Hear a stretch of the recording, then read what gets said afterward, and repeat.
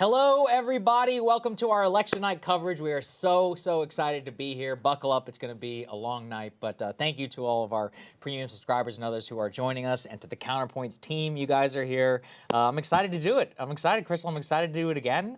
We've got a lot of resources, a lot of things that we can draw on for tonight. And we're going to have full spectrum coverage here over at Breaking Point, so you literally don't need to go anywhere else. That's right. We got it all right here. Yes. We got your Peanut the Squirrel voters exactly covered. Right. Yes. We've got it all. Yeah. We've got your election conspiracies that are already running wild. But no, I mean, in all seriousness, there are a couple localities in the country where polls have already closed, in Indiana and Kentucky in particular. And we're very fortunate this year to be joined by Logan Phillips of Race to the White House. Let's go ahead and pull up Logan's shot. Look at that. Look at how professional that looks. He looks good. Yeah, amazing. And so he is going to be running our boards with paying attention to the data on Decision Desk HQ, which is usually the quickest in terms of getting results and being able to make calls, etc. So he'll be keeping an eye on that. He's going to update us on some of the exit poll data that is starting to come out. And at this point, like I said, Logan, all we have really is a few precincts in Indiana and Kentucky starting to come in. Hard to parse too much of that because those counties aren't even complete in terms of even trying to make some comparison to last time around. But the one thing that does seem pretty clear is the turnout is really high. So do you think, Logan, that it's going to be even higher than it was back in 2020? Yeah, I didn't think that was very likely at all a few months ago. But the American people are engaged. And, once someone's voted once, they're a lot more likely to vote a second time. So I don't know if we're going to see a breaking record across the board, but it does seem like in the swing states in particular, voters are taking it very seriously, especially in Pennsylvania and Georgia. So any early indicators that you would point to? Just tell us what's going to happen, Logan. That's going to be your job for the entire night. Well, I'll tell you one thing. Don't you know? The one sign that we might be able to have a clear direction in this election could be potentially from Georgia. Yes. And that's particularly if things don't go well for Donald Trump, which I'm not saying that's going to be the case or anything at this stage.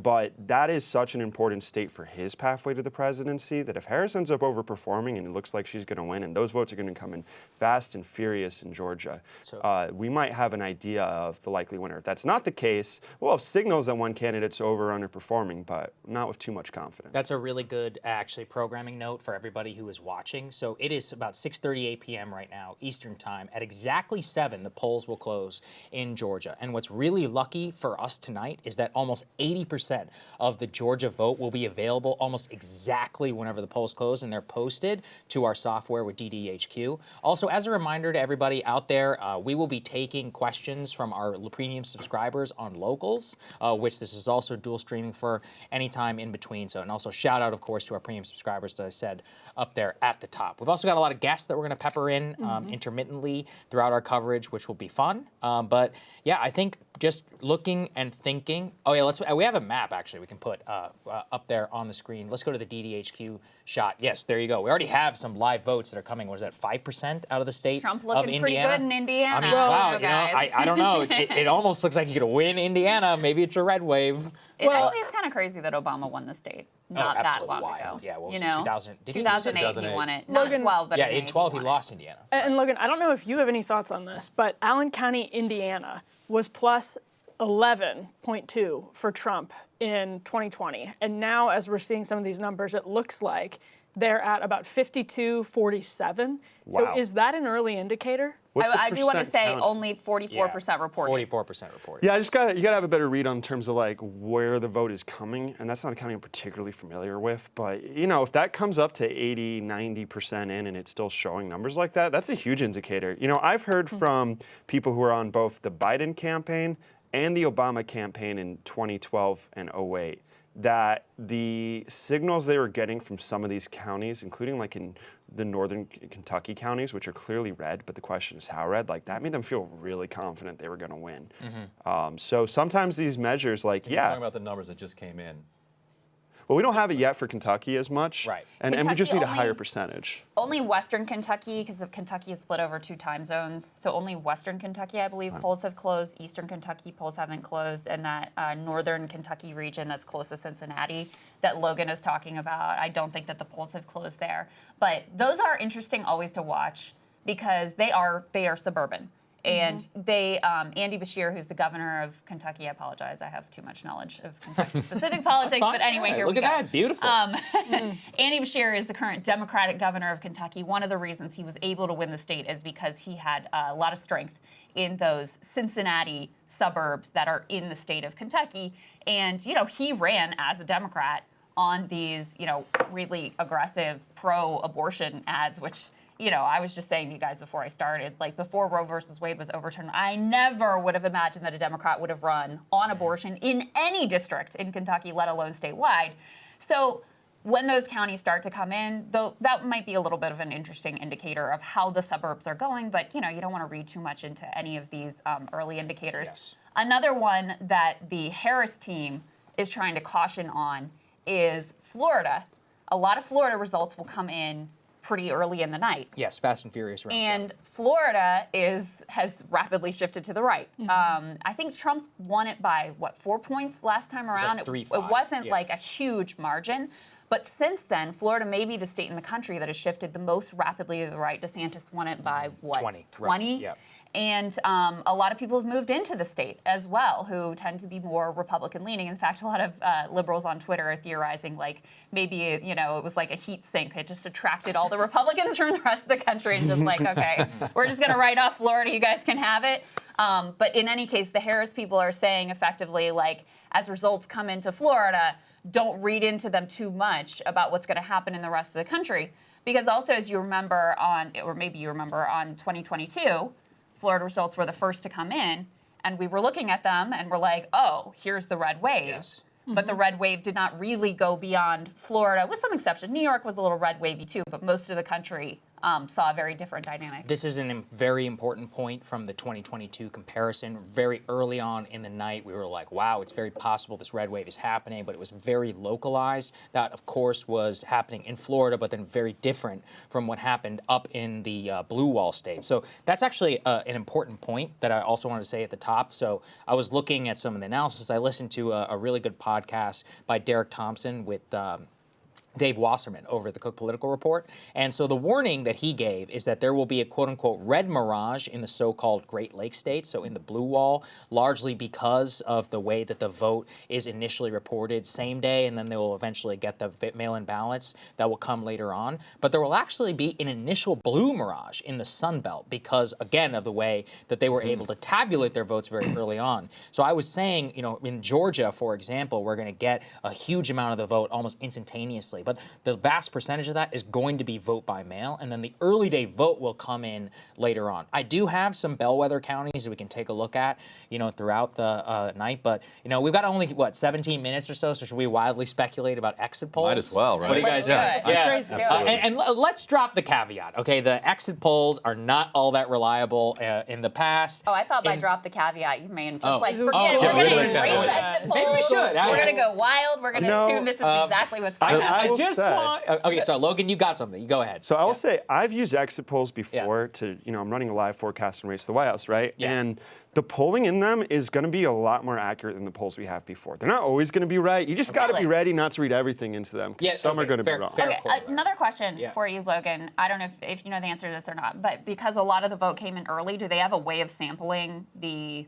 mail and early voters, or is it just they're talking to the voters like the day of at the polls? Yeah, How does this work? especially in 2020, they've made that a huge part of it, and it is from this point going forward. Okay. Gotcha. All right. Okay. So they're All a right. little bit more reliable than I thought, because one of the caveats that I had heard was that because there was going to be, how many ballots were cast? I think almost more than 60 or 70 million ballots were cast actually before today, which is kind of crazy to think about, Although- considering what the eventual number will be. Go ahead, Ryan. Exit polls Yeah. would have given us President John Kerry and President Hillary Clinton. Yeah, well, exactly. So and that's But- kind of the point that we wanted to You know, just it lay was out. stolen in terms of Ohio, as RFK why. Jr. knows, it was Right. stolen in Ohio in 2004 by the machines, Oh, right, that's right. The That's recount, right. the HBO documentary. Didn't There's a good one Dick about Cheney that. had a connection to the Uh-huh, company? yeah, of course. Something like Yeah. that. I forget what the company was. Man, this is all deep cut. All right, so Somebody text RFK Jr. probably one of the Good, most if we want. striking results that we've seen has been across a number of these exit polls when they've asked what was the top issue, because, you know, it's pretty clearly coded which issues indicate which type of voter. And in a lot of these, you actually had people saying that the state of democracy was their top issue. So for NBC News specifically, 35% of voters said democracy mattered most to their vote, 31% said the economy, 14% said abortion, 11% said immigration, and then foreign policy was ranked last, as always, just 4% named foreign policy. So, I saw this also similar with AP's exit polls. They had similar numbers in terms of democracy being a core concern for voters. Actually, they said about half of voters identified the future of democracy as the single most important factor. So, surface level, you would look at that and say, that has been the closing message from the Kamala Harris people. They've really been emphasizing, for example, John Kelly's comments about fascism. She did her big speech on the ellipse, trying to make the case and make the stakes feel really existential about the future of democracy. So you have to look at that and say that's probably a positive indicator for her. Yeah. If true. I mean, Logan, give us your sense. What were you looking at the CNN exit polls? Is that right? Or there's also the AP VoteCast. We were taking a little bit of a look at that. I think I can pull it up here in front of me. That had 110,000 voters. Critically, though, they didn't ask democracy as an issue, and that's kind of why I'm getting a little bit confused, because it does seem like NBC News made a point to ask about democracy as an issue specifically, whereas here in the AP VoteCast, let me find the exact number, but it did say a substantial number of the voters considered democracy, but in terms of the issues, they had economy as their number one. So I'm looking at the national that they have here. It's at 39% of voters had it at the top, economy as their top. Immigration was number two at 20%. Then it was abortion, then healthcare, then climate, foreign policy, and racism. If I look at the battleground states, it looks roughly in line. Basically, as I'm clicking across each battleground state, economy was pretty important, basically across the board. A little bit more important in Georgia, from what I can tell so far. But of course, it's just 110,000 voters and others. But Logan, are you picking anything up in this as any signals for what we can look to? Yeah, I think it goes to the point that we always have of polls, like what type of question you get is going to radically change the answer you're going to give.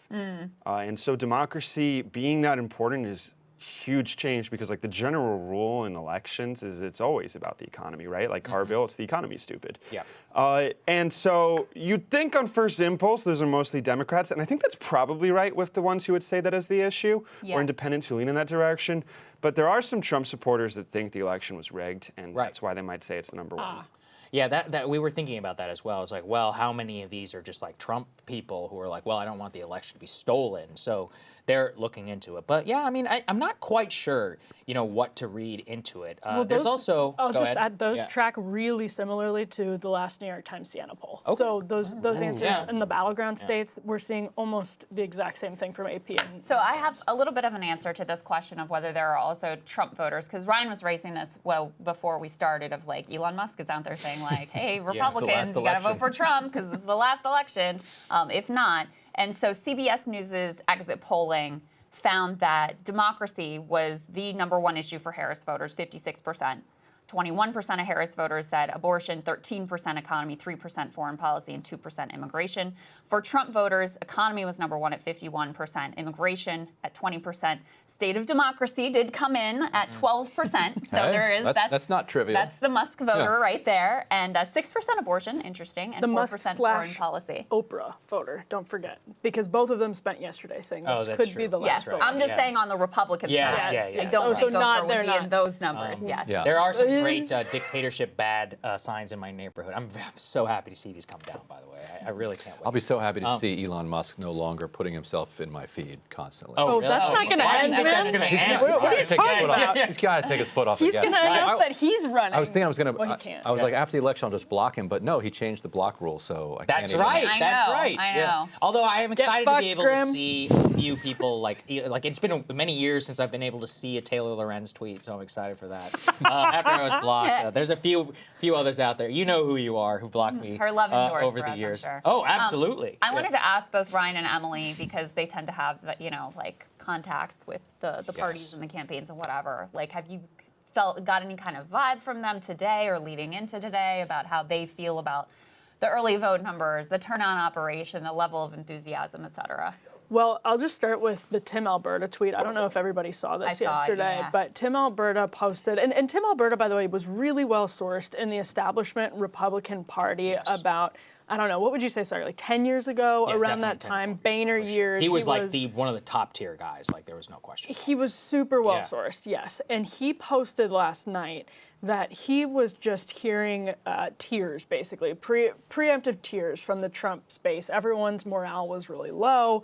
And someone we know, Joe Simonson, quote tweeted that and was like, I talk to people every day and their morale is extremely high, because what they're looking at is this day in history on Real Clear Politics where you see Donald Trump being underestimated in all of these battleground states in 2020. And then you look at where he is now. So even where he's losing to Harris in battleground polls, somewhere like Wisconsin, they look at that and they're like, he is about to win in a landslide. So are there a couple of senior Trump campaign people who are nervous? Absolutely no question about it. But the vibes on the right are really good because of that. Yeah, the vibes are like exuberant. In fact, I think they are way and Trump way too overconfident, if you ask me. I mean, from the only I agree. only Completely. person with any reality I've seen is like, and this sounds crazy to say, is Charlie Kirk, who's been like, hey guys, turnout's not where we need it to be. But you know we why need to get he's these doing guys up." that. Well, yeah, he's doing it because he did a bad job with the turnout operation. Exactly. And also, they've outsourced quite a bit of turnout to Turning Point USA, which is running a ton of those. But I'm just saying, like, that's pretty important. With the guy who's running turnout was like, hey, we're still worried about turnout. I know, he was like, we're got to find the guy who did this. They really screwed this up. People on Twitter, like a lot of the election commentariat is like, it's going to be a Trump landslide. I can just say, look, from the Trump people, like I spoke to some, the more senior you get, the more confident they are. I will say there has been a little bit interesting vibe from the more junior folks, but that's more about people are bitchy and annoying. I mean, look, it's a campaign. Yeah. It's a Trump campaign in particular, so chaos rules the day, just so everybody knows. From the Harris folks, I mean, I texted a couple reporters, but, you know, Ryan, maybe you'll know more. They seem to be, like, kind of happy going into tonight, but they're nervous. Yes. Yeah. I think if we didn't have the context of 2016 and also how close 2020 was in those 3 states, the numbers they're seeing now would make them extremely confident. Right. But many of these same people worked on the 2016 campaign. Right. They were at the Javits Center. Literally. Yeah, as That's Krystal right. was. Yeah. Right? Yeah. I was there. And so I was they- there for a while. Once they- it started getting ugly, I was like, all right, And so this vibe is getting really bad. those, just like our grandmothers and grandfathers who lived through the Depression, like wouldn't put money in banks until they were in their 70s or something. True. Like people who lived through 2016 are not going to put an election in the bank. They're like, not ever. popping champainne on the plane Ever. today, not doing that. And they're all also looking at, okay, when did the Electoral College meet? This is a new thing for Democrats. Like because it used to be like, all right, we went on election night, that's it. Now they're thinking like, all right, what do we do the week after the election, the week after that? Right. And then Like, what when are the the electors potential meet, moves I think they it's could December make? 13th or something, when the electors, the Meet. Electoral College meets and Yeah. votes, and then January, like, so they are pretty confident that they can win, but they're not willing to believe their own kind of confidence. So- But it's weird. Which I think is actually a yeah. much better. See, I would much rather be the Harris people mindset-wise, because you want to believe you're going to. For example, I think I talked about it this morning. David Plouffe was like, "We are operating on no polling error. We are operating on Trump is ahead in all these, and our entire strategy is built around that. So if we do get a polling error, great. But otherwise, we're working as if this is the world that we live in right now. Whereas the Trump people, and this could be a key story, if we see a big problem on turnout for Pennsylvania in particular, they fucked that up, right? Like that is going to be pure Elon Musk, Charlie Kirk, TPUSA, and outsourcing a lot of this stuff from out of the campaign. I mean, the Harris people have been bombarding all of our inboxes over the last couple days about the number of doors knocked. There's kind of a right-wing meme right now. It's like, well, doors don't vote. But, you know, they have the actual data because people they're the behind ones the who are doors do. running the door, right? That's And it's like, incredible, Cope. I would haven't seen really that. like to know how many doors were knocked. But at the Trump campaign, you literally cannot coordinate with the super PAC to get that data unless they publish it later. That's so right. there's a big disconnect. For the Trump people don't have that instantaneous connection. I mean, I can stay, you know, I live in Northern Virginia, blue stronghold. My door's been knocked like 5 times. And that's these are Harris people, like That's the Harris interesting. campaign, where Don't open this is your not door. even critical. Oh, They I've will got the ki- Ring doorbell. No, they'll and I'm kill like, your "Go pet. away. They will Get kill out of here." Peanut. They That's will why see- Republicans Why are That's not? true. They're They're gonna gonna, cat. they're gonna stab They my cat will- to death. So one thing that could be a potential tell is Yeah. Trump is already out tweeting or truthing or something about how cheating is happening in Pennsylvania and in Detroit or wherever, and that, you know, they're going to steal it. So he tweeted But what if out he wins Pennsylvania? a lot of talk about, well, that's what people are is like, this is a tell that he doesn't feel good about where he is in Pennsylvania. A lot of talk about massive cheating in Philadelphia, law enforcement coming. And I think one thing that is pretty clear is that the turnout in Philly has been huge. They're talking about, record-breaking turnout. Certainly the student turnout seems to be very high. Emily, you were talking about Phil's observation that the actually the Puerto Rican areas in Philadelphia have had a big surge in terms of turnout, which is something that the Harris people have been theorizing and have been really working to make happen and capitalize on those Madison Square Garden comments. So could be some validation of that strategy paying off. Yeah, definitely. Also, don't forget about Allentown. Well, and he said that Harris people are saying that they see long lines at the schools in Pennsylvania, which would bode well then for Wisconsin and Michigan and Georgia, theoretically, because you have high concentrations of college students in places like Ann Arbor, Madison, so Dane County in Wisconsin. That's a big deal. Yeah, in Pennsylvania, so we have a couple bellwethers I've got my eye on in my notes. One is Northampton County. This is in Pennsylvania. It's predicted the winner of the PA election in every one since 1972. Ryan, you were just in this area. Lehigh County as well, with Allentown, has a substantial Puerto Rican population there. Both the candidates actually visited Allentown just in the last week. So a lot of eyes there. Bucks County as well. Kamala was there yesterday. She was there yesterday. Trump was there like 2 days ago. Bucks County, it looks like the lines were crazy today. And so that's like, what is it? More? How would you describe it? Suburban-ish? It's a real swinger one, though. Yeah, it used to be Republican. Yeah. It used to be Republican, now it's swung more Democratic. Logan, you look like you want to chime in. You want to say anything? I've got something. Okay. So this is early, and keep in mind, it's hard to know where the vote is outstanding in each of these individual counties. But Hamilton County, which is, has the Indianapolis suburbs, that was a county that Donald Trump won by about 7%. Why don't we put his map up there? There we go. Yeah. In 2020. Right now, Harris is narrowly leading that with 58% in. Now, again, can't tell you where the outstanding vote is, but if that holds, that is a very positive early sign. Now, this is not in a state that she can win. The question is this not, if it's representative of trends in Indiana, well, maybe you get a state rep seat somewhere, but if this is representative of trends in other states in the Midwest, that could be a good sign for her. That could be a good sign for Seltzer. One question that's very true. Great point, Emily. One question I had, though, about these results, because I'm looking at the Indiana map in particular. And, as these results are coming in, Washington Post has a graphic where you can see how the votes are shifting compared to last time.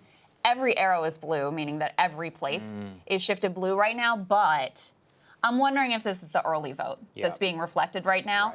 And, which you would expect to be more Democratic than the Republicans were fired up about early voting. It was like 55-45. It's close. But last time around it was like 73. They definitely outvoted Republicans in the early vote in general. So, Logan, do you have any sense of that, whether it's the early vote that comes in first typically? I actually think that it differs state by state, and I have no idea with regard to Indiana, because some of these states have rules where you're not allowed to count the early vote until you're not even allowed to touch it and start to organize it to begin the counting until that day. So in those states, the early vote comes in later. But some states have passed laws allowing you to begin that process earlier, so that potentially those are the first votes that drop, which would, temper expectations for Harris in terms of these results. Yeah, I'm not sure in Indiana specifically, but I will say that I think you guys make a good point on the early vote. And while it was definitely more Republican than last time around, some of the best pollsters have been taking a look at the makeup of the electorate, like Maris. They found that Democrats still likely had a clear lead in the early vote, and Republicans likely have a clear lead in election day. It's just less extreme. And I think part of that is because younger voters, they're still definitely prefer Democrats as a choice over Republicans, but they're not in love with either party per se, right? So a lot of them are registering as independents. And so over time, that independent number is likely to continue to shift towards Dems unless the GOP makes gains with with independent voters. Sorry, with young voters specifically, right? So the comparison to 2020 sometimes can be a little bit off just because what is an independent is different. Like my dad, for example, he has been an independent his whole life, but has voted for every Democratic president. Some people are just independents in name only. Yeah, that's a really good Right. point. And that's actually an important point for Nevada, because in Nevada, people have been tracking, Ralston in particular has been pointing to this. It's like, you'll be like, oh, well, the Republicans have net more votes. And it's like, yeah, but other is huge, right? So other will be like 30% of the total category. Yeah. And the disproportionate number of those other votes are going to be people who, from registration data, are younger, probably going to vote Democrat. That actually, while we stall, by the way, it's 7 p.m., so we're going to get those Georgia results any minute now. So we're all waiting for that. Georgia, Virginia, Yeah. Florida, South Carolina, maybe some others, but those Vermont. Yeah. Never, don't want to forget Vermont. Logan, I understand you all made a call in South Carolina. Oh, wait, do we have a call already? Looks like projected winners. Oh, Donald, decision desk is already Donald called Trump. South Already Carolina. called Wow. it. There we you go. go. First Red race wave, call of the red night. wave, y'all. It's happening. I do have a quick question for you guys, and maybe you don't Yeah. know the answer. Whose idea was it, and how did it come to pass that Charlie Kirk Don Jr. got in charge Yeah, of Is this? Don that really? Jr. is 100% very. Don Jr. The two of them have been close for But years. see, I Yeah. actually Happened in expect 2016. To be honest with you, I actually expect Charlie Kirk's operation to be more competent than Elon's. Oh, absolutely. He's been doing this for much Charlie longer. is Yeah. a professional. Like, he's done it before. He knows about campaigns. Elon has never, and all the reporting suggests that the Elon effort has been a total catastrophe. In addition, I mean, I do think, like, you can overstate how much these field calls matter. They're right, doors don't vote, blah, blah, blah. And so much of the electorate, so much of the election is nationalized that those meta media narratives may ultimately be more important. But one of the subplots here could be, at the end of the day, like, you all just basically didn't have a ground game because you outsourced it. You didn't run it in your campaign, number one. So to your point, they don't have access to the data about whose doors are being, who said yes, who said no, who said I already voted, who said they didn't, blah, blah, blah.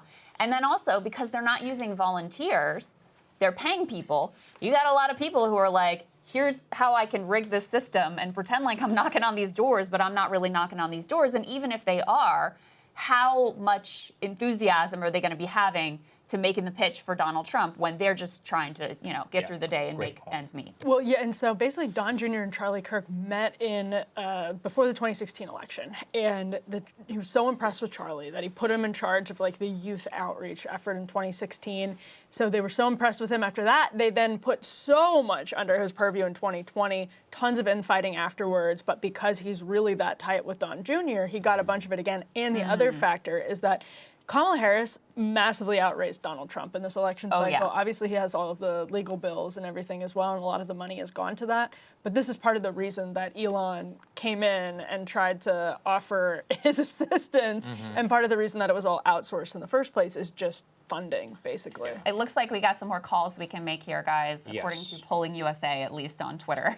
I've got decision desk in front. Okay, you got Yeah. Vermont called for Kamala Harris, 3 Yeah. electoral votes. Indiana and Kentucky both Yep. called for Trump, 19 total electoral votes. So there you go. There we go. And South Carolina, Off to the like we races. said, we have as well. We also have a Senator Jim Banks. Senator Jim Banks. That's actually an interesting one. That's very interesting. Jim Banks is much more of like a realignment figure. He's got very interesting staff. I know some of the people who work for him quite well, and it will definitely be different, from a Todd Young figure who's in the Senate. So if Trump does win, he will have somebody who's much more aligned with him on foreign policy and on foreign policy, economics in particular, and like tariffs, things like that. So that's actually an interesting one to flag here for the audience. Very, very Yeah. much cut from the J.D. Vance cloth. Yeah, that's and right. intentionally so. A friend, student of J.D. Vance, student not in a condescending way, but has like watched his rise and his ideological sort of alignment come into place. So that's a really big deal for the right. Yeah.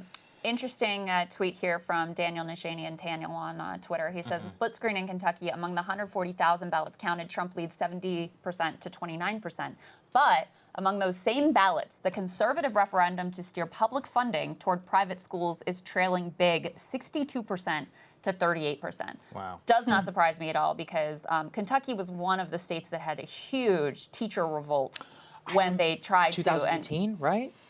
Somewhere around there, yeah. yes. And when they tried to cut teacher pensions and tried to cut education funding in general, and that was part of how Andy Beshear, the Democratic governor, ends up getting elected the first time. But interesting to see them backing the more liberal position on that. All right, wow, All right, look so- at that. Woo. You see some of There those we electoral go. votes. They're already there. We've made some calls. This is exciting.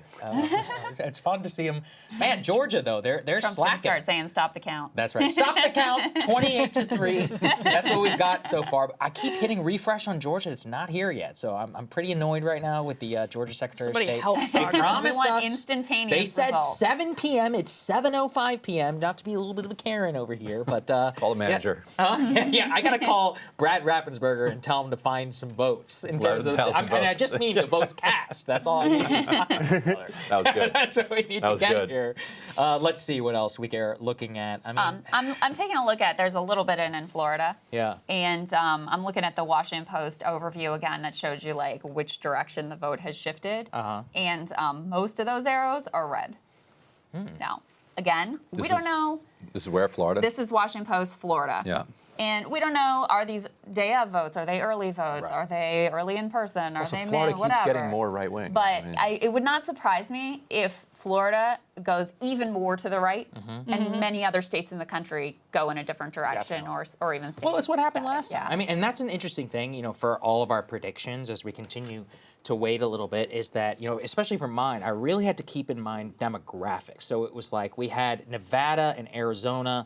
I was betting on a Latino realignment there, which would fit with South Texas and with Florida, but that is very distinct from the same college-educated white realignment and suburban vote that would happen across the blue wall, which would easily deliver Kamala the White House if she needed. On top of that, North Carolina, I mean, one of the big things that I heard from the Trump campaign today was, or from the Harris campaign, was we see big turnout in the urban areas of North Carolina and Raleigh specifically, and turnout is down in the rural places across North Carolina. So we know exactly what that would look like in terms of, you know, if Harris was able to edge it out. Also, you know, Mark Robinson on the ballot is a huge problem because that could depress turnout, and it would already, for Trump to win the state, it's going to require roughly, what, a 15% split ticket electorate of people out there who are voting for the gubernatorial Democratic choice and then choosing to go and make sure they mark Donald Trump. So those two things, that's really important demographics-wise. The wider the electorate, the better off Kamala Harris actually is, as long as you've got the college-educated mix. And we were just talking about Indiana and Hamilton. That's exactly what you would want to see if you were Kamala. So, and we're going to talk to Parker Yeah. Short. Obviously, we love Parker, and he's the head of the Young Democrats in Georgia. But one thing he actually told me over the weekend, he said, I grew up in the suburbs, and said, I have seen this shift in the suburbs firsthand growing up in Dunwoody, an affluent suburb of Atlanta. Since 2016, my town has gone from having all Republican local elected officials to all Democrats. And he says abortion will drive tens of thousands of people to the polls, but the most important factor in Georgia is Donald Trump's denial of the 2020 election and attempts to interfere with Georgia's election. Now, to be clear, that is very particular to Georgia because of the Brad Raffensperger find me, vote, dust up. But that said, this is basically exactly what Democrats are counting on in rinse and repeat that in all of the other battleground states. And one of the interesting things about the wide electorate is that Chuck Rocha was also explaining recently, was asking about why the polls were so much better with Latino men in Nevada for Trump than they were in Arizona. It's what you said. It is the education factor, and that is what the difference is between the electorates in those two states, and Latino voters, white voters. So there, I mean, I know James Carville said he thinks the swing states will all go in one direction. I don't know. I don't think so either.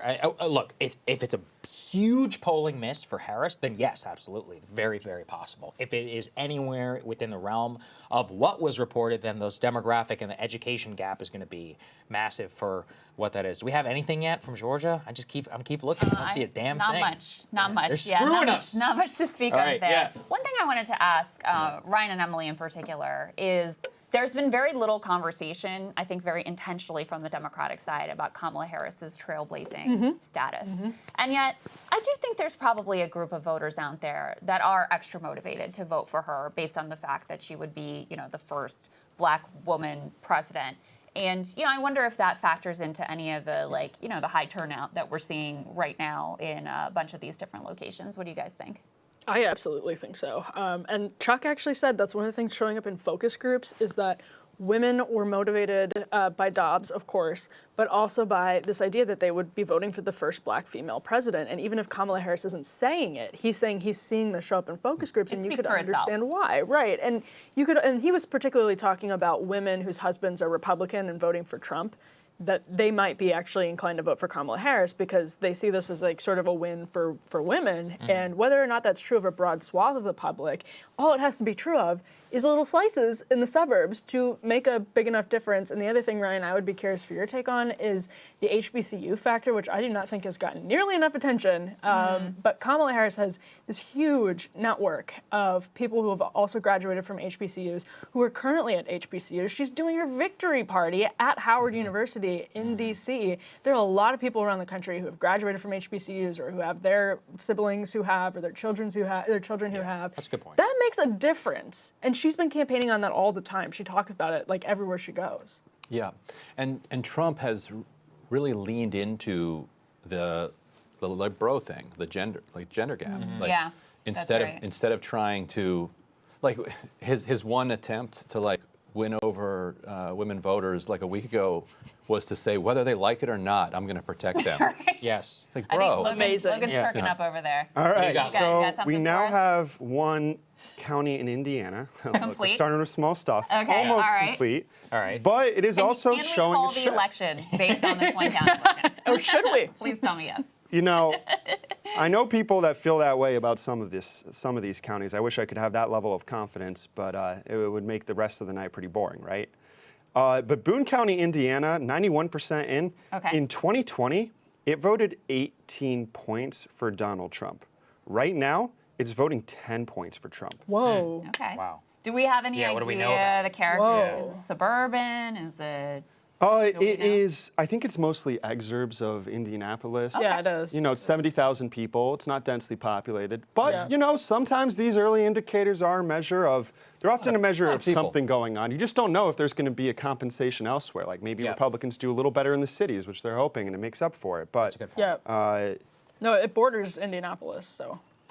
It does look like we're starting to get a little bit in. Yeah, it's like Before- a few In counties Georgia. coming into Georgia. before we get the flood, Yeah. should we update people on what Bibi is doing on election day? That's a great Oh, idea. go ahead. Yeah. Yeah, go so ahead. Keep waiting. So Netanyahu took the opportunity of election day to basically consolidate power in his cabinet. He booted Gallant out, Yoav Gallant, who was the Minister of Defense, and said he no longer trusts him and is replacing him with Israel Katz, who is a much more in line with Netanyahu. So, like, on the spectrum of like Israeli politics, you've got Gallant was like Biden's guy, like that was like Blinken's guy, like that was you could tell. Like Gallant came over here, met with Democrats, and would go, meet separately. So They would sometimes invite him, but not Bibi. right, and so the way that they were trying to.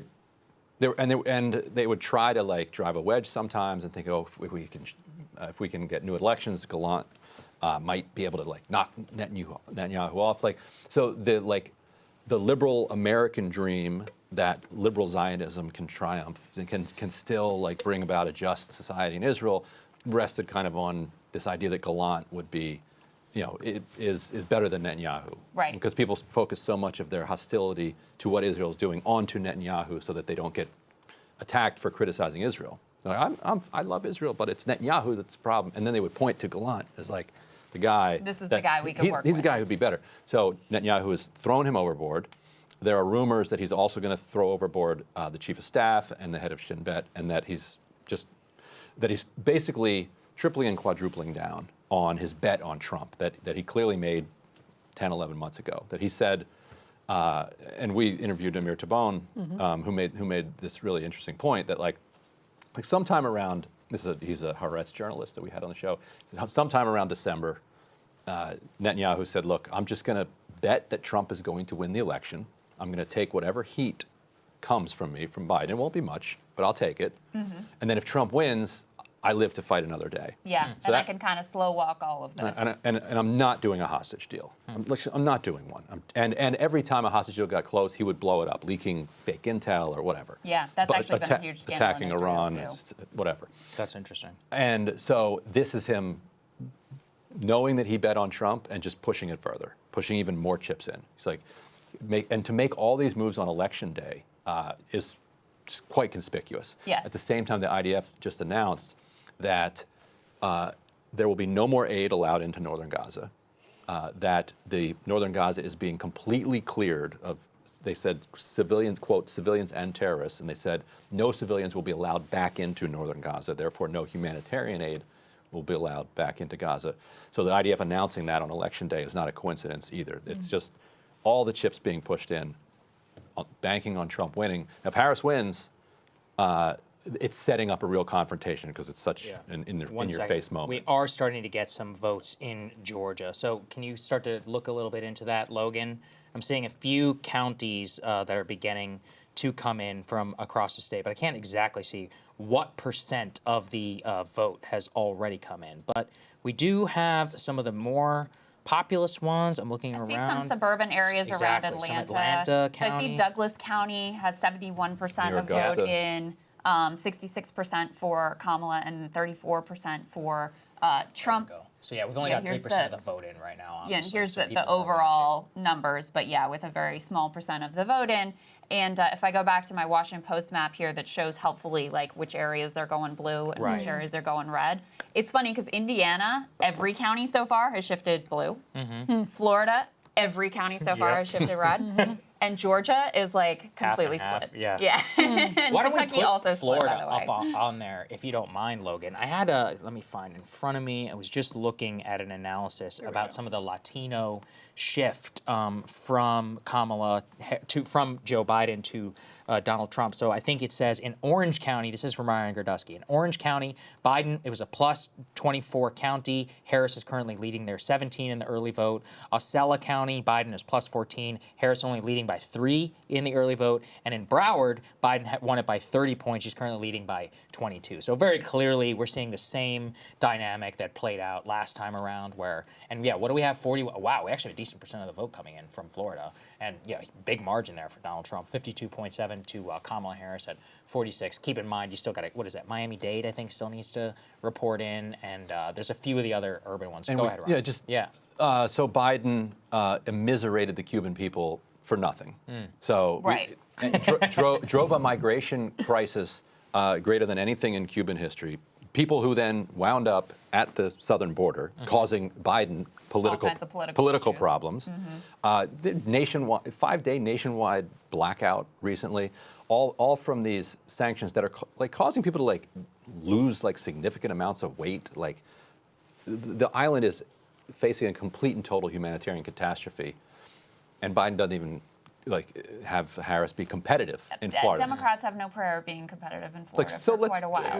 Let's be done with the freaking embargo. Politics overboard. I mean, it really was. I mean, the reason why we have all these corn subsidies is because Iowa's an important primary state, exactly right? And was a swing state, and maybe Sugar. a swing state again. Who knows? According to Ann Salzer. Yeah. And we have the sanctions on Cuba because Florida being such an important swing. It's not a swing state anymore. So like, stop. Just. It is kind of. I mean, it's so wild though how close that race between DeSantis and Andrew Gillum was. I mean, what were they within a point? That's right. And that was yes, it was actually 0.5. 2018. Yeah, 2018. 2018. Yeah. And so here we are, 2024 election night, and talking about it not even being a swing state anymore. Democrats, why are you competing? Why are you even trying to compete seriously in Florida? And if you're looking at this Washington Post map, you are seeing, as Krystal noted, all of those arrows going in the red direction in the state of Florida. But you know, the Indiana thing could be some Seltzer proof. Yeah. Because I mean, Indiana and Iowa are not the same, but maybe they have some similarities. They're not that geographically distinct. They're from one really not another. that different. Yeah. So Never been to Indiana. Beautiful state. I've been to Indiana. Beautiful state. I'll reserve my one here. Oh, you guys are lucky Phil's not Sorry, here. Indiana. It's fine. When Logan said it's pretty ex-urban, it's like, yeah, that's Indiana. That's Indiana, yeah. I mean, it's, you know, mostly rural, whatever. Anyway, it's fine. There are some lovely parts of Indiana, and I don't want to besmirch the good residents there. But anyway, back to the original point. It could be some validation for what she was seeing in her polls in Iowa, which also, you know, if that phenomenon is truly carrying over to a state like Indiana, which is not right next door and is not exactly identical to Iowa, you would presume that it has some carryover to Wisconsin, certainly Minnesota, potentially Michigan. Like there could be something to what she was seeing in those numbers, and of course the Harris people would very much like that to be the case. Yeah, definitely. Man, still stuck at only 3% of the votes coming out of Georgia right now. I'm just trying to see if there's any states where we can glean. So anything. I've been Go ahead, noticing by Logan. going through a bunch of these states that Washington Post map is great. Yeah, it's helpful, right? Yeah, Yeah. it really is. So there seems to be some real gains from Harris in suburbs, some gains from Trump in some of these rural small counties. Yep. So you might be seeing a continuation of shifts that sort of slowed down on the rural counties. Are you looking at you're looking at Georgia right now? Georgia and Indiana and Kentucky. And, Florida looks like it just keeps moving to the right, which, some Democrats were feeling a little better about it. This polling suggested the Senate race may be in play, and I don't want to get ahead of myself because the big picture can look different in the end. But right now, Florida is looking tough for Dems. There was some polling also showing that there was this one House race that could have been in play, Anna Paulina Luna. I'm not seeing too much from that specific county yet, but Florida as a whole jumps to the right. That one's not going to be in play. And it wasn't originally supposed to be in play. It's just the polling there was shockingly good for Dems. Well, and just picking up on something Logan said, I want to take this is a quote from a Republican strategist in Wisconsin who told me a couple of weeks ago. He said, in the suburbs, Trump, as always, is personally still not strong in the burbs themselves, but his appeal in exurban areas, so think about maybe the, quote, unwoke parts of Waukesha County, remains strong. And then he is really gaining rural and small town votes still, which is very interesting. He says Dems look like they're holding strong in urban areas and the territory they've taken in suburban areas. So that dynamic is really crucial. If Trump is still getting votes in rural counties and small town sort of exurban areas, according to what they were seeing at the time. Now, that could obviously pan out to not be the case, but then you just get into this math. If Dems are holding strong in urban areas and we're not seeing increased turnout, then is it enough? Does it make up the difference if you're looking at those exurban and rural counties? It's pretty tough math for Trump, but if you're still gaining in those rural and exurban areas, maybe you can make it work. Yeah, it's very possible. I mean, so I was looking at some of these metro counties around Atlanta. So like one of the people we're looking at is Douglas. We got about 70% of the vote that's in there. Kamala's leading 66-34, which is very strong. Fayette County, there's only 5%, so I won't look at that one. Rockdale, that was one that the strategists, the Democrats were looking at. That was Kamala up 76% with 70% of the votes in. Keep in mind, like I said about the whole blue mirage thing, that's because a lot of that is going to be early vote. But it does look like, in some of the at least initial suburban places that I've reported in, that's actually quite good for her. And let's look at this a more rural county. So Greene County, Georgia, was R plus 27 in 2020. It is with 87% of the votes counted up to R plus 34. Wow. So that slots into the narrative about does the math work? Well, and I believe that was one of those that vastly exceeded its early vote totals. A lot of Republicans were taking note of that one going into it with Georgia because it was the rural counties were far exceeding a lot of the initial early vote in that state. So, I mean, it's tied up right now. There's not really much else we can say. I was just going to update one thing because, it's important to keep an eye on. Apparently, voting has been suspended at 5 different locations in DeKalb County, Georgia. They've had a number of bomb threats called into these locations. A church, 2 libraries, community center, and a senior center were all involved. So, bad stuff. And this is Democratic. Okay. But Democratic strong area. Yeah. Okay. Yeah. You want to talk about the Senate for a moment while we're waiting? Let's do that. Because if Kamala Harris wins, but she does not have the Senate, like she will have difficulty appointing a dog catcher. Like, in fact, that might bode well for Lena Khan because she won't be able to replace her. So don't get rid of her in the first Literally place, can't right? replace her. Literally can't.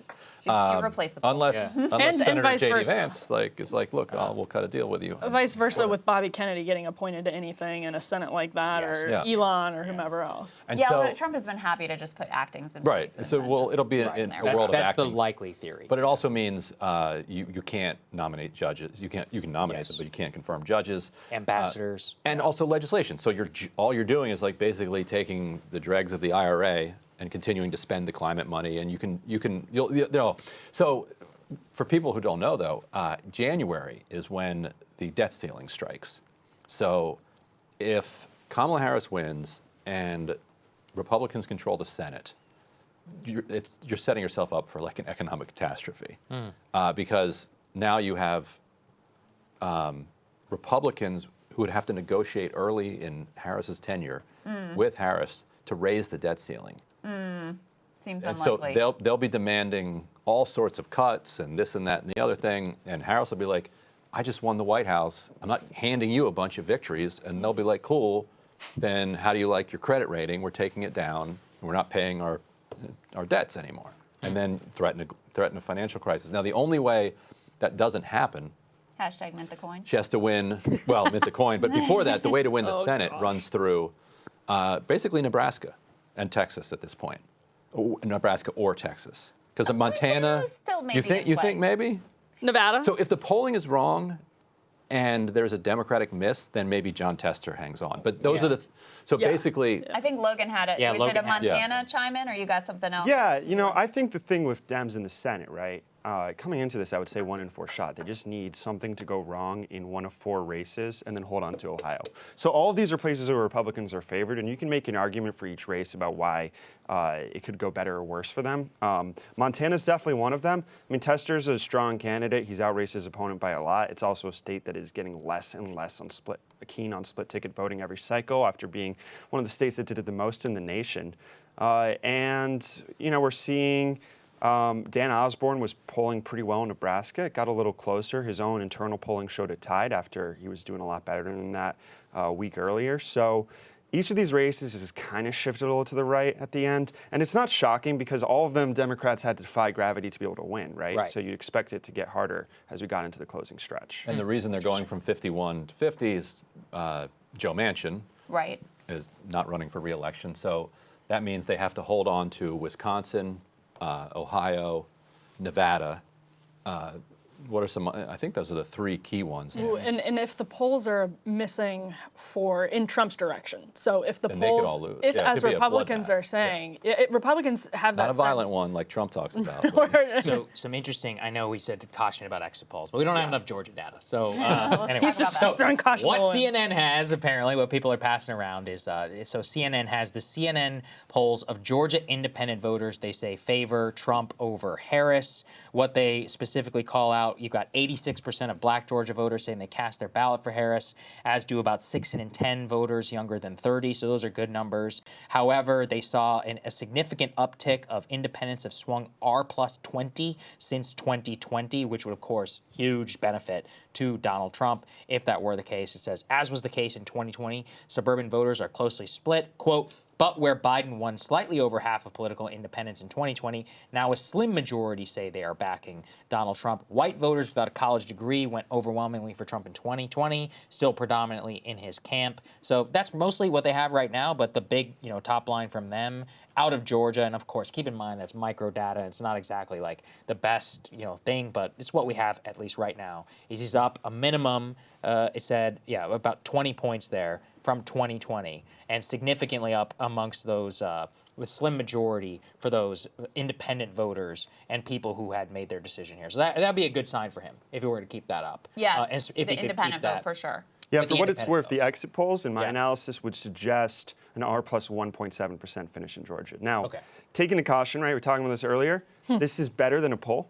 Yeah. It is still not the election actual data. And last cycle, the exit polls would have improved your read on every Senate race but one. That was Georgia. It would have showed Walker winning by over a point. So don't take it as the gospel, but So it's how it's do not you ours. how do you come up with that? Like, what are the type of calculations that go into that? How are you able to kind of Yeah. kludge together the numbers? Well, my intern is Sean, who does great work, helped me out with this as, I'm on the air for you guys. So basically what we do is we look at all these different segments that the exit polls go into, where it shows you like how voters by age voted, right? How they voted by gender. And they also show what % of the electorate each of these groups are. And so you can kind of jerry-rig what the actual overall margin is, even though they don't publish it. And especially if you average it between a bunch of different categories, you get an overall pretty good read on what they mean. Gotcha. So right now, according to those exits, it looks like Trump narrowly would win the state of Georgia based on the exits.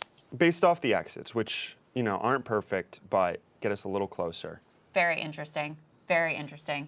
And Georgia is one of those early indicators for how some of these key groups, how will African American turnout be? Yep. How will youth turnout be? Will you see some, racial realignment? How will suburban turnout be, et cetera? So that would be, certainly a significant indicator, but also be another indicator that, hey, it's going to be very close throughout all Bingo. of these states. Yeah, I mean, that's the other thing if I keep in mind. Let's pull up the Real Clear Politics average for Georgia.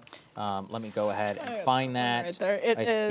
It's Trump +3. Okay, or that's what New York Times Siena had it last time around. So that would actually be roughly a little bit under, right, for Kamala Harris or for Donald Trump if he did have our 1+7 finish. That would actually be kind of interesting if we think about how close things are then in the state of North Carolina and also what it would mean across the Sun Belt. But in general, I think the main thing to remember is just how distinct each one of those groups are. The Sun Belt white college-educated voter is going to be a little bit different than the blue wall college-educated voter, and there's a lot more seniors that are going to be existing, for example, in the blue wall. But if there's an early call for Donald Trump in Georgia, that would, of course, that takes off the table like a Harris landslide scenario. So it's like, okay, well, that's kind of interesting, nonetheless.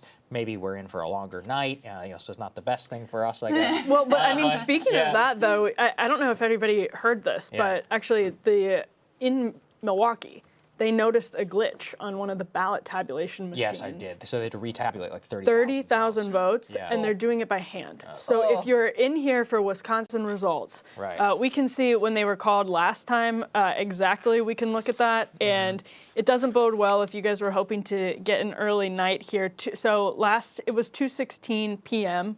last time around that the Wisconsin race was called. We had a good idea going into the early hours of the morning what was going to happen with Wisconsin. Yeah. It was close, but this time they're going to have to hand count these additional 30,000 from Milwaukee, which those should be positive for Kamala Harris, but...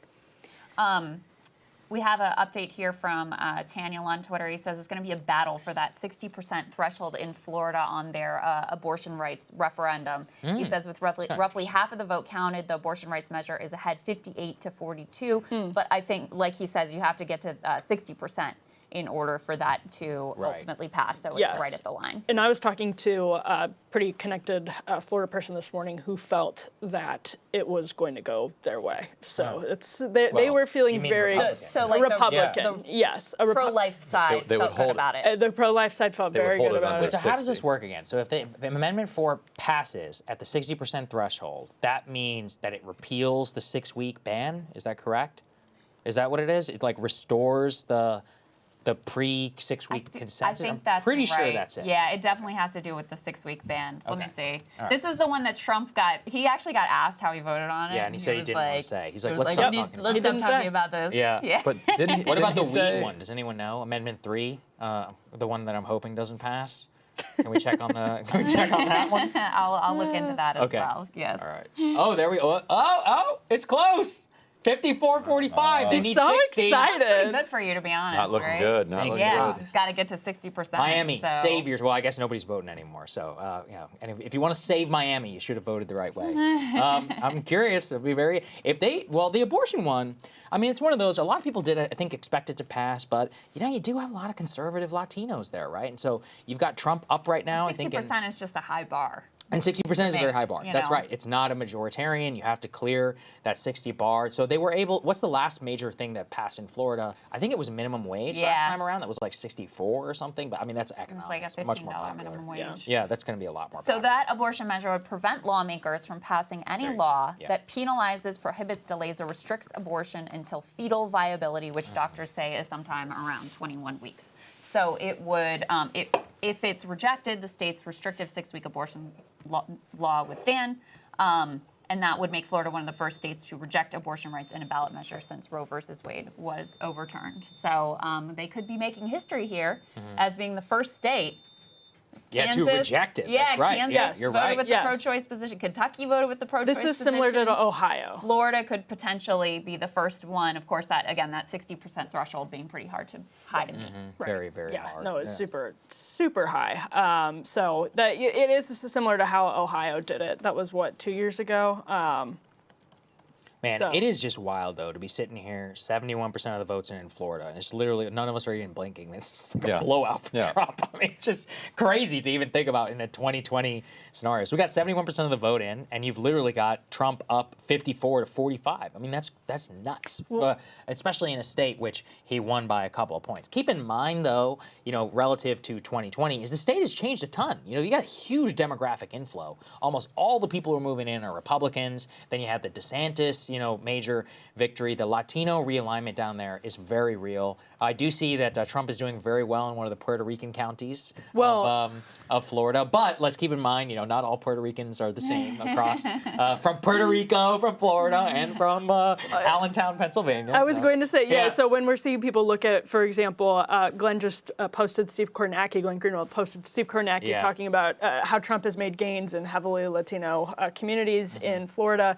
And Ryan, you may know even more about this, but that is just obviously not going to reflect necessarily on the same thing with Latino voters in Arizona, Nevada, Pennsylvania, those states with heavy concentrations. It doesn't really tell us that much. The whole state is, and I wonder how many of those Puerto Ricans that are in Florida are originally from Pennsylvania. So many Floridians are originally they're from rich Pennsylvania. Pennsylvanians. They're not rich. They're teachers. And they're on their pensions, cops. All right. The boomers were allowed to live a normal life and then retire comfortably. Yes. It's like, that's done. Don't anybody get their hopes up that you're going to be able to do that. But that was a thing for like a short stretch of American history.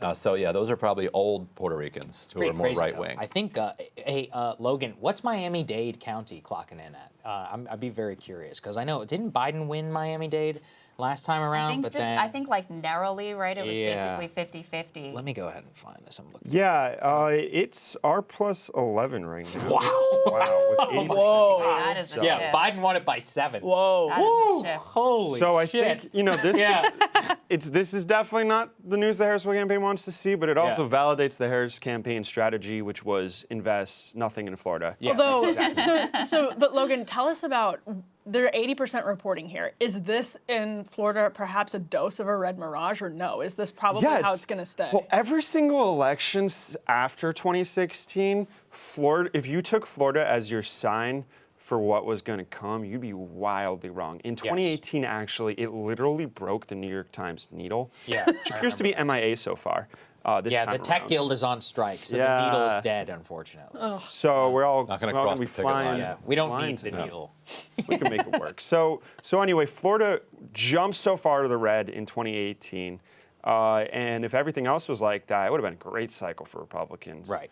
And it's just gotten worse and worse for Dems every single cycle, and it looks like that's continuing. I don't know if it's as bad as 2022, but and maybe some of the late-breaking vote will be better for Harris. I don't know what's out there, but I think it's pretty clear where Florida's going. It hasn't been called yet because the state hasn't completely closed yet.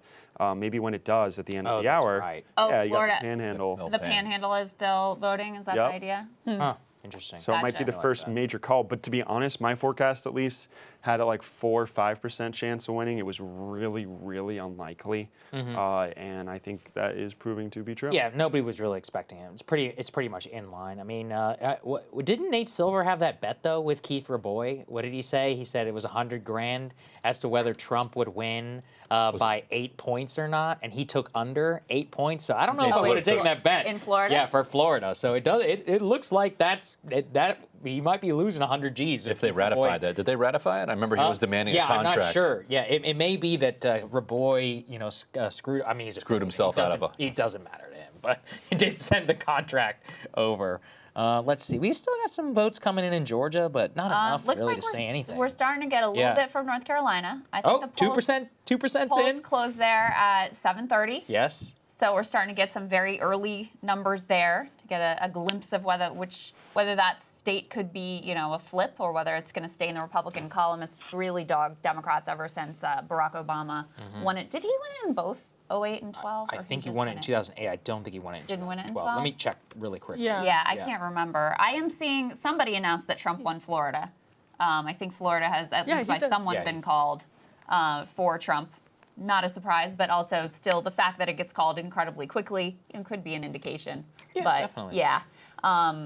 Florida is kind of a unique beast at this point. It's just not gonna. It's over. It's a full-on red state. And I mean, look, it's kind of interesting. It's interesting from a lot of different perspectives in terms of demographics, in terms of the economy, in terms of Ron DeSantis and really what he was able to do in the state. But really, I think it's a tale of inflows and really of that New York Times story that we were talking a lot about last week about the way that people have chosen to move move and how a lot of people are deciding to congregate more together. So that's one of the reasons why I had North Carolina possibly going blue in my map was because you had so many young white Dems just moving into the state because it's cheap and they're getting a new job. Raleigh and Charlotte are some of the cheapest, best places to work in the United States. Finance hub. Exactly. Yeah. Major finance hub. A lot of inflow from people who went to big universities, who are working for Bank of America or whatever. And there's enough of those folks, and I hate to say it, but you've also got a little bit depressed turnout, at least from what I read in the rural counties of North Carolina, unfortunately because of hurricane. Not in the early voting, but we'll see. Right, but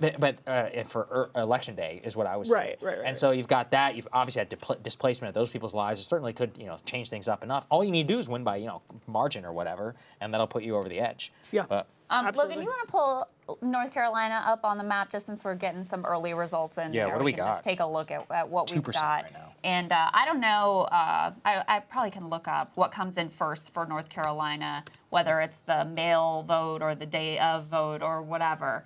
But if I'm looking at the New York Times has some early results in here. So Buncombe County, which is where Asheville is. I think I'm saying Buncombe County correctly. I don't know. everyone forgive our pronunciation. Anyway, It's a big country. You guys have weird names. they've got a small percent of the vote in, 7% of the vote in, significantly for Kamala Harris. You would kind of expect that. But in any case, judging by the results thus far, it's a lot of blue dots across the map. I'm going to guess this is a lot of the early vote that they're tabulating here first, which is more likely to skew Democratic, even though Republicans did close the gap with that somewhat this time around. Yeah, that's definitely right. I mean, so in terms of North Carolina, I'm trying to remember the exact rules. Roy Cooper did say that he's hoping for earlier results, and he also did say there was big turnout, though, so it could take a while to get some of that in, because I do know, since polls just closed, and I think that there were longer lines that people were waiting for, so it might be a little bit for some of that to come in. But yeah, it's definitely, curious right now. I guess the major, it looks like Florida is not even a question right now for Donald Trump. We don't have enough yet in from the rest. Let's see. Virginia's getting some vote in. Do we want to look at that? What do you guys think? Well, let's add one more thing here on let's- North Carolina, right? Yeah, Okay, go ahead. So we got our exit polls in for North Carolina now. Okay. And it is showing it literally as close as it possibly could. Wow. So right now it looks like an R plus 0.4% advantage in the exit polls. Now again, these are more precise than regular polls. Yeah. 0.4. I honestly view that as sort of good news for Harris. I mean, being down in that state isn't great, but like if she wins that, boy, she's in great shape. Unless your map exactly comes true. Yeah, that's right. Which it could. Hey, well, Totally good. good. it's looking good right now. Georgia's looking decent for Trump. North Carolina's looking okay.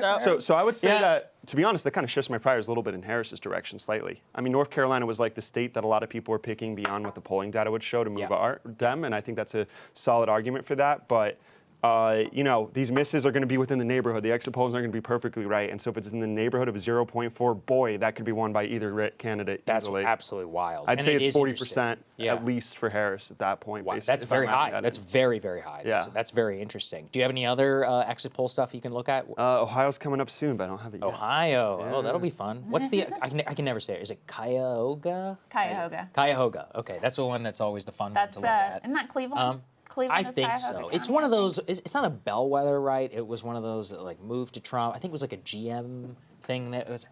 My memory is failing me. So if we go back to Yeah. Indiana, just briefly, I want to go back to Hamilton County, Indiana, because, we don't have all of the votes in yet, but what we're looking at right now with 65% counted is it's going from R plus 7 to There, D it's right in plus front of you. 1. Yeah. D plus 1. And again, that's 65 in. If So that holds, can change. Yeah, Trump's done for. At least, yeah. You would think. You would Because think. it You're talking flows. about in Hamilton? It flows with the Yeah. Kansas Yeah. poll. It flows with the Iowa poll. With the Iowa poll. True. And Yeah. if it is indicative of those polls the being Midwest. accurate, Right. that she's overperforming with this population, then he's cooked. Yeah. Yeah, I mean, it's so, But even if it's close, it would be so fascinating because it would just mean that we have such, different localized reactions. Because if like CNN and Logan's exits are projecting, R plus, what was it, 1.7 you said in Georgia? That's not a call, everybody. So don't take it as gospel. Yeah. Right? So let's be very clear. But CNN says independents breaking massive for Trump. So that would mean you've got white college swing to Republicans down in Georgia. Yeah. Obviously, Florida blowout for Donald Trump, but then the very same population, different, in the Midwest. So, I mean, that would be kind of fascinating. But then you also, but that is something to say. Geography matters. The people who chose to stay or the people who literally live there, they're different. But right? it's they think differently. And you also are going to really need turnout in those urban centers for Dems too. So it's you can't just have the suburban math. Like it's completely helpful. But Ryan, I remember you were covering the youth and the sort of like actual urban enclave vote. And what was it, the midterms? And when you looked at that, the young vote was super important to putting Dems over the edge. So there are different slices of the pie that are still going to matter if you do really well in those areas. Yeah, and at least anecdotally, that looks like it's a bunch of these university towns. The young people are turning out. Yeah, right. Yeah, the thing that's killing me right now is not knowing which parts of the vote this is. Because last time around, we had more of a sense of like, okay, there's going to be, in most places, a red mirage phenomenon, and we could kind of account for that. Yep. This time around, it's actually harder because it's a less uniform approach. Because some of these states fix some of the laws to make it easier to count ballots early. Some of the states, the first results you see in are those early mails. So it's almost like a blue mirage, right? Yeah, that's what the Sun Belt, that's what Wasserman was saying. Right. And Georgia in particular. And some of the states, and I suspect that's what's happening in North Carolina right now too, just judging by the early results that have come in that are so strongly Democratic. Right. And then some other states, have still this procedure where they have to wait till day of. And so what you get first is a lot of the rurals. You get the day of, which tends to skew more Republican. So it just, until you get complete counties, it makes it really hard to create any judgments, including, even with that county that you're talking about that's kind of like suburban, that appears to have a big shift for Kamala. Right. Until we get the whole thing in, we really don't know. Yeah. And that's, Krystal, I actually want to get your take on this. This is exactly along those lines. Surrey County, Virginia, they've got 73% of the vote in, and 2020 was D plus 8. 2024 is looking like R plus 6. Again, with 73% of the vote in, so that's a shift towards Republicans, R plus 15. And let's just say, hypothetically, Hamilton County, Indiana holds and Surrey County, Virginia holds.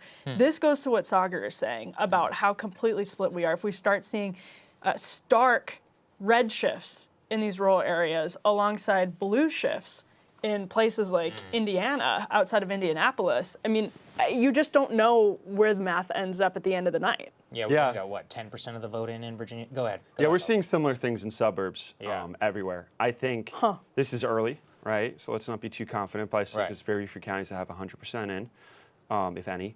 But it definitely looks early on that Trump has managed to further improve his performance in rural areas, and Harris has managed to continue Democrats' gains in suburban areas.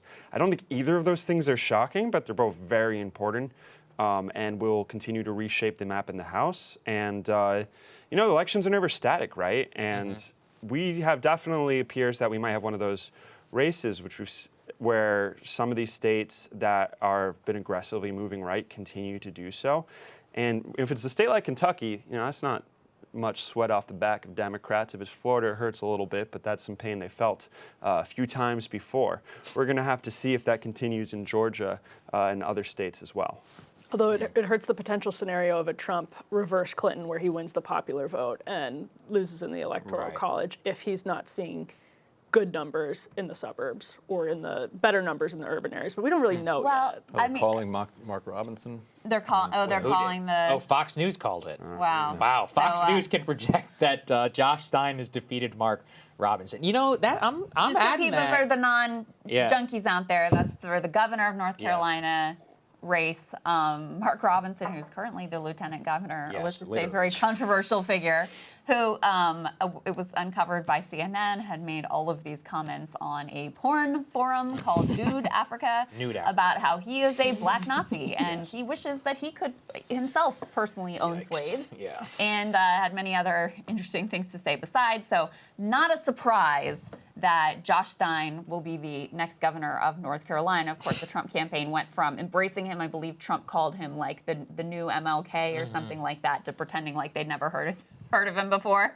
and didn't even know his name. So. It is a problem. I mean, and this was a key factor in my North Carolina analysis, is that, look, if they're calling it, it's 7:48 p.m., barely, couple percent of the vote, and Fox is like, that's it, game over for Robinson. That's just got to be a good sign for Kamala Harris, because you would have had to have a huge split ticket electorate for them to be able to call it so quickly. Or you might have had depressed Republican turnout where people are like, look, I just can't deal with this shit. Like in terms of Mark Robinson, people who were going to come out to vote and just decided not to. So that is, I mean, we knew that he was going to win, Stein, but to be able to call it so quickly, that's just never a good sign in a swing state where Trump really needs North Carolina to come through to close Kamala's path to exclusively to the blue wall, and especially if he can hang on in the Sun Belt and win Nevada as well. So like the more that he can just drag into his column that's not in the blue wall, the better off he gets, and really the longer the count will take as well. So it's pretty interesting. Emily, where are you finding those comparisons on the Post's site? I'll shoot the link over to you. Logan, I'm seeing a tweet, and I don't know if you can take a look at this, but I see a tweet that says Trump has a 76% chance of winning Georgia, according to Decision Desk HQ. So I don't know if you are able to see or their projection, or maybe they have their version of the needle, but if you could dig around and see if that's confirmation. But I mean, that would be sort of consistent with what you were saying about if you kludge together the exit polls, it looks like he's positioned himself to be able to win the state of Georgia by some margin. It may be a narrow margin, but by some margin. Yeah, I mean, I don't want to get too ahead of it, but I do think that he is favored right now. I also think that, some of the things we're seeing from Ohio so far, the exit polls look like it's slightly more competitive than 2020. I'm still finishing the work on that front. Okay. But if that's the case, given that the national environment is moving the opposite direction, and given how good Indiana looks for Kamala, with the preface of no chance of winning Indiana but losing it by less, right? Maybe we are seeing the split of Midwest being better for Harris than expected. You know what this could be, y'all? You know what this could be? This is seltzer vindication. This is the Tim Walz effect. Oh, wow. Yeah. Popular There you Minnesota go. governor. In They the love him suburbs. In the Midwest. In the suburbs. They're like, I'm No. voting for Kamala Walz. They love him in the suburbs, not in the rural Midwest. Yes, that's exactly right. That's what matters, apparently. Hey, look, vote your lot more votes. of them. That's the only shit that matters. That's Yeah, it. Kentuckians Amen. do not like Tim Walz, Amen. apparently. Yeah, they do not. So Floridians, not big Tim Walz fans, Too apparently. much, I guess not too much football. After Brady left, the Bucks, they're just down on the sport. So We got 20% of the vote. Saagar, my daughter Iris Yeah. just tuned in. We realized today she'll be able to vote in the next presidential election. Wow. I will have a vote. Wow. Wait, so will I. She's watching Holy right now. shit. Wow, Hello. both of you? Yeah. Yeah, I that's was kinda cool. 16, so. Saagar, your cat's almost there. No, not even close. He's still a baby. I guess maybe in cat Cat years. ears, Not really yeah. sure. All right. Yeah, it's pretty interesting. Can we check in on any of those Florida amendments while we have it? What do we see in terms of Florida? I'm anxiously checking the marijuana one, and it would be hey, listen, just like abortion, it'd be the first time it finally went down on a ballot, and then the abortion one would be super interesting. Oh, well, that's still a little tight. It's only 53% of the vote, though. I don't know. It's still looking really bad. There's still a lot that needs to come in. What about Amendment number 4? Can we check that one, which has the abortion question?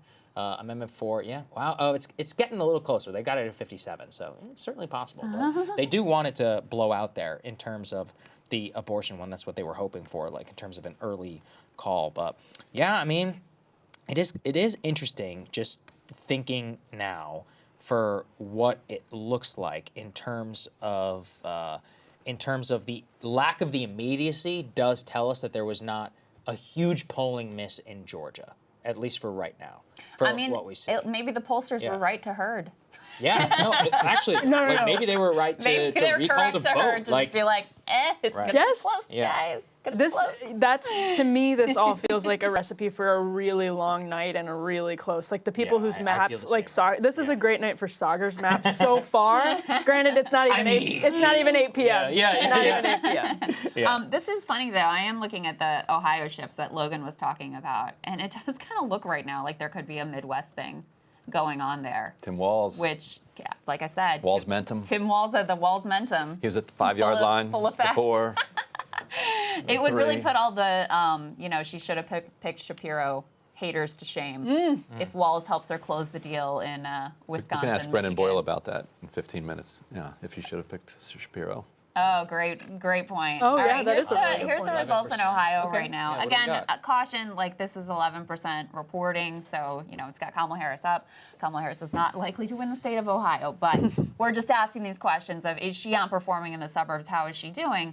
Right now when I'm looking at that Washington Post map that has all the arrows shifting, are the counties going more blue or more red, where Florida's we're all going red, and Indiana's mostly shifted blue. Ohio right now, mostly shifted blue as well. Again, caveats. I don't know which votes these are coming in. I don't know if this is mail. I don't know if this is day of.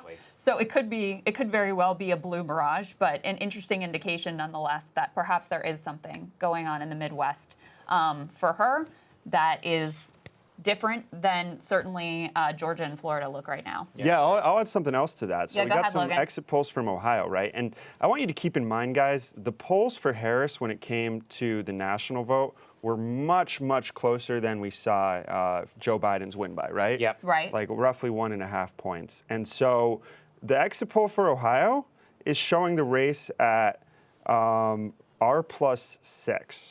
So And Trump won it last time by either 8 or 9. I think it was 8, I believe.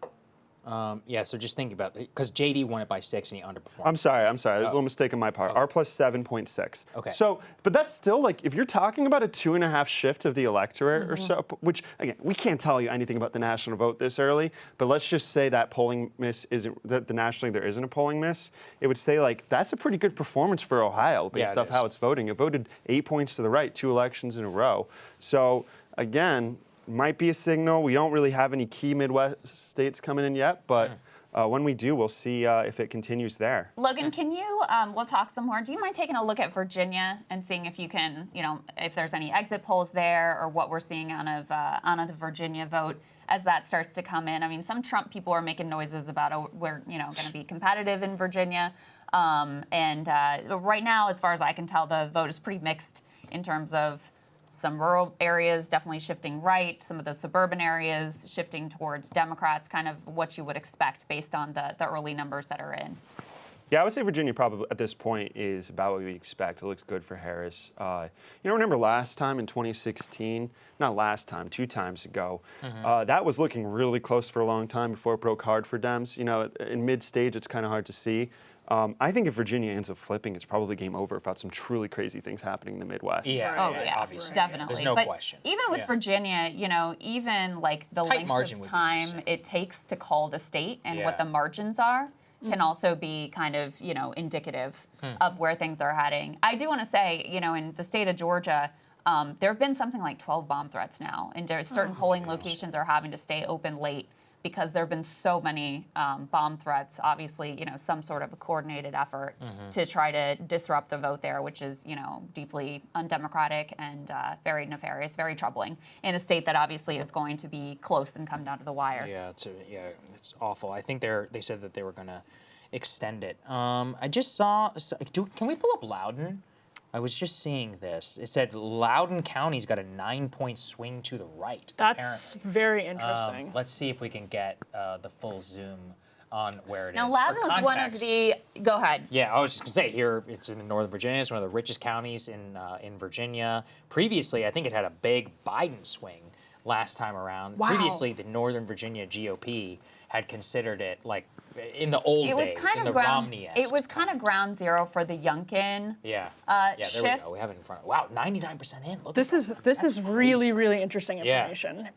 This is the ground zero of the parental revolution. Exactly. During exactly. post-COVID, Yes. Right. all of that, the CRT craze. Yes. That Loudoun was the staging ground for a lot of those fights and where Glenn Youngkin was able to seize on that energy and then become governor of the state, in spite of the fact, it's a state that has shifted to be more blue and been more difficult for Republicans recently. But I'm wondering, if I'm remembering correctly, and I need to look this up, Loudoun County in the midterms really disappointed Republicans, if I am remembering correctly. I have to check that out. But if I'm remembering correctly, is that right? It was one of those situations where Republicans, because I did this full documentary in Loudoun County, and the energy among the activists, because they're so close to DC, they're very well connected, and so they're conveying their vibes to the National Republican Party's vibes, and they really were able to build this movement from the ground up over COVID. Some of it was over CRT, a lot of it was over the trans stuff, but this is a really stunning swing, because people in Loudoun County, and Krystal, you can speak to this, are people who have lived there for decades when it was much more rural, feel like Loudoun County is uncomfortably blue. And so to have a swing this significant, I'm really surprised by this. This is I was like, that's my first holy shit of the night. I was like, whoa, 9-point swing to let's not 94 exaggerate. Kamala in? still won, but this is still Northern Virginia. This is Ed Gillespie territory in terms of the OG exurban. Republican Party. This has been where the Democratic Party had seen some, it used to be solidly Republican. Yes. This was an area the Republicans routinely previously won. And then in the Trump era, this is one of the places that really, shifted more towards Democrats. And then there was a big reaction during COVID, and that's, where Glenn Youngkin is elected, et cetera. So this is, Kamala underperforming Biden. She's still winning by 17 points or whatever, but in the type of exurban county where she would certainly like to be doing better. I just want to emphasize this Georgia issue is a big deal, that they've had these 12 bomb threats, and in some of the larger counties in the state of Georgia. And so they've had to extend the polling hours significantly. Oh, so it'll take a while. So it's going to take a while, and also, it also impacts just this is some key Democratic stronghold areas that have now been disrupted and delayed in terms of being able to cast their ballots and tabulate the ballots. So just to raise a flag there of caution about what we're seeing out of Georgia, because to start with, it's deeply troubling that this has happened, but it also could impact the numbers that we're seeing come out of that state. Logan, unfortunately, it's also happening in Arizona and Navajo Nation, which is also a stronghold. So this might be a coordinated plan by hopefully not political operatives or extremists or maybe something foreign. But I think it obviously elsewhere. is.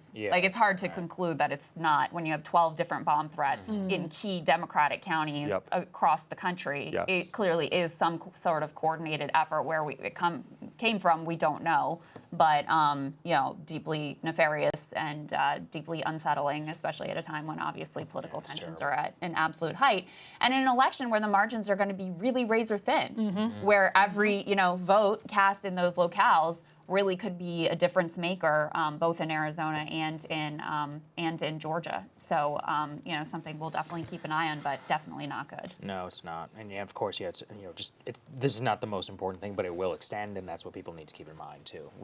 And they may not have been able to participate in exit polls, so that could have put things off. Because Fulton was on the list, right? And it's one of the larger ones, so that's one we still have to wait for.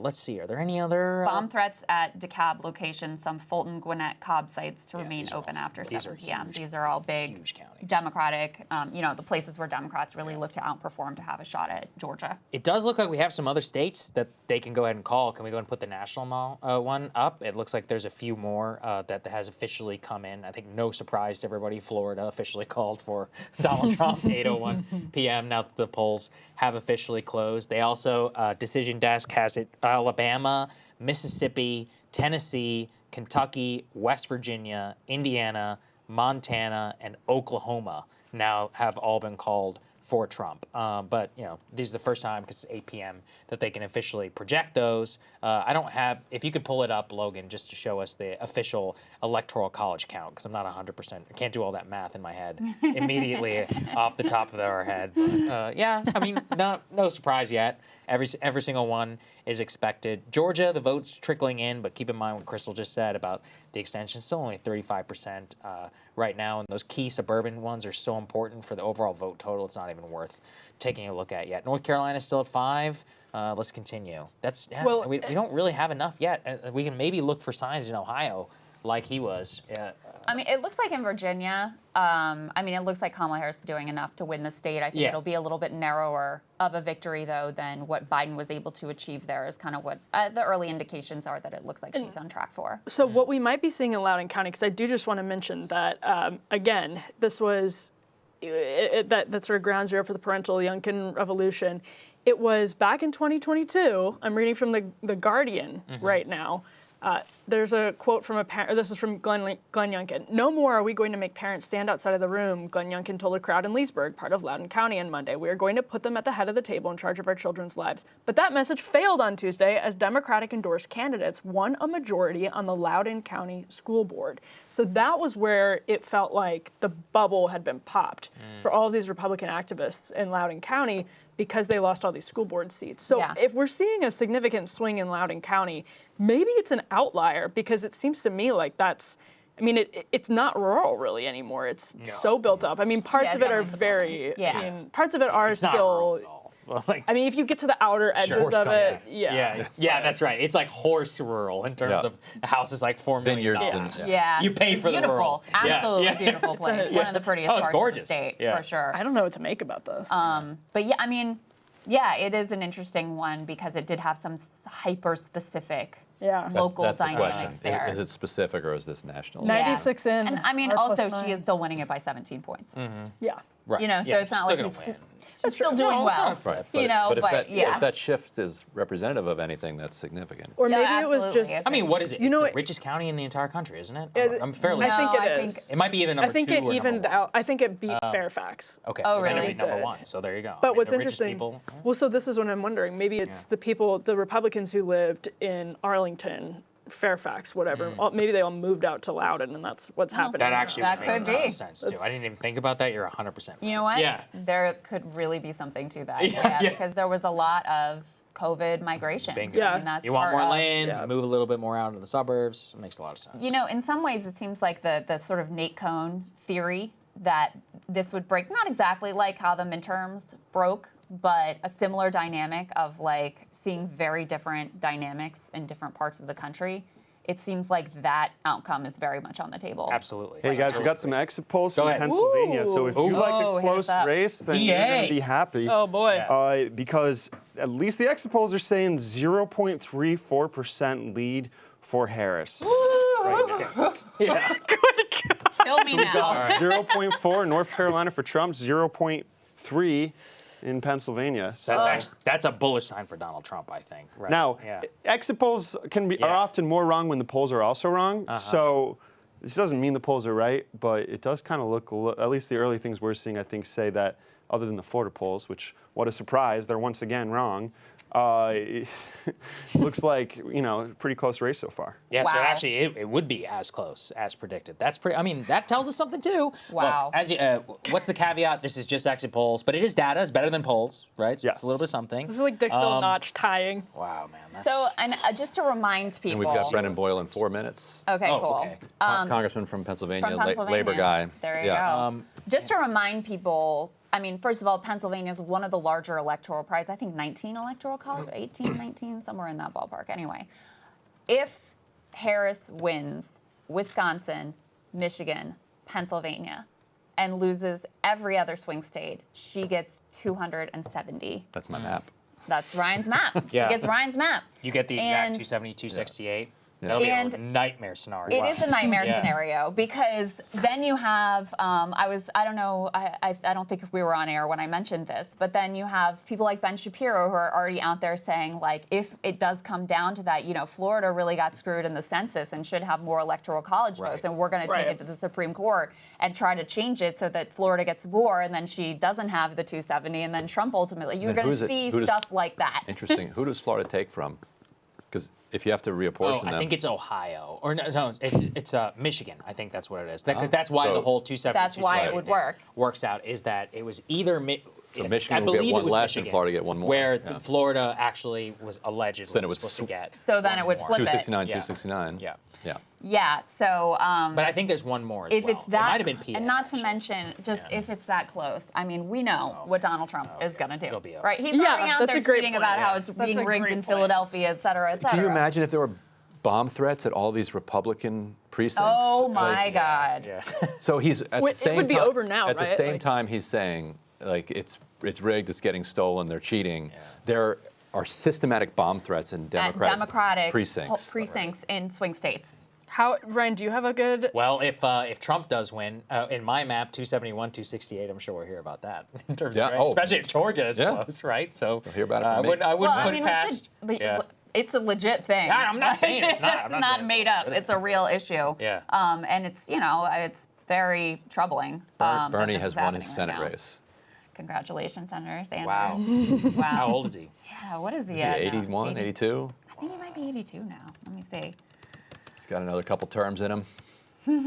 He's looking- 83. 83, so he'll be 89 at the end of his term. No, When's the last time you spoke with him? Last time I spoke with him, it's been a while at this point, but man, he was just as sharp Just as crisp. ever. Yeah. Just as sharp as ever. Yeah. That mind was working fast. he sounded very God sharp bless. on the Lex Friedman podcast he Really? did recently. Yeah, I it was didn't good. listen to it. So should you set up Brendan Boyle for us? Should you explain? Yeah, give us some context. Yeah, he'll be here in a minute. So Congressman Brendan Boyle is a Democrat who represents an area of Philadelphia, and in the House, he's one of the everybody's got a guy. He's like the building trades guy.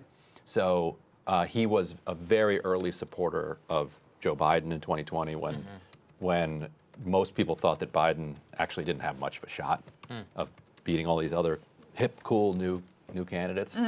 And so, I think he'll have a lot of insight into how the kind of hard hat side of the labor movement felt about the shift from Biden to Kamala Harris, who Kamala Harris is very tight with SEIU, Right. and Service the more industry. purple side of the labor movement. It's like the Las Vegas, Nevada, the service workers. Yeah, if Ta-Nehisi Coates' book about Obama was we were 8 years in power, the building trades with Biden would be we were 4 years in power.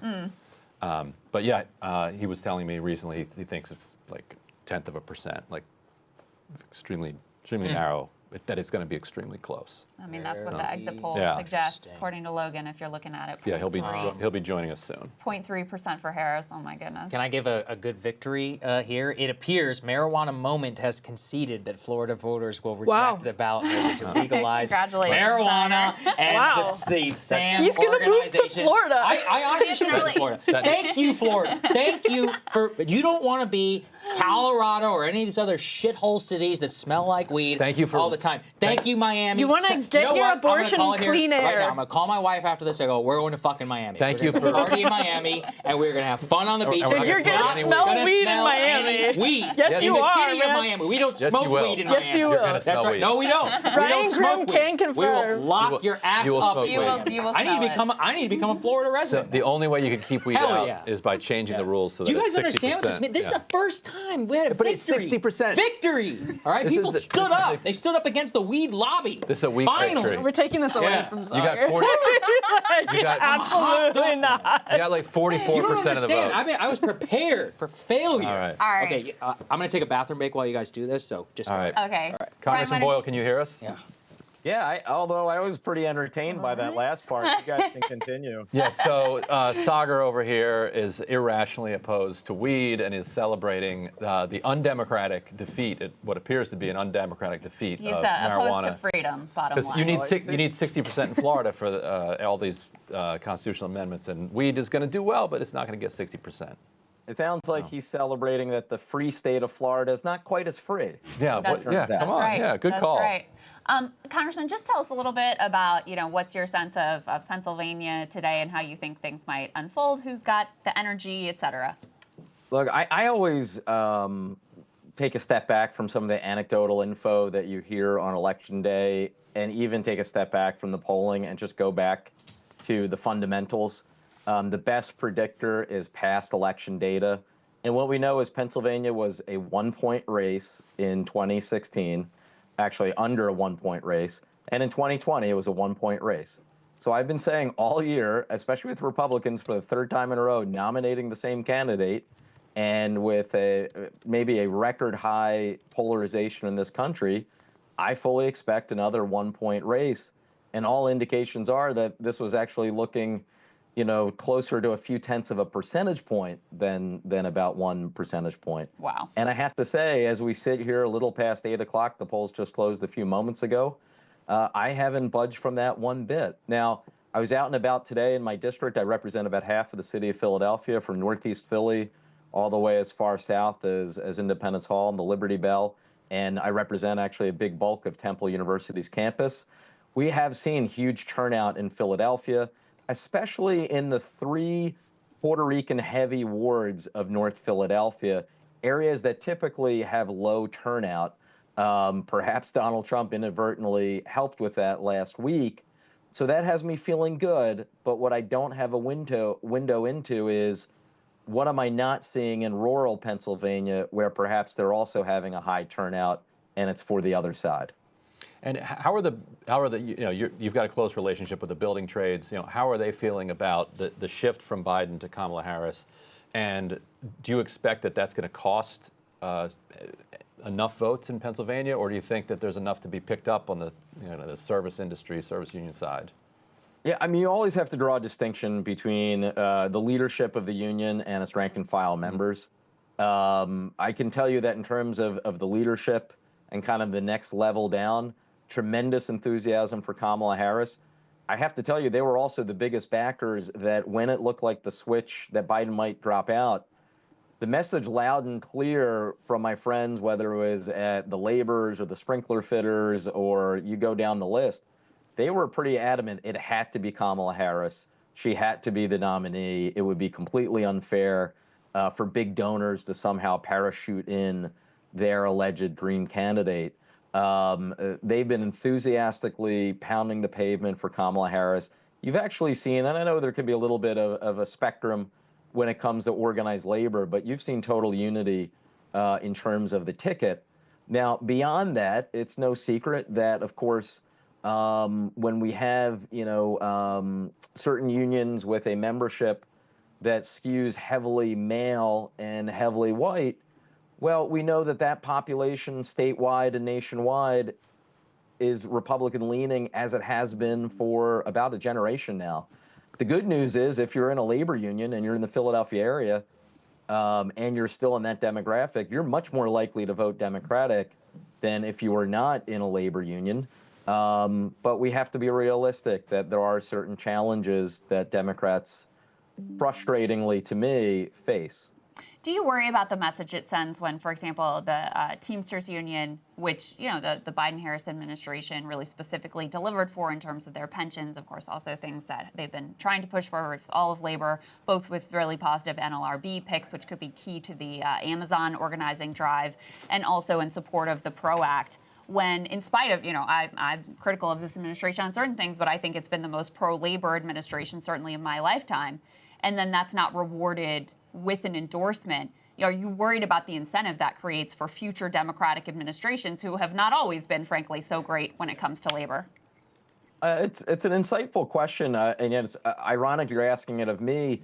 I was at an event on Friday with President Biden in my district, celebrating the saving of the pensions of more than 2 million Americans who were at risk of losing them through no fault of their own.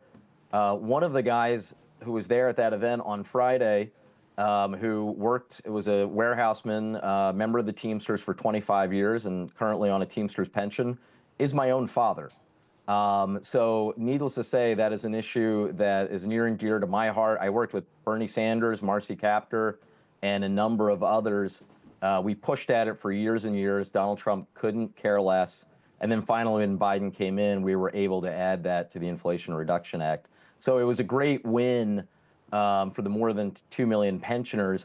And I do think that the overwhelming majority of Teamsters, including those in leadership, are voting Democratic and appreciate what we did. And as evidence of this, Bill Hamilton, the head of the Pennsylvania Teamsters, was there at that event on Friday, and I know is supporting Democrats up and down the ticket. Now, what beyond that is happening internally within the Teamsters and whatever internal issues there may be in that union that perhaps bled over into the presidential endorsement decision, I really wouldn't be the best person to ask.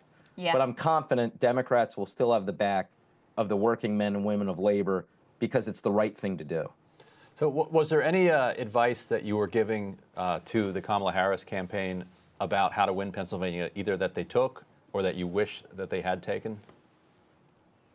No, I'm not going to. It is frustrating sometimes in politics where if a candidate wins by 1 point, everything they did was brilliant, and 10,000 people claim the credit for it. And if someone loses by a percentage point, suddenly everything they did was wrong and they're complete idiots, and everyone distanced themselves. So any advice that I shared with the Kamala Harris campaign, I did it out of a sincere desire to see them win, and I'll just kind of keep that in-house. All right, Congressman, thank you so much. I know it's a very busy time for you, so we're really grateful to have a bit of your time this evening. Thank you so much. Thank you. Yeah, our pleasure. Looks like we're starting to get a little bit, we were just talking to a congressman from Pennsylvania, looks like we're starting to get a little bit of results in from the great state. Is it a state or a commonwealth? I think Commonwealth. Pennsylvania might be a Commonwealth. commonwealth. Yeah. From the great If commonwealth. you can keep it. Of Pennsylvania.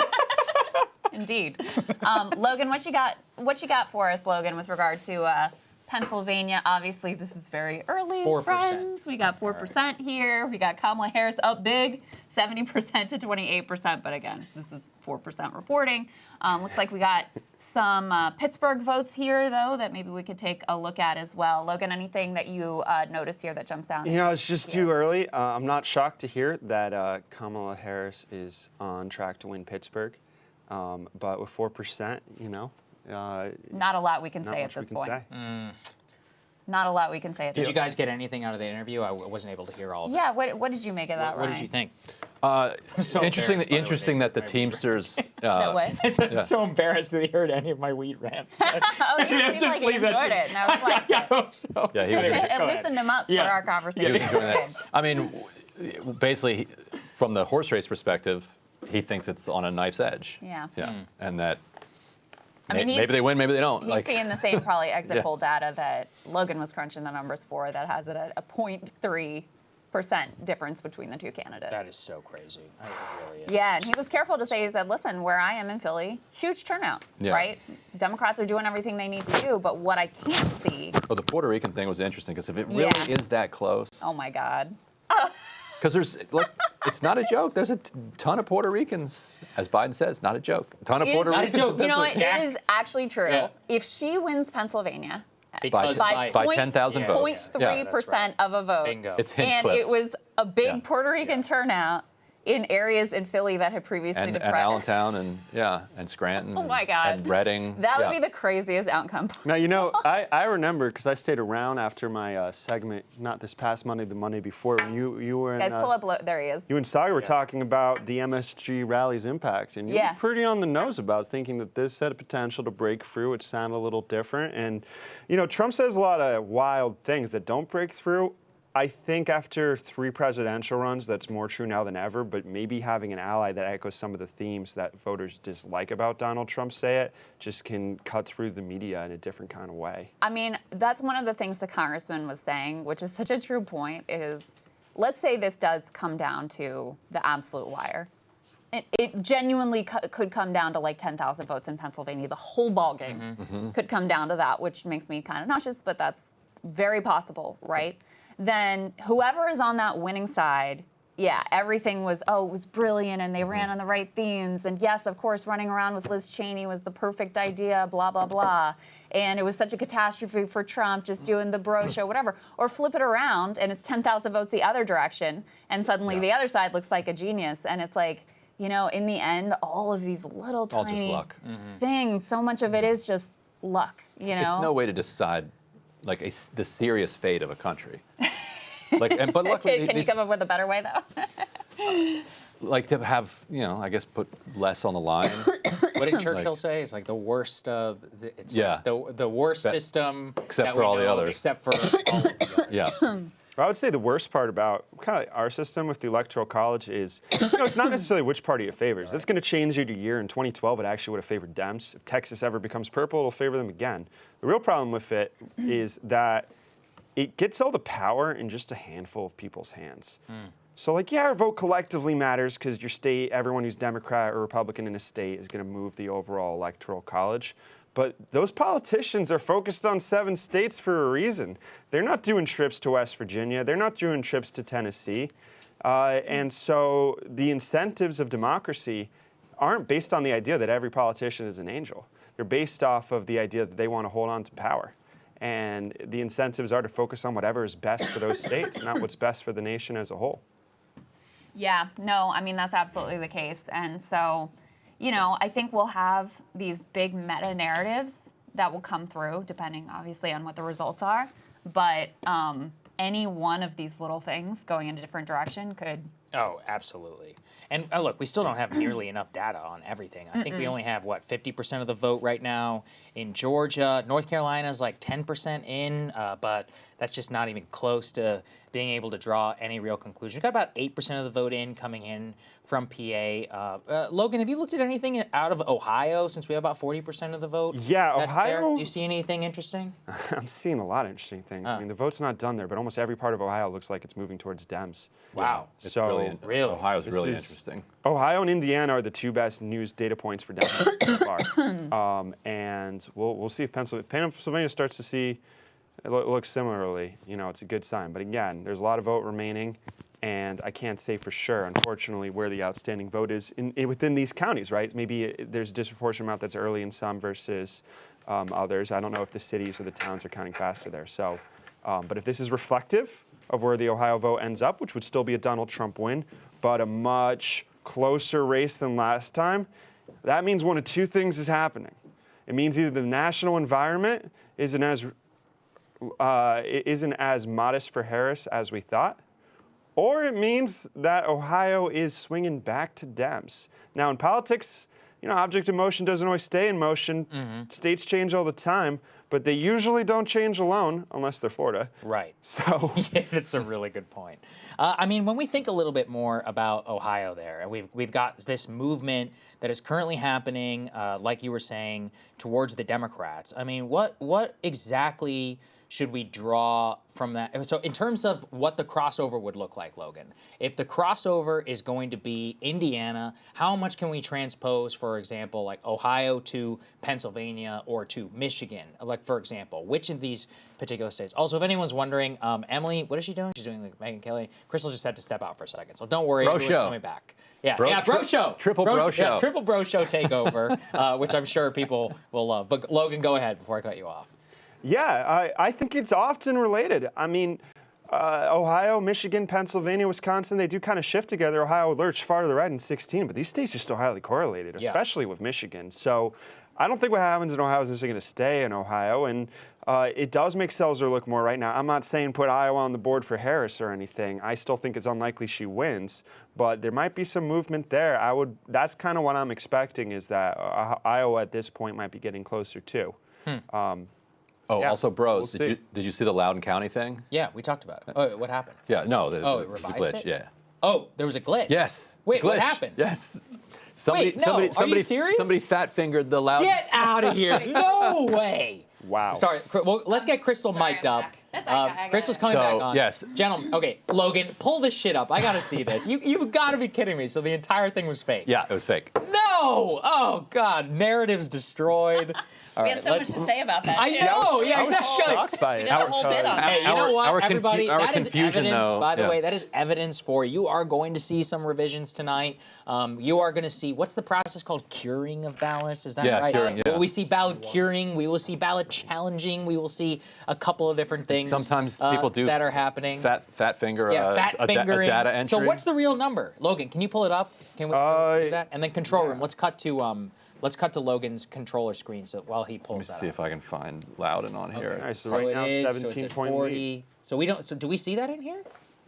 Where are you seeing Oh. that, Ryan? I'm still seeing R+9 in the Washington Post one. Okay, so But I was seeing on Twitter that it was that they adjusted it. I think what they messed up was not the percentage. They messed up that it was complete. Because we were, it's finished, it's 99%, Yeah. and it's a done deal. It's staying estimated 97%. Still R+9. okay. All right, so maybe it was correct. All right, So- maybe our entire freak out there was just incorrect. So unless the remaining 3%. So we reinstate our commentary. Yeah, so now I'm back. Yeah, we are officially back. All right, let's think and let's look a little bit more. Do you see anything else, Logan? Any?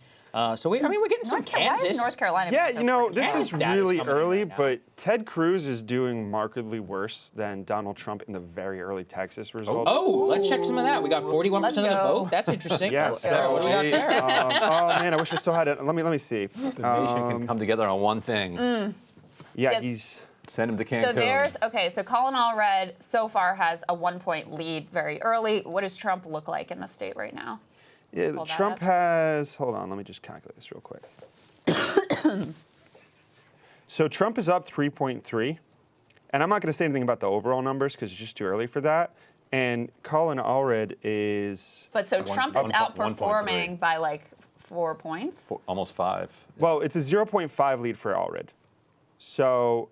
Wow. But not according to what we have up here. Up here we have 1. Oh, okay. Sorry, I'm looking at the Washington Post. We've got so 34%. So it's about a 4-point gap. Yeah. So if I don't know how close Texas is going to end up being, but at the very least, Cruz certainly looks like the weakest political link of the Texas GOP. I was a little And we surprised. should give Allred his flowers. That's a He's good been a strong point. candidate too. He's been a good. He's just a good laid low. He's competitor. just been a generic Dem. Yeah, he did good in that Like- debate against Ted Yeah, Cruz. He was cool. hitting the right themes about Cruz is going to Cancun while you guys are And if suffering. Cruz loses, it's fascinating because, or if it's very, very close, because Cruz leaned in harder than anybody else into the whole men playing women's sports.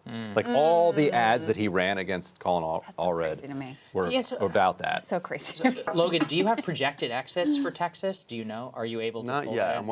I'm working on it. Well, that'll actually be pretty fascinating. This Ohio to map watch. is wild. Yeah, that's what we were all just talking about while you were stepping out. Is that Ohio? It appears to be moving a lot more blue this time around, at least so far. Maybe they don't like JD Vance there. JD, you had one job. What else do they have? He did not deliver the home state. It's early. This could Yeah, be the early don't- mail-in vote. We don't know. Blah Yes. blah blah. Bingo. But if you're looking on the Washington Post map that has all the red Mm-hmm. and blue shifts, it is 100% blue shifts right now, early, et cetera, et cetera. But it is kind of wild. And Indiana now looks like more of a mixed picture, whereas before it looked like it was all blue arrows. So you could see a similar shift that happens over the state of Ohio too, where it becomes increasingly more of a mixed picture as more ballots come in. But right now it's pretty interesting. I'm still wondering why North Carolina's slow. You guys, I don't think Texas is fully closed yet, so we're getting some of the votes. That's but right. that's why we that select makes Because of sense. El Paso, that's in a different. That's in Mountain Yeah. Time Zone. That's right. Yeah, it looks like an early and absentee is what Ohio is. In terms of the shift, yeah, I mean, not enough counties are in yet to be able to say 100% in terms of Texas. But yeah, this early vote that's come in Ohio is absolutely wild. But it does look like it's absentee and mail. yeah, so there you go. It's going to trend a lot. It's going to trend a lot asked Twitter. more I in did the ask Twitter. direction of people. It's just going to trend. a Randos lot on more Twitter direction. say that it is early. Blue and mirage, absentee, Makes blue sense. mirage alert. Well, that's what people said. They said it Yeah. was going to be like that in the Great Lakes states. So kind of interesting in terms of what the initial results are going to look like. But I mean, honestly, we had less data than I thought we would. Previously coming into this, I was like, oh, around 8:30, we should be relatively confident. But we don't have nearly enough that's come out in the state of Georgia. Only not even 50% of the vote has come in there. And then obviously with the those biggest counties being affected by bomb threats, North Carolina, we barely have 11% in. It's almost been an hour since the polls have closed over there. So basically, in every place, even with PA, they've only got 7% of the vote. Currently Kamala's leading in a blowout right now because a lot of it is just vote by mail. In Pennsylvania. Yeah, in Pennsylvania, that's come in. I do believe, was it Michigan? I think polls are closed there now. I think it's 8:30. That just happened. They've got about 38% of the vote. Do we want to pull that up there? Maybe. Oh no, sorry, 4% of the vote. I would misread that. 4% of the vote that's come out in Michigan, but there may be some, inclinations and other things that we could look at. It could be that we have exits. I will look for some of those that come out from Michigan. I've got some CNN exits here on the suburban, whatever breakdown. So they've got white college men. This Michigan? This is Pennsylvania. Okay. Going for Harris 55-44. Suburban women going 56-43. Trump winning independents 50-44. And Trump winning white women narrowly 50-48. I have to look. I know he won white women last time around. I feel like the margin was a little bit bigger. than 2 points. I think it was 4 points. That sounds right to me. So that's pretty narrow improvement on the Harris side. Is it enough for her to be able to, hold on to those And hard to be blue wall accurate states? in these exit polls, too. Yeah, that is certainly the case as well. NBC News exit poll has the national gender gap at 21 points. Wow. Harris winning women by 12 points, Trump winning men by 9 points. So They've got a Latino number that I just saw. It says Latino men breaking for Trump by a 10-point margin, 54 to 44. Big reversal 4 years ago. Very in line with the realignment that I was thinking was going to happen. It's particularly, pay attention, that's Latino men specifically. Right. If you look at the overall, I believe it is tied, but fits with the gender gap theory, does fit with the Latino realignment. And some of the data that's come out now of Florida, particularly Donald Trump winning now by over 10 points in the state. Actually, wow, 56-43. That's 93% of the votes in, so 13% of a lead in the state of Florida. I do believe that it does look like Nate Silver would have lost that $100,000 if he did put it out there on the table, because he took the under for 8 points. So that does tell us very clearly that a lot of the polling coming out of Florida was correct. So we could take this in a couple directions. This is a little bit of a vindication for New York Times Siena, because New York Times Siena was one of the few pollsters using recall to vote that was able to pick up the 12-point shift towards Donald Trump in the state of Florida. If he's up by 13 right now, so that would have them roughly in line. That's good for their polling methodology, at least in the state of Florida. Maybe we can think a little bit about that for what the future states to be called will look like for where the accuracy was, because a lot of people actually underpolled Trump support there in Florida right now. yeah, a lot of the Florida polls had it closer than it looks like it's going to end up. And I think that's been kind of a consistent trend for Florida polls in the last several election cycles, though it should have been enough to get some Dems excited, like, oh, maybe it's in play. Not in play. Definitely not in play. In that Senate race, not a chance. I mean, there have to be wild amounts of ticket splitting, and I don't think that is ultimately happening there. So, yeah, RIP Florida. And not a surprise, the AP called Delaware Senate for a new Senator, Lisa Blunt Rochester. Okay. You know anything makes about sense. her? So a kind of standard corporate Democrat, a black woman, and Angela also Brooks, black woman, will Maryland. very, very likely also win in Maryland. And I know people dunk on Republicans identity originally thought- politics a lot, but the Senate is like ridiculously white. Yeah, true. And so at least 2 new black women. I don't know any others that would be coming in. Joining the and class. Republicans originally thought maybe they'd have a shot at that Maryland Senate race because they're running And they might. Larry Hogan, Yeah. who was a very popular Yeah. Republican governor, but winning for governor from the party that's Yeah. not popular in the state is Polls different have than it down leaning- 8 to 10. So Yeah. Yeah, we were talking about it with Logan. Logan, do you have Logan something you wants want to- to Yeah, chime in? I Go think ahead. it's a huge Yeah. stretch for the GOP, because the problem for them is they just ran ads with Larry Hogan supporters saying, I voted for Larry Hogan, I like Larry Hogan, I'm not voting for Larry Hogan because I don't want a GOP Senate. Yeah. And talked about what a national GOP Senate would be. And that's kind of where most voters are, right? It's not a rejection of Larry Hogan. It's that they would have to think Also Brooks was terrible, and they'd have to like him. It's kind of like, think about Alabama with Doug Jones. Yeah, Doug Jones, great candidate, but he was also up against Roy Moore. You need 2 to tango when you have a state that's that blue or that red. And Also Brooks is just a normal candidate, and they weren't able to. They tried their attack lines on her, but I don't think it worked. Now, who knows? Maybe it'll happen, but I think it'll require like a big polling miss in Maryland that makes the state way more competitive than we thought, but still clearly a win for Harris, and then maybe Hogan can squeak in. But to me, that's not really on the map at this stage. So Sean, trying to get RCP, tweeted something interesting, just a reminder of, if the theory, Nate Cohn's theory, that you could be seeing some like midterms-esque realignment shifts where things are going in different directions across the country. He says in 2022, Florida, Virginia, New York, California all swung rightward, but then Pennsylvania, Wisconsin, Michigan did not. Which, that would be hopeful for the Harris campaign, but it also would really significantly diminish the Electoral College advantage that the Republicans have. That's right. That puts you, because Republicans won the popular vote in the House last time around, and, it was, but Democrats did well. They outperformed what, of course, was expected in a year that was expected to be an absolute bloodbath for Democrats. So judging by the huge gains that are being made here in Florida, if they have similar gains in New York, similar gains in California, suddenly you're looking at a landscape where, if the popular vote it's pretty close in terms of who has the edge there in terms of the Electoral College. Yeah, so, super interesting. Personally, I would love a world in which Trump wins the popular vote and loses the Electoral College That would be because that would insane. 100% be the end of the election. That would be it. Electoral College would be absolutely dead and over, and that would be much better and much saner world. And then, it wouldn't just be people in Bucks County, Pennsylvania, who are being constantly spammed come Election Day. Everyone in the country would actually matter when it comes down to Election Day. And in my personal, humble opinion, that would be a better state of affairs. All right. Yeah, just to double down on what you're saying about 2022. Yeah. If you just look at the popular vote in House races, like what it was nationally, and you look at how those swing states voted, if you turn that into a presidential election, it would have led to an electoral college. It would have led to that Democrats outperforming in the swing states and in the electoral college to the point that if they did just like 1 point better nationally and still lost that popular vote, they would have won the so-called electoral college, right? So if that's what we're seeing, now I'm not going to go that far necessarily. My model has that combo pretty low. It's not exactly built to be able to to detect those types of things, though. So who knows? Maybe it happens. So we're going to take some questions from our premium subscribers. As a reminder, breakingpoints.com. We are streaming currently on Locals and on Rumble as well. So we're going to be taking questions here from our premiums. Let's see. First is, are there any, this is from Furley C, are there any states that we definitely won't know by tonight?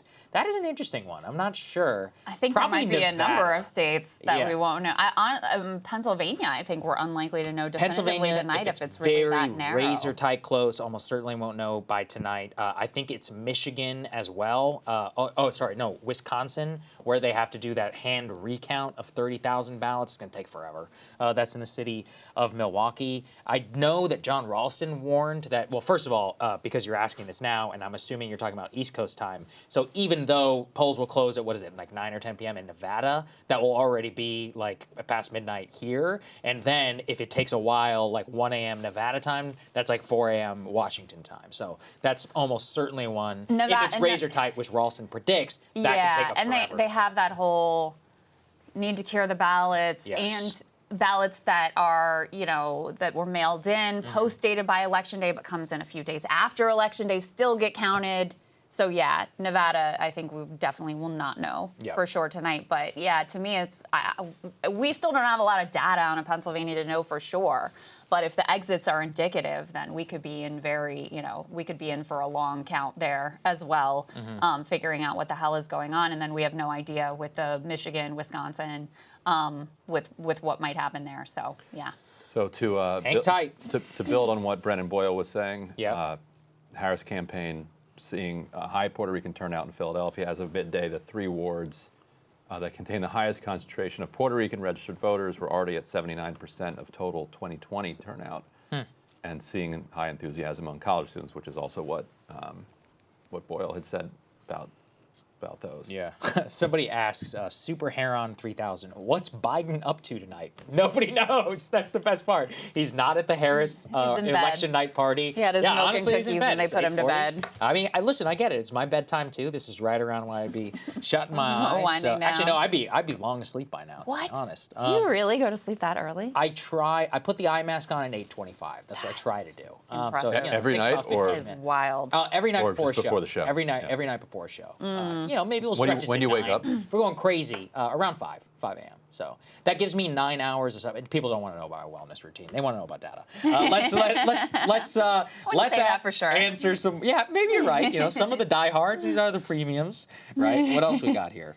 We are looking for questions. There's just mostly a lot of commentary. Thank you for all of your commentary. What is your take on the Florida census mismatch? I haven't studied it enough, to be honest. To be 100%, I knew a little bit about the whole census miscalculation whenever it came to Florida. I checked in on this like years ago, but I had not heard it until Ben Shapiro brought it up. Clearly, I didn't know about this either. He's clearly getting it from the Trump people, right? In terms of what the Supreme Court strategy laying the groundwork and all that would look like. I mean, I guess it's theoretically possible, but It would require, yeah, I don't know if there's any precedent. Again, I need to look more into the case law if it does come down to this. But I do know that there has, under the Electoral Count Act, that they passed some, they've given precedence to the courts to resolve a lot of these questions really quickly. So we wouldn't necessarily have to have as much of a Florida Gore v. Bush nightmare situation. We could probably get it resolved quicker. So at the very least, we would know a little bit sooner than we did in 2000. I don't know. Yeah. It just all depends, right? If she wins, which big question mark right now, if she wins and it's razor thin, we're going to go through hell. One way or another. Yeah. It's going to be, you know, and whether it has what percent a chance of likelihood that he succeeds and over blah, blah, blah, I don't know. But, you know, clearly with the Ben Shapiro thing, that was very eyebrow raising to me of like, oh, they're already workshopping theories because that, I mean, that's the map you picked, right? Is that she just like narrowly wins these blue wall states, barely ekes out an electoral college victory. And that is certainly a possibility that at this point is very much on the table, you know, in terms of how this could go. Now, you know, you throw Nevada into that if Ralston ends up keeping his perfect record. Right. And Democrats feel pretty good about how the in-person voting is going actually in the state of Nevada. You know, so I think there's a shot that she pulls it off there, and then you're not in that totally razor-thin margin. That's a really key point, because if it's 276, the Supreme Court play in terms of census really doesn't matter at all, because that would be a 2-point It's only if you get that blue wall only map, where she's at 270. And then, Ryan, you had mentioned before that Nebraska had considered and came very close to changing how they apportion their electoral college votes and moving into the system that everybody else but Maine has, which is doing, you know, every winner takes all in terms of the state.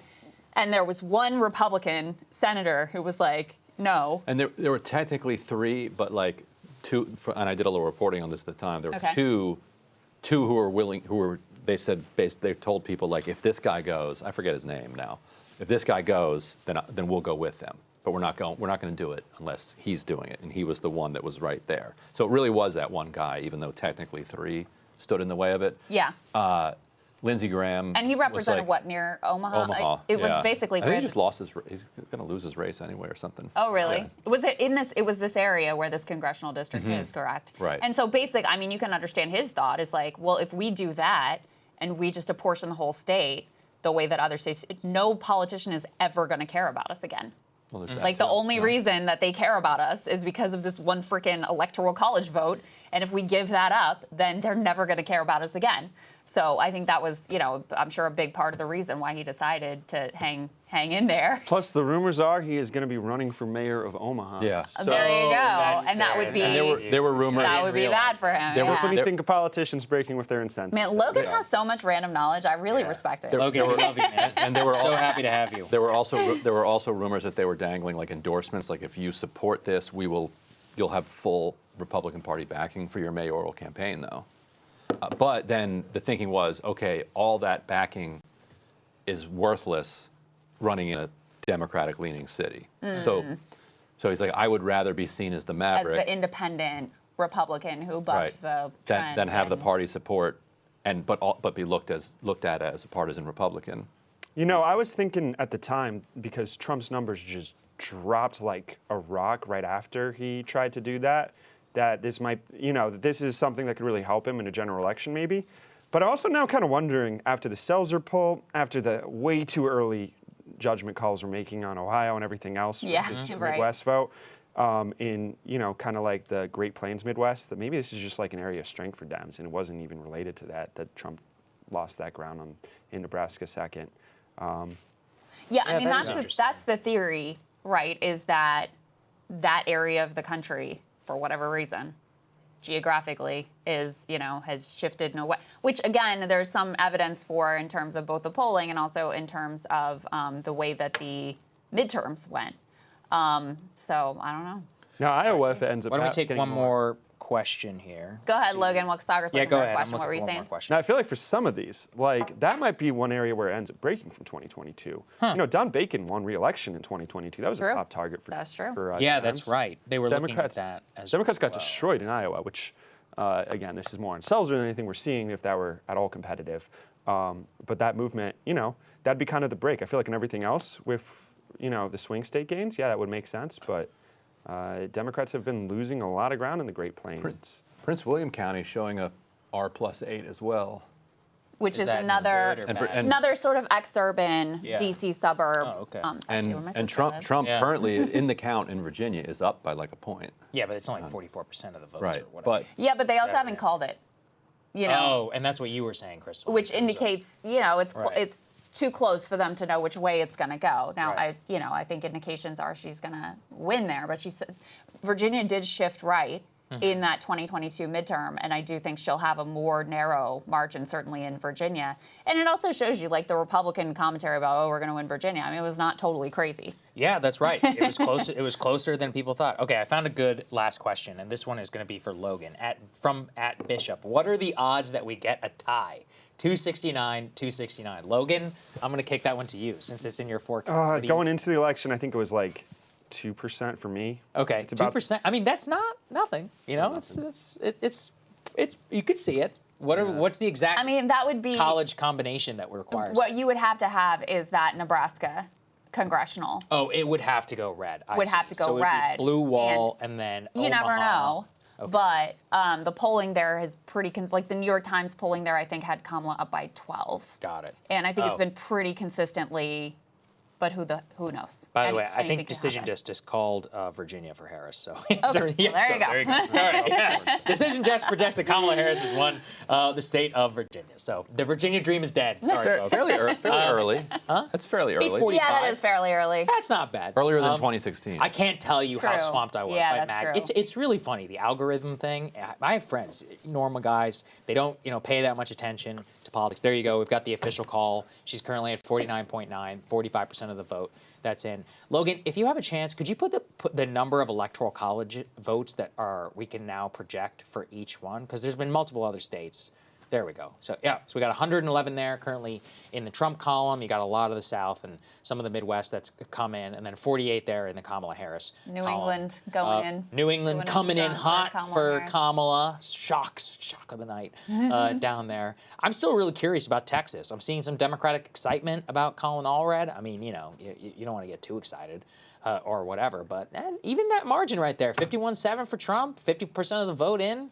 That's not the Texas I grew up in. That's not the one I remember. So and look at those blue rings: San Antonio, Houston, Austin, Dallas. That's exactly where a huge percentage of the state lives. That's where all of those new Californians and New Yorkers and all the other people who've moved into the state are. And even though the data tells us that some of those people are kind of like Romney-esque, richer Republicans, there's a decent number of those people who are liberal too, and definitely they could make it a lot tighter than people are. Wow. Look at that. 51% of the vote in, and Allred has got 50.8. But keep in mind, all that gray space in the map, those are all the rurals, right? So that's where a huge amount of this Cruz strength is going to come from. It's still very unlikely that the guy's going to win. But Decision Desk actually has the projection there. It says 76% chance win probability there for Ted Cruz. So that's kind of interesting, actually. We should keep that in mind. Hey, Trump still quarter of Virginia. won 52 to 46.5. Yeah, so there you go. In 2020. So That was smaller, too, from 2016. yeah. I So believe, yeah. Oh, really? but it's They narrowed only it somewhat. he's like Democrats are like they're clawing a point or two every 4 years, which is not like 10 years ago they were like we're going to have this thing in a couple cycles, but. Well, I that don't was know. the demographics are destiny theory. That was the theory. Oh, well, Right. the population right. is young, and Latinos are going to stay in our camp. We're going to continue to win them at this percentage point, and as they, have a higher birth rate, there's Right. going to be more of And them. Blah blah blah. Instead, they closed the gap because a bunch of white people moved there. Right. Yeah. Yeah. Instead, they were like, or maybe we'll do great in the suburbs with these college-educated white people. I guess And that's it'll what we'll do instead. it'll turn off the working class. Yeah, I mean, so it's just, Texas has been Democrats' white whale for quite a while because, of course, if you move Texas into your column in terms of Electoral College, like it's a wrap, it's game over because it has so many Electoral College votes. So if you're winning New York, if you're winning California, and you're winning Texas, like you're in very strong position. But still their white whale, still chasing that one down and not going to succeed this election cycle. So we've got 9 minutes. Polls close in Arizona, so we'll actually start to get some interesting data out of there. So early for them to close in Arizona. I mean, I support it because for my personal stamina, but I think that's so crazy. What is that, People are 7 o'clock? just getting off work and you're like, At already 7? closing the I don't polls? know. I mean, polls close at 7 in Florida, right? Too early, in my opinion. Yeah, maybe. Didn't a lot of them vote by mail, though? Wasn't it like That's true. 60% voted early or something? Like a lot of people A voted. Teamsters official who's watching points out that Sean O'Brien has organized 50,000 workers since taking office. We were talking about Sean O'Brien. Yeah. He came in for a little shade, so the Teamsters rep wants to point out. Oh, okay. Yeah. All right. And he organized 50,000 workers. Not an official rep of the Teamsters. But Okay, but a Teamsters member wants to make sure that we flag that. All right, Yeah. all right. Okay. We love the Teamsters here. We're totally fine with that. 50,000 They're watching. 50,000 Yeah. new members. Good to know they're watching. It's Yeah. a good thing. Yeah, Yeah. absolutely. But good luck if it's the Trump Wow, NLRB. Decision Desk says That's what Nancy they'll say. Mace has officially won her House election. Okay, all right. Apparently, the NYT needle, according to this person for The Economist. Are you going to cross the picket line and look at the needle? Can't do that. Oh, are these They're on scabs? strike. I don't I'll know. look. I don't care. I'll look. Yeah, I'm looking at it right Yeah, now. Saagar Yeah. couldn't be the only I'll one to cross. watch. Well, they've currently got their electoral college. They said it's a toss-up, but their current estimate is Trump 279 to Harris 259. I don't know how much. Nate Cohn is busily coding. Yeah. Exactly. Personally, Yes. personally. Anyway, Their I was gonna- popular vote estimate right now is Harris at 0.8 and Trump 2. I don't know how they're getting 279 though, when the polls have not even closed in Arizona. That just feels like real. Yeah, early I don't know how you could project that like yet. early but right now. what I was going to say is they've got Harris winning New Hampshire and Virginia, but performing less well there than Biden did. So 3.9 in New Hampshire, 5.1 in Virginia. So pretty significant shifts toward Trump in those two states. Does that translate into Pennsylvania? Does that translate into the Midwest? Are these uniform shifts across the board? Or do we have that regional phenomenon? Right now, kind of too early to say, although, there are some indications that we could be having some very specific regional dynamics because right now there's so much blue shift across the Midwest. But again, That could just be the early voting. that could just Yeah. that And could if- just and be if the it early is, vote. then- That's right. And the needle would know. The needle would know. That is Good point. That is Yeah. true. Yeah. That is So, true. And the would needle you- has failed us in the past, though, too. It's also very, true. Very much so. Would you rather be Trump right now? What do you think? I I think so. No, I think so because I Yeah. mean you just have to look at what you've got so far, right? You've got Georgia looking good for him. Yep. You've got Virginia has shifted right. North Carolina, big question mark right now, I would say. But yeah, I mean, based on the things that we actually have that we can look at, the most solid things that we have are rightward shifts.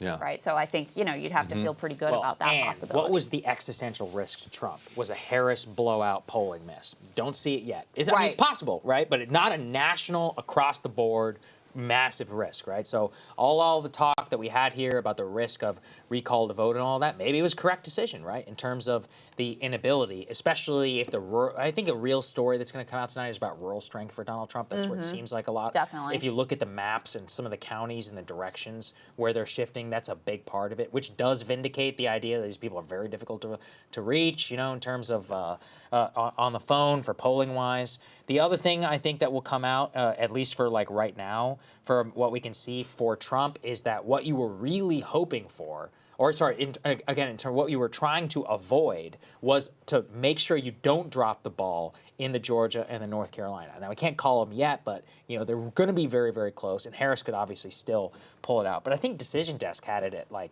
70% chance for North Carolina right now in terms of their predictions. So, yeah, in general, you would rather be Trump in that scenario. So Harris is past at 270. They're just getting a little bit smaller. Tougher, Still yeah. around. Still the blue wall. She really Yeah, wanted, of course she still got that's that. what it's You're kind right. of getting The down path Yeah. is the blue wall. But that's yeah. what it's getting. I mean, it's kind of collapsing to that. Yeah. Right. Because North Carolina, the needle has it as a toss-up. Again, I'm sorry if I don't know what the union. We're going to go with We're ignorance. I will I'm do gonna it. assume that Yeah. it's okay, but it's a toss-up. But it has a little bit lean Yeah. towards Trump in North Carolina, and then let me see if they even have a estimation yet for Pennsylvania. So there's that's what Decision Desk has got an 82% chance of Trump. of Trump winning North Carolina. That's huge. So Right. that was a big state that Harris Yeah. people were really hoping to pick off. Right. Not looking good for them for that to happen. Pennsylvania. Can we pull up Pennsylvania, guys, so we can see? Right now they got it 50-50. Wow. Brutal. And pretty much for Kamala Harris, her eggs are in that basket. Yep. That's where Hillary's were. It's such 2016 flashbacks. Oh, yeah. Starting out, like Hillary started out the night with like 8 different paths. And then suddenly it was like, And then by around this time, it's like, okay, her path is now Pennsylvania, Michigan, and Wisconsin. that's right. That's right. That was crazy. That's right. I remember that. Yeah. That's so I mean, exactly right. again, doing a little needle parsing, they've actually got 52% chance that Democrats take Wisconsin, so that's kind of interesting.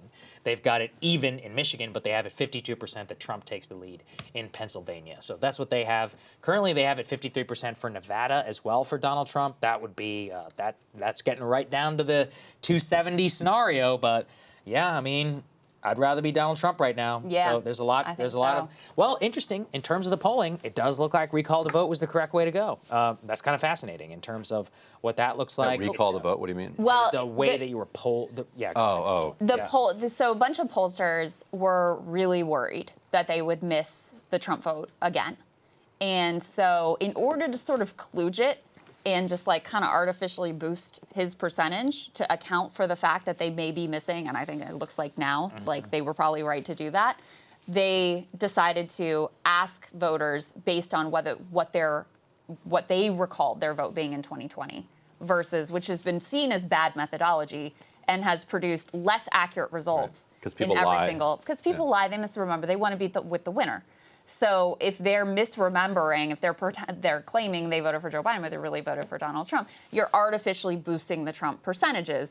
And basically they did it as a kludge to be like, we do not want to underestimate his strength again. Yeah. And the other thing that it has the effect of doing is basically kind of tying your results to what happened last time.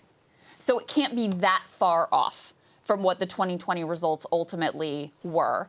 And like I said, it was, it's kind of a kludge. And then I think you also had Nate Silver argued this, I think quite persuasively, that many of the pollsters were even putting their thumb on the scales beyond just the recalled vote methodology, where they would actively sort of manipulate their results to get them to be near the average because they don't want to be that outlier and get called out and embarrassed in the future, et cetera, et cetera. And also, the modelers have kind of created that incentive of not being too far off and not getting out over your skis because that'll hurt your rating that goes into the models for the future. Logan wants to chime in on this. Go He's ahead. a modeler, We so actually- I don't want to besmirch you over here, Logan. One Go second. ahead. We do have a guest, Parker Short, who's Oh, actually Parker's ready to go? now. Yeah, so if we could go ahead and queue him up. Logan, please hold that thought. And feed us any questions if you want us to ask Parker. Parker is the Young Democrats. President of the Young Democrats in the state of Georgia. There he Parker, is. always great to see you, my friend. How are you? What's up, dude? I'm good. I'm nervous. You're as I'm muted, sure Parker. No. But, You just can't hear him, right? Oh, really? Krystal and I can, so Then we'll you do do the this. interview. Yeah. All right. I'm muted. Ryan is not ignoring you intentionally, but he can't hear you. So, Parker, what do you got, man? I'm looking at the New York Times needle, 72% Trump. Trump 2.5 is the projected margin. What's your response? So Georgia very well could go to Trump. It's going to be within 20,000 votes either way. What I will say, what really stood out to me is some critical counties have margins that are interesting. You look at Cobb County, they're continuing to be more Democrat. You look at Gwinnett County, it's continuing to be more Democrat. But Fayette County, which went 52.5% for Trump in 2020, is now at about 51% for Trump. That number keeps ticking down. That is a rapidly shifting and populous county. And I think when you look at it, the election day numbers are slightly breaking a little bit more in favor for Harris than we expected in some of the metro areas. While she may not win the state, it is not a bad performance. I am pretty hopeful as we continue to get out there. In Douglas County, we outperformed how we did in 2020 by 3 points so far. So we're continuing to improve on our margins in important metro Atlanta counties, but we're also cutting into Republican margins in rural Georgia. They're down a couple points in some of their strongholds like Floyd, which really have carried them across a finish line in some of these previous elections. Interesting. Parker, what can you tell us about the bomb threat situation in a number of these locations? Yeah, so, I previously worked for DeKalb County government. We received several bomb threats to our polling sites. That was also true in Fulton and Gwinnett, all of which are Democratic counties. These have all been found to have come from Russian emails. That is everything I'm hearing on the ground, that it is from Russia. They handled it immediately. They extended polling hours at all of these locations. I believe they've just now ended after a little bit after 8. So voters were able to continue to vote, but it definitely created intimidation. I've heard stories about voters that were scared to go to their polling place because you're seeing on social media all these sensationalistic things about, oh, the church down the street in my neighborhood has a bomb threat. It's really the worst of our politics. It's very scary that, you know, these threats of political violence are continuing, especially at our polling places in Georgia. These are just schools and churches and community spaces that really deserve none of this. And it's scary for our communities, and I'm sad to see that, you know, my local polling places are getting bomb threats. I'm sorry to hear that, bro. Well, in terms of the suburban, so basically, you know, with it's currently leaning a little bit, at least according to some of the projections and others that we have, including Decision Desk, who we're working with towards Trump. I will say, Parker, I'm sure you remember from last time around, I'm pretty sure that's what the analysis was last time around this time. And then it was late into the night that we started to say, oh, well, maybe actually Georgia could go to Joe Biden. Is that your, you know, analysis situation? You said 20,000. It was roughly 10,000 last time. So this it's going to be within 20,000 either way. A lot of absentee ballots haven't been counted, which are going to be overwhelmingly Democrat. Election day votes from Fulton, Cobb, Gwinnett, DeKalb they're extraordinarily populous. So there's going to be a lot of votes, and they're all overwhelmingly Democrat. One thing that really surprised me today was how many of my friends I saw voting on election day. A lot of young folks. You know, I had some of my bros from the high school group chat say, you know, I've never voted for a Democrat before, but I voted for Kamala Harris. So I am hopeful. I do see some of the margin. And we're also doing really well in down ballot races. We're looking to flip 6 state house seats. And we actually have already elected the youngest member of the Georgia State House in Bryce Berry, a 23-year-old. He just beat a Republican incumbent. Wow, incredible. Okay. Parker, what are some of the demographics, you know, if Georgia does end up going to Trump, it's still early in the night, votes are still being counted, it's still very close, et cetera, but what are some of the demographic shifts that you've seen that could account for a Trump victory this time around when he was not able to prevail last time?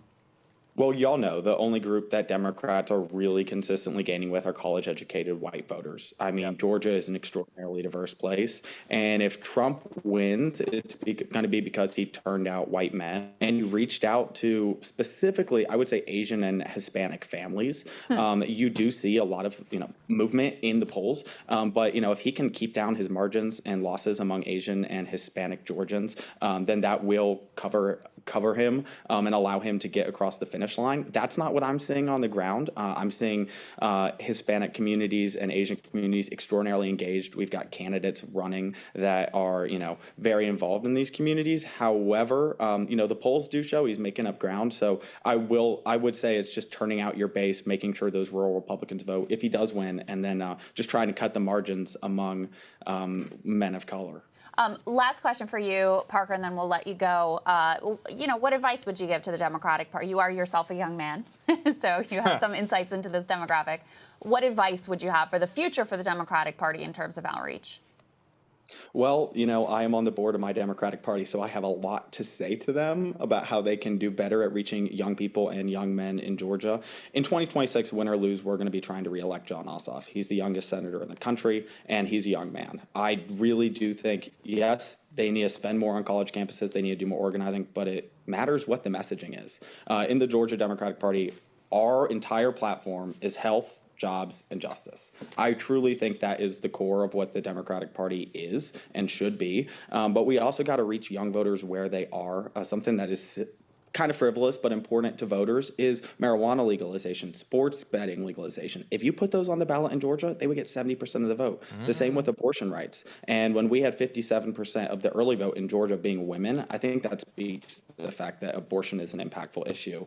And all the modeling for the early vote in Georgia showed that it was going to be overwhelmingly Republican, but that didn't translate because a lot of these people that are modeled as Republicans have actually just voted in Republican primaries, maybe even for someone like Nikki Haley or Brian Kemp, and they're going to vote for Kamala Harris. There are a lot of those Kemp, Warnock, Harris voters in the state of Georgia, and that's what got Warnock elected in 2022. I talked to y'all about that last time. Yes. Those 50,000 voters. Yeah.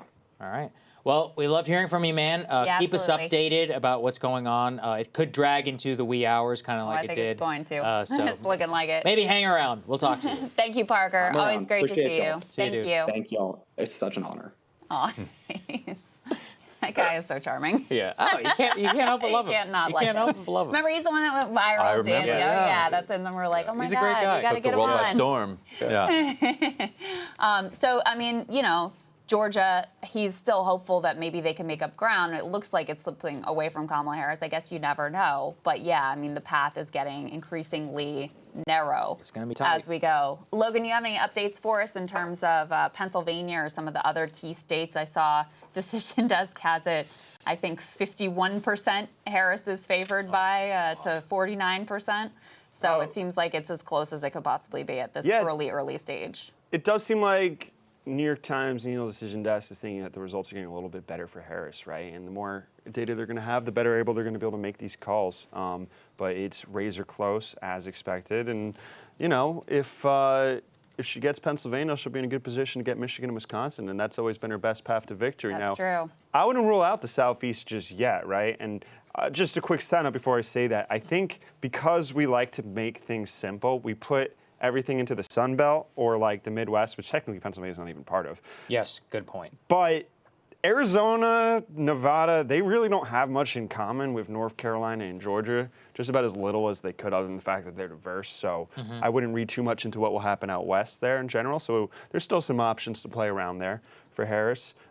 That being said, you know, a 28% chance. That's a pretty good MLB hitter. That's way above average, you know, hits 28%. Well, that's what I was saying with Parker, Logan, is I was like, well, I remember, we literally was here last time. He had like 70% chance of winning Georgia. Exactly. And then it was like 1 a.m. and the needle flipped to Georgia. And everyone was like, wait, holy shit. If you were up until 3 in the morning, you were actually, you know, alive that's for right. the fact that Georgia all of a sudden goes blue. So we have seen exactly this type of thing before. And, you know, looking at it right now, they have it 280 Trump, 258 Harris for their projection. I mean, you know, these aren't fantastic odds. Like, that's still only a 10-point margin.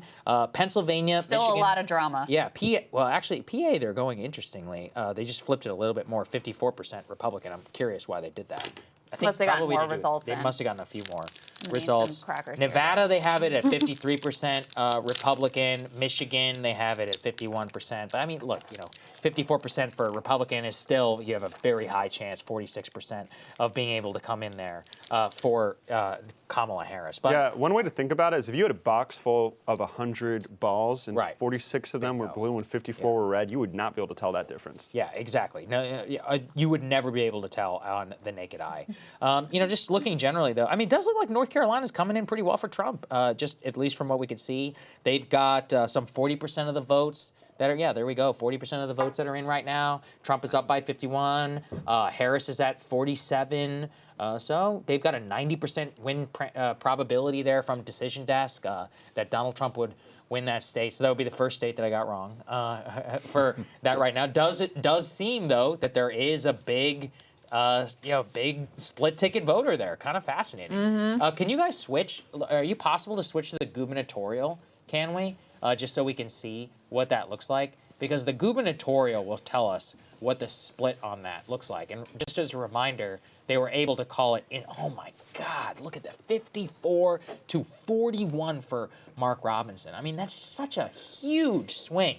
Black Of the Nazis, Stein-Trump not voter. that popular in North Carolina. Yeah, very much so. But it does tell us, though, that that theory that I was pretty incredulous of, you know, that idea that there would be some almost 10, 15, 20% swing split ticket Stein-Trump voter. It exists, certainly does, if Donald Trump is able to pull it out there in the state. So not bad for him right now.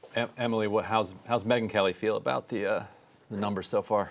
You know, it's actually kind of interesting because a lot of people on the right are feeling very good right now. And a lot of people who are supporting Trump are feeling very good right now. The vibes seem to be quite high. And I actually had just one sort of Republican person text me that it feels like 2016, which interestingly enough is exactly... Ryan was just talking about that. It's Yeah. exactly what Senator Eric Schmidt told me last week. He's been out campaigning with JD. he's been out there like on the ground at these things, and he was like, it feels like 2016 to me. And he said it was like more than 2020, this 2016 vibes all over again. Florida, obviously, I'm sure this is what you're talking about, Ryan. This is very similar to what we were seeing. Interesting. This time, And also, yeah, 2016. just like in 2016. No, yeah, I or- mean, really what it is we see the path. It's the blue wall. You got to pray for, get on your knees and pray for Nevada that Ralston is right, and you're going to win by let's see if 0.3, and Nevada that's and Arizona, 276. yeah. I mean, it's 9 o'clock right now, a little past that, 10 minutes past the hour. That's right around when the networks, there's a famous clip, I think, of Cenk being like, wait, 55% only now? He's like, this is not looking good, Yeah. I've watched that clip a million times. I was just watching it yesterday, but that's where we are. We're not looking at some major victory that's going to happen for Kamala Harris, and already we can see some validation of poll hurting. We can see some validation of the recall to vote.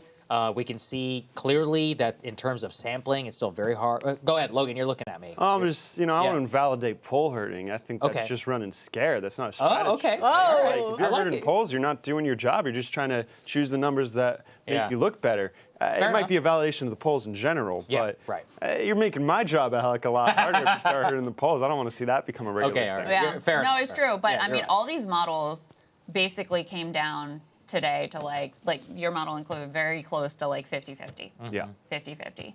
And, so far, it looks like we really are on that kind of a knife's edge election, which does validate. And, I think this was a little bit of an existential battle for the pollsters. Yeah, it was. Because if they had another big miss in either direction, there would have been a lot of like, what is this even about? Like, what are we even paying you people for? But I mean, it looks like the margins are going to be tight enough that they were more or less on track with all of these states. Right, and if she loses Pennsylvania, which she's slightly down in right now, then the only path, then she's done. Like if she loses Pennsylvania, she's done. It's over. Yeah. She can lose Michigan or Wisconsin Yep. if she wins Nevada and Arizona. Oh, But yeah. that's Arizona. Arizona's a tough sell. That's a toughie. I would actually say going in for the swings, that was his best state in terms of the early vote and in terms of the projection in Arizona. Like, But for example, they have an abortion amendment. and yeah, that's They true. I do. mean, but the thing is, then we haven't yet seen the shock up. Yeah. Look, No, you're not wrong. it can still You're come not in PA, it can still come in Michigan, it can still come in Yeah, Wisconsin. it can. But in Arizona, like some truly crazy shit would have to happen. The other thing is, I mean, not saying that these are exactly the same, but one of the theories for why Trump could underperform in Arizona was because people hate Kari Lake. But as we just proved in North Carolina, there are a lot of They're happy to Trump ticket split. voters, happy ticket splitters, who would be very happy to vote for Ruben Gallego and also vote for Donald Trump, and would be pretty easy to put him over the top. So yeah, if she does lose PA, let's put it this way then, Ryan.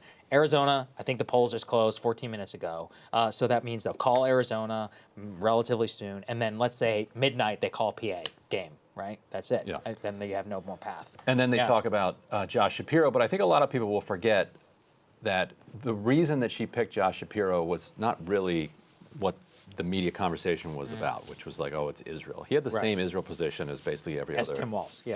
candidate. Including Tim Walz. Right. It was, we would be talking about his involvement in a murder cover-up for like weeks.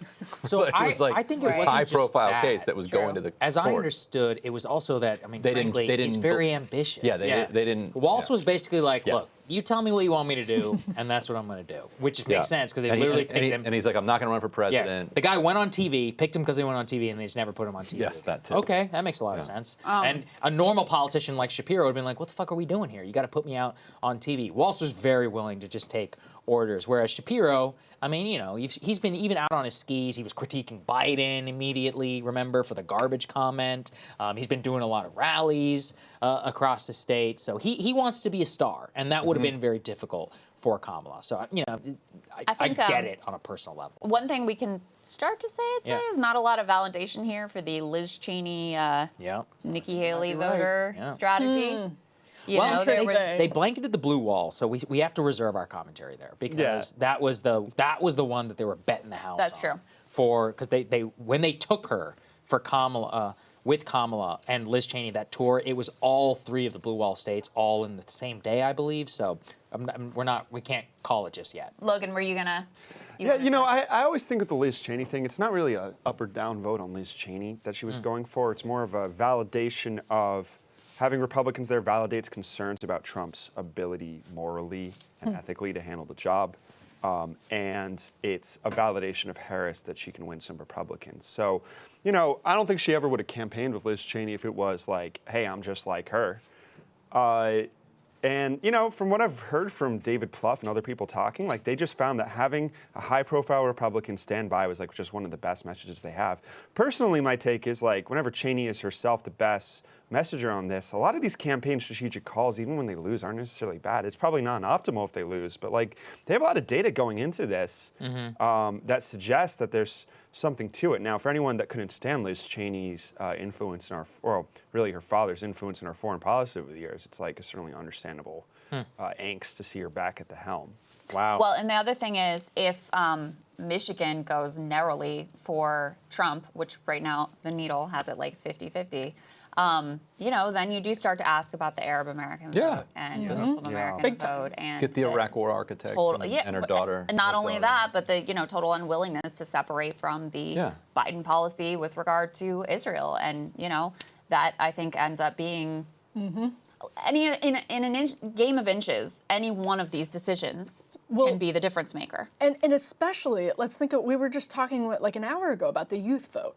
So let's say they're trotting out Liz Cheney and they are basically giving a middle finger to people who are upset, young people who are upset about the administration's position on Gaza, and they don't get high turnout and high support in these college towns. I mean, we heard earlier that Kamala Harris was feeling good about what she was seeing in Pennsylvania. Right. But say that genuinely we see depressed turnout among young voters. That's that's a big L for them. Yeah. That's Couple data points. So first of all, the New York Times needle has its 66% chance of Trump victory, which is pretty wild. Wow. And it's only 9:20 Wow. p.m.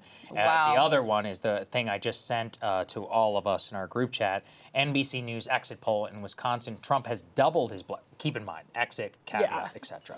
But according to them, Trump doubles black support. This year, Trump pulling about 20% of the black vote versus 78% for Kamala Harris. 4 years ago, Trump won only about 8% of the black vote in Wisconsin. So 8 to 20, gigantic in terms of what that increase would be. I mean, and that would be very consistent with and I would be willing to bet everything, the vast majority of that movement amongst black voters is with black men. So there you go. So that would be bet the house on the male strategy, the young male, the gender gap theory being here, and really more racial depolarization, which, you know, if Trump does win on the backs of this, I think would be good for the country in terms of that. I mean, if neither party has to take any particular racial demographic group for granted. Yes, then you always currently have to fight. Like you guys said, though, I mean, this we really cannot ignore where some of these individual decisions, especially in Michigan, that would be huge. Like if she loses Michigan by a hair. I mean, remember Hillary, I think, wasn't that Hillary's tightest state? It was. I want to say it was.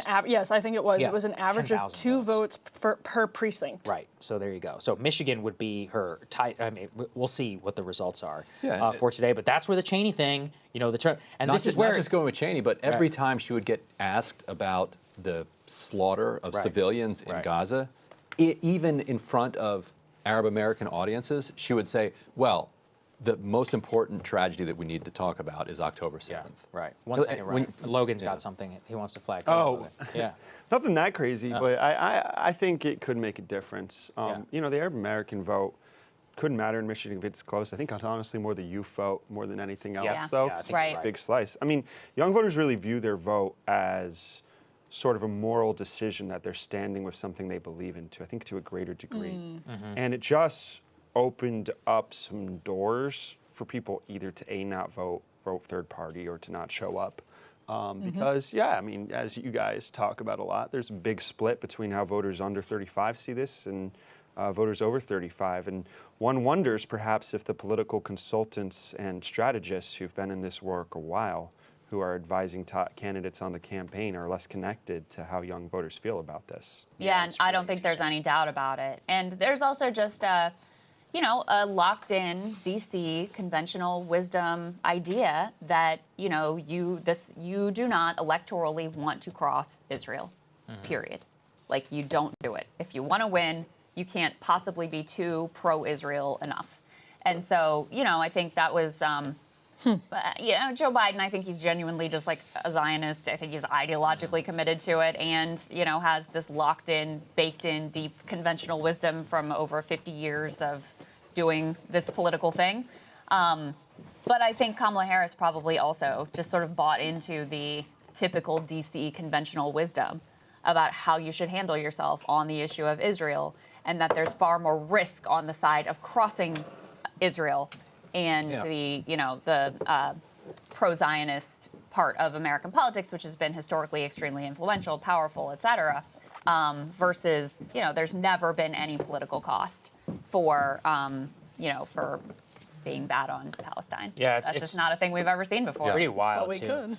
Could be the first time. Yeah. Could be. Let's not sing the obituary yet. They still got it. Still early. 10% Yeah, Wisconsin. true. They got it even in Wisconsin, New York Times Needle. Well- Even in Michigan.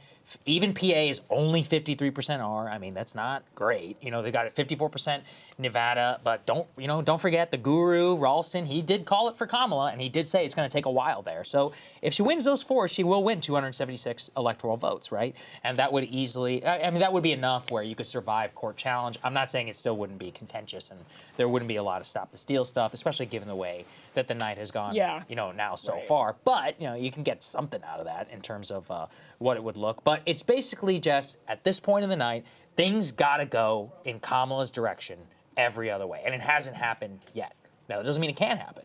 It just means it hasn't happened yet. And so I guess I would much rather be Donald Trump going, into the wee hours than I would Kamala Harris. Definitely, She just did not get any of those early signals that she needed to have any sort of confidence going into tonight. Yeah, no doubt about it. No doubt about it. Right, and she kept struggling on the question of how would you differentiate yourself from Biden. That was huge. And she had an obvious one there. Right. Like, she could say, like, Netanyahu wants Trump to win. I will change course. Right. Well, From Biden, like, and support for Biden's policy on Israel-Palestine was in the 20s. Right. It was right there. actually one of his worst issues. Yeah. When people ask, like, his handling of this and that.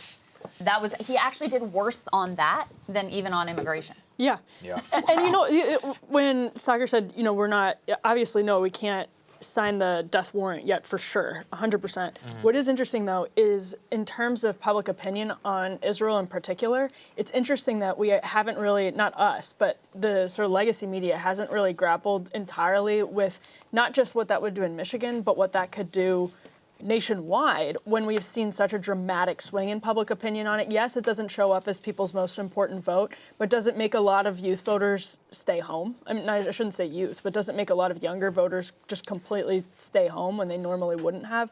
Another interesting thing, I went and looked at Real Clear Politics last night because my sense was that the vibe shift was really bad for Kamala Harris when she started oversaturating herself in media and podcasts. And Saagar's point about not differentiating herself enough really reminded me of this because she goes on The View and gets unintentionally knocked down by Sonny Hostin, who was not trying to ask her a tough question, but Kamala Harris couldn't differentiate herself from Biden. But actually, where we started to see her numbers dip was around the time, believe it or not, of the Jeffrey Goldberg Atlantic story, which is after that, Democrats started going crazy with this message of fascism, Oh, that's interesting. fascism. Yeah, that's right. You're right. Trump's numbers started to go up if you look at it when she started oversaturating herself on media. But that is pretty interesting because that they thought was their ticket to suburban women and suburban men too. That was what they thought would do it. Well, that's what Krystal's getting at with the whole Liz Cheney thing. We can't sign the death warrant on it yet. It could still work. She's got to win the blue wall. Ohio had enough movement that pull off like an inside straight now. It's exactly right. Like Which you it's possible. If you've seen the odds, and you have a 30% chance of something happening, you would take a bet on that. But it's not the best position to be in when you're sitting at a table and just praying for 30% odds, and the house has got a 60% edge against you, right? Right. If you play craps, that's like putting one of those side bets, not off the pass line. That's kind of the equivalent Don't of gamble. what we're talking about here. Although, you shouldn't gamble. But if you do it right. By the way, we're all eating at the table. That's why they're so keeping please, the screen up. the screen is up because we have food. Sorry to hear them munching on if the you do hear mic it as well. I mean, I think they could come to us, right? What do you guys think? You guys don't mind eating on camera, right? If I've people been don't eating mind crackers for a while watching now. us, you can switch around the cameras.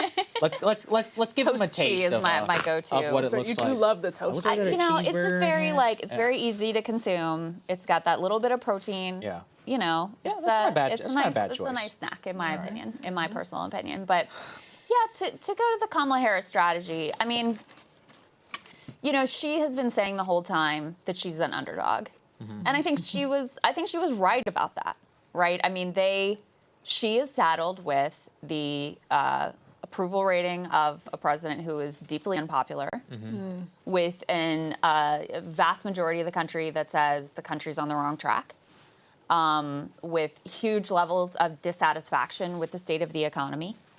And I think she did make some, you know, poor choices in this campaign, in my personal opinion.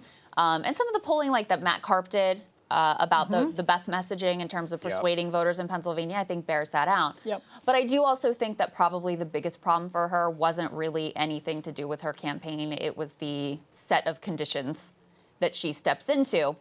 And then to Ryan's point, you know, she exacerbates that by being too afraid to really break with Biden on anything significant and really distinguish herself as, I will be the change candidate. Here's how I'm going to deliver for you. Now, they ran massive numbers of ads on their economic platform.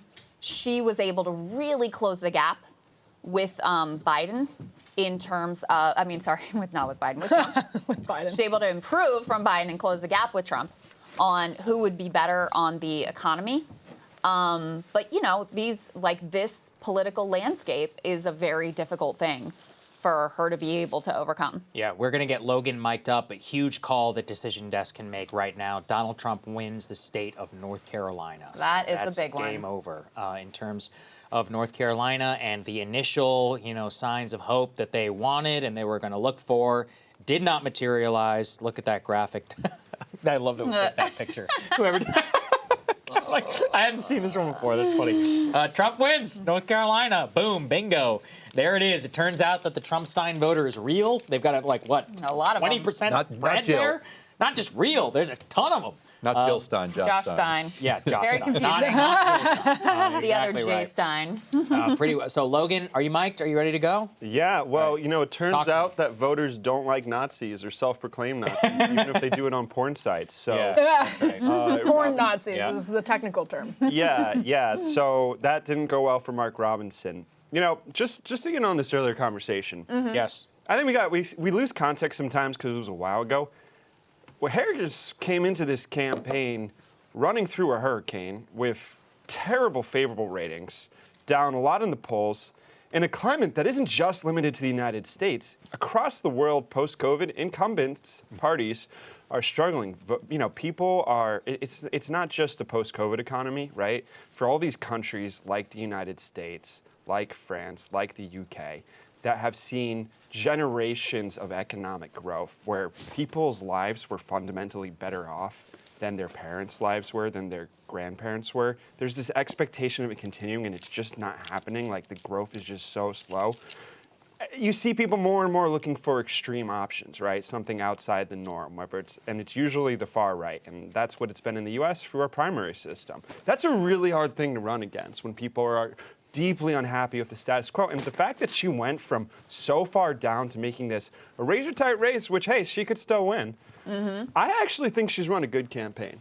I genuinely do. And I know that's not what we're supposed to say in this situation when we see a candidate who who is the underdog, but sometimes you just have a rough hand to play.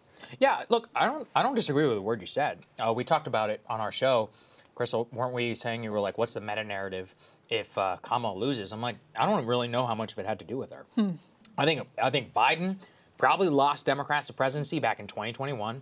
Inflation, Afghanistan, people were pissed. He didn't step up. Then he has this dementia that he drags us all through, this national nightmare up until the debate. Then after that, forces Harris to the top of the ticket. No primary. I mean, any stress test and anti-fragility that's supposed to exist in the democratic system is not allowed to work, and she has to just take the campaign and then roll it, for 100 days and try and pray to win. So yeah, there's some individual decisions that we can nitpick. A lot of this is on Joe Biden, in my opinion. Yeah. I don't think much of it has to do with Joe her. Biden and the Democratic Party. Yeah, that's for right. Blocking The big D having a Democratic democratic process Right. by which she would have been strengthened, and there would have been input from voters to be able to select who they wanted as the nominee, versus this rushed backroom deal, which is what they ultimately ended up with. So yeah, I think all of those things end up being really critical and really significant.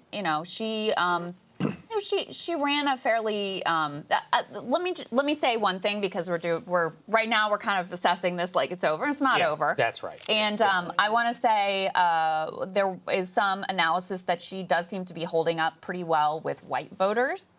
And the industrial Midwest, the blue wall states, are pretty white. So, I think that path is still theoretically alive for her, for sure, which would give her that 270. I also wanted to update, apparently Fox News' decision desk has made the call for Ted Cruz. Oh, okay. So the call in all red hoax. dream is dead. The all red dream is dead. The all red hoax. And that means, John Tester. Well, first of all, Sherrod Brown has to hold on in Ohio. And I don't know, Logan, are you able to pull up the, so Decision Desk hasn't called it yet for Cruz, but has his win probability at 89%. Can you pull up the Ohio Senate race with Sherrod Brown? Because I'm wondering, if he's going to be able to hold on in the state of Ohio, which is another, and look at that. See, that's on a knife's edge, too. 51-49 with the Republicans ever so slightly favored. But, before we even start talking about Montana, we got to talk about Democrats got to hold this seat. Wow, I haven't even been paying attention. That's pretty wild. So 60% of the vote and Moreno's up by 4. Yeah. I was not expecting. I thought Sherrod Brown was going to pull it out. Right. The That's where a polling lot of is pretty- Everyone did. Yeah, Yeah. I mean, it's, it's basically 50-50 right now. It's a coin flip. So he still may be able to pull it off, for sure. It's even odds. But yeah, this is, it's definitely a increasingly difficult state for him to be able to win. The polling has had him pretty consistently up, but by narrow margins. And So it would not be crazy at all to see him be taken out now. this could be totally wrong, but this is why I am just jonesing for results from Nebraska. Because, Yeah, I know. and you know I feel the why? same way. Because I am genuinely so curious about if this is jonesing for those Nebraska. I need a jonesing Nebraska for man. You need that Nebraska stuff. I need them like Saagar needed Georgia, No, I because needed weed. That's what. yeah, well, you needed that. But because I'm just so curious if Republican momentum translates potentially to good news for Dan Osborne if you have new Republican voters who are coming out, and they're Trump Republican voters, Dem numbers but they're in not Deb Fischer Republican Right. voters. I mean, that is just a weird potential situation where What they're do we got? What do we got in Nebraska so far on the Senate race? they're splitting tickets, right? So they're splitting tickets, voting against Mark Robinson. I mean, I don't know. Yeah, Like, we got some specific stuff going it on. could be something interesting here. Only But 20. it's only very 20%. early. Yeah, very, Yeah, very yeah, it's too early. So, and in fact, I think this must be like the mail-in ballots, Yeah, because that's the whole right. state looks pretty good for Democrats right at the moment. We know that's not going to last. But yeah, that race is one. I always, at some point in the night, I always knock over Inevitable. either my hairspray or the jar of lip gloss that I We're have good. down We're there. good. But in any case, this is a race that I've been so fascinated by, and that you guys interviewed Dan before it really became like, a big thing in the national media. Then they started paying attention because he was consistently polling, really close. Margin of error, or even at times had some polling that had him in the lead.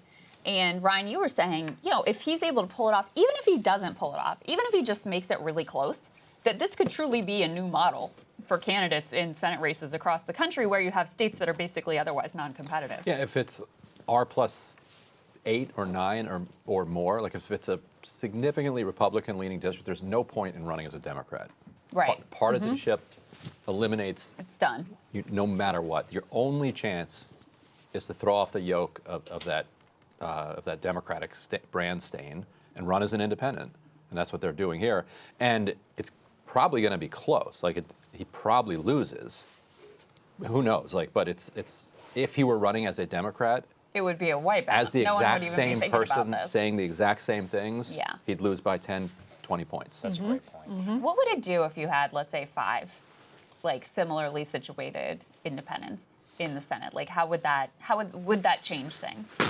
I mean, it would keep Democrat, because they would, assuming they caucus with Democrats, because that's what he would do, it would keep Democrats in the Senate game as it becomes increasingly difficult for them to hold on to Senate seats. Yeah, because the Senate math And it would, really it would cuts make it a, against it would them. make it a more worker-friendly Senate. You know, to have actual workers in there. Right, Yeah. where instead of catering to Joe Manchin, who's Right.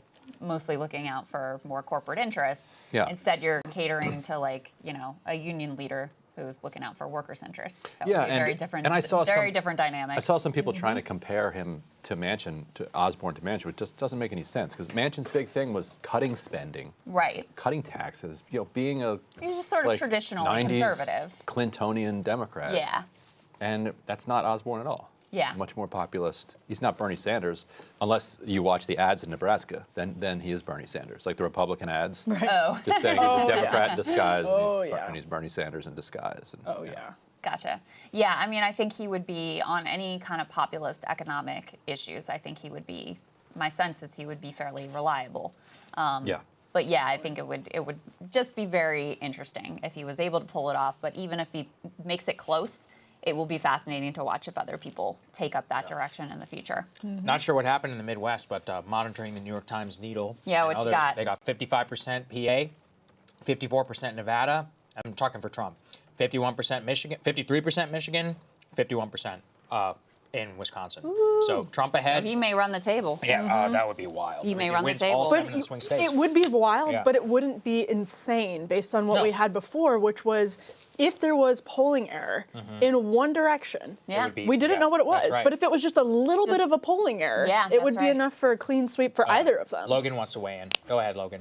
Yeah, I mean, I also think, not to be repetitive or Please be Like- repetitive. No, you can't. We got hours Yeah, to talk be here. repetitive. We're gonna Yeah, see where's what we happens. going? And if they're all like 50 to 55%, Yeah, you're right. then Yeah, that's they're all right. probably going the other way too. I wouldn't Right. be surprised by So, a clean okay, sweep either you're way. exactly That's a right. great Let's point. take That's the a great probability. You point. take 0.5 times 0.5 times 0.5 times 0.5. Oh, What is in that place you're in a disaster, but Yeah, they're probably all now going you're the like same 8% way. or something? But they're all Yeah. probably going the same way. They're not independent. Oh, So true, if true. you win Good one, point. if you win 2 of them, you're 80, 90 Yeah. plus % chance of winning the third if they're as close to, well, I don't want to say that with confidence because I'm just saying that off the cuff, right?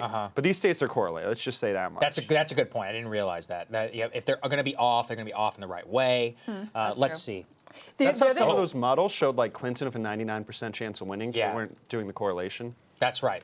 Great point. Can I just say another quick thing about Nebraska? Because I saw this tweet from Kyle right here. He said that the right to abortion vote fails in Florida with 57%. So that gets back to our point about Mark Robinson, about all the split tickets that are happening. If you have people going in Florida, Latino voters breaking for Trump, you have a big Trump win in Florida, and 57% of people voted for the right to abortion? Yeah, that's still wild. Yeah. That's a different kind of Republican voter. It is the barstool trying to say it, conservative that you've been talking about for years. Many people have said Well, and backing that up, NBC yeah. News exit poll has Trump making double-digit gains with Latino voters. Yeah. Yep. Currently There you breaking 53% for Harris, 45 for Trump. In 2020, they went to 65 for Biden, 32 for Get Trump. this, I've got Michigan here. Younger voters, 18 to 29, are narrowly going for Trump right now in Michigan from CBS's news exit. This deficit for Harris is in large part due to younger men in Michigan who are more for Trump. Wow. So The there Trump is, bets look yeah, like they're the paying Trump off. podcast bet is paying off, at least for now, in terms of what that looks like. But at the very least, and this is also where the bets are, so much of the political decisions are downstream of already existing cultural forces. Like you already saw a gender gap that was happening. You already saw podcast demographic trending to the right. You already saw a lot of the stuff that you were seeing organically, and then the campaigns are trying to capitalize on it in the moment. So, how much can we say is actually derivative of their individual choice? It's like difficult. But Logan, you're looking at me. You've got some thoughts. Yeah, I'm on the fence of saying this, but I should just say it, right? Yeah, say it. I don't know if do you guys think Trump actually has run a good campaign this time? Like the man, not the campaign? the man? That's very difficult to say. Yeah, Because like he seems to be. I wouldn't call it his prep estimate. I don't think he's ever Yeah. run a good campaign. I think he's had really weak opponents every single time. I think See, he's had really and weak that's another opponents. one where boy. I would not even necessarily say that any of his campaigns mattered. I think he has always Yeah. been. Trump is a reactive cultural Exactly. force, Exactly. and that's I exactly what I was agree. getting at with my comment about the podcast bet. So it's like, did him going on Rogan really seal the deal, or is it that a bunch of guys who love Rogan are already really right wing? Right? I could say organically, I think that was already the case, and this was just the apotheosis of a social phenomenon. 2016, you have a deep disgust like with Hillary Clinton, with theories of, you've got the immigration situation. I mean, that is an underrated part of all of this. I mean, look, if Trump sweeps all 7 of the swing states, like it's, that's as good of a mandate as you get in terms of his message on immigration. Plus, he'll have a trifecta. In the Senate and the House. You're exactly right. If he wins the White House, Yeah. that you can take it to the bank that he also will win the Senate and the House. Well, and if he wins all 7. Logan, you were saying something? Go ahead. Yeah, I think the voters want what they want, right? Yeah. And we're at a time where people are deeply dissatisfied with the status quo, and Trump is the id, right? Yeah, that's right. That's it. And, I think he has more often than not made it harder.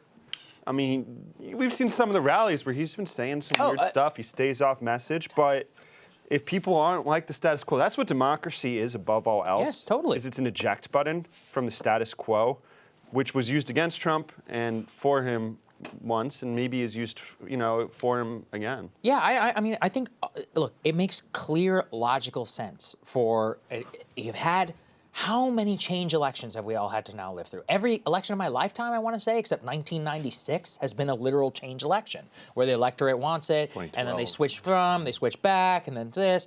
And so it makes total sense that a guy who lost 40,000 votes, of who people look at very affectionately from pre-COVID times, and they're like, and by the way, the immigration situation has gotten worse, which is the number 1 issue for the Trump voter. And then you also have deep satisfaction, as Logan is saying. That is an id, vote. And look, you can't blame folks. That's a frankly normal reaction.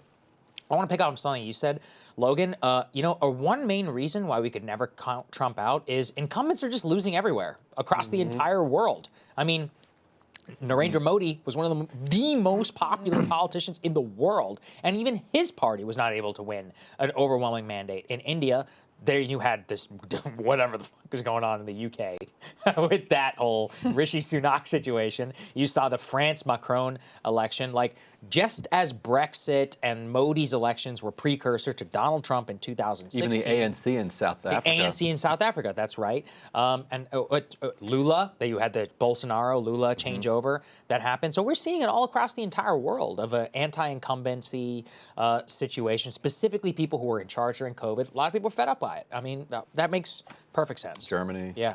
Go ahead, Logan.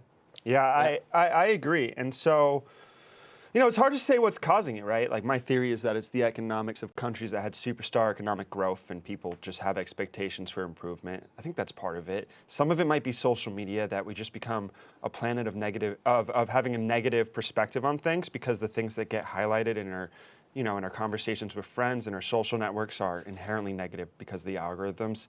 Some of it's just dissatisfaction and communities, connections thinning after COVID.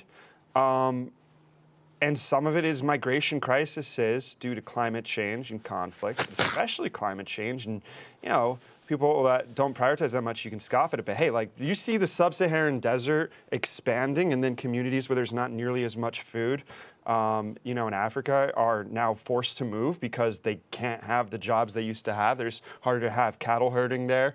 This is a genuine big cause of migration, and that's a real avenue for far-right parties to rise on. Certainly has been the case in Europe. Yeah, I mean, a lot of it is very interesting. I don't know. Like, in terms of, by the way, do we have any more calls that have been made? I'm sure there's been a few since it's past 9:30 now. Oh, Maryland, they called it for also bricks. So wow. The Hogan dream is dead. Yep. From the decision desk. Do we want to go and pull that up? I wonder what the margin was. So I'm actually curious. what that will mean as we're pulling it up, if Republicans aren't able to take the Senate, it obviously looks good for them right now. Numbers look good for them right now, all of that. Hogan losing that Senate seat is brutal for the NRSC if they don't do well in the rest of the Senate races. Should have run as That's independent. true. We still got to wait for Montana. We got to see what comes through over there. Put a lot of money into that. Look at that margin. It's huge. 55-43.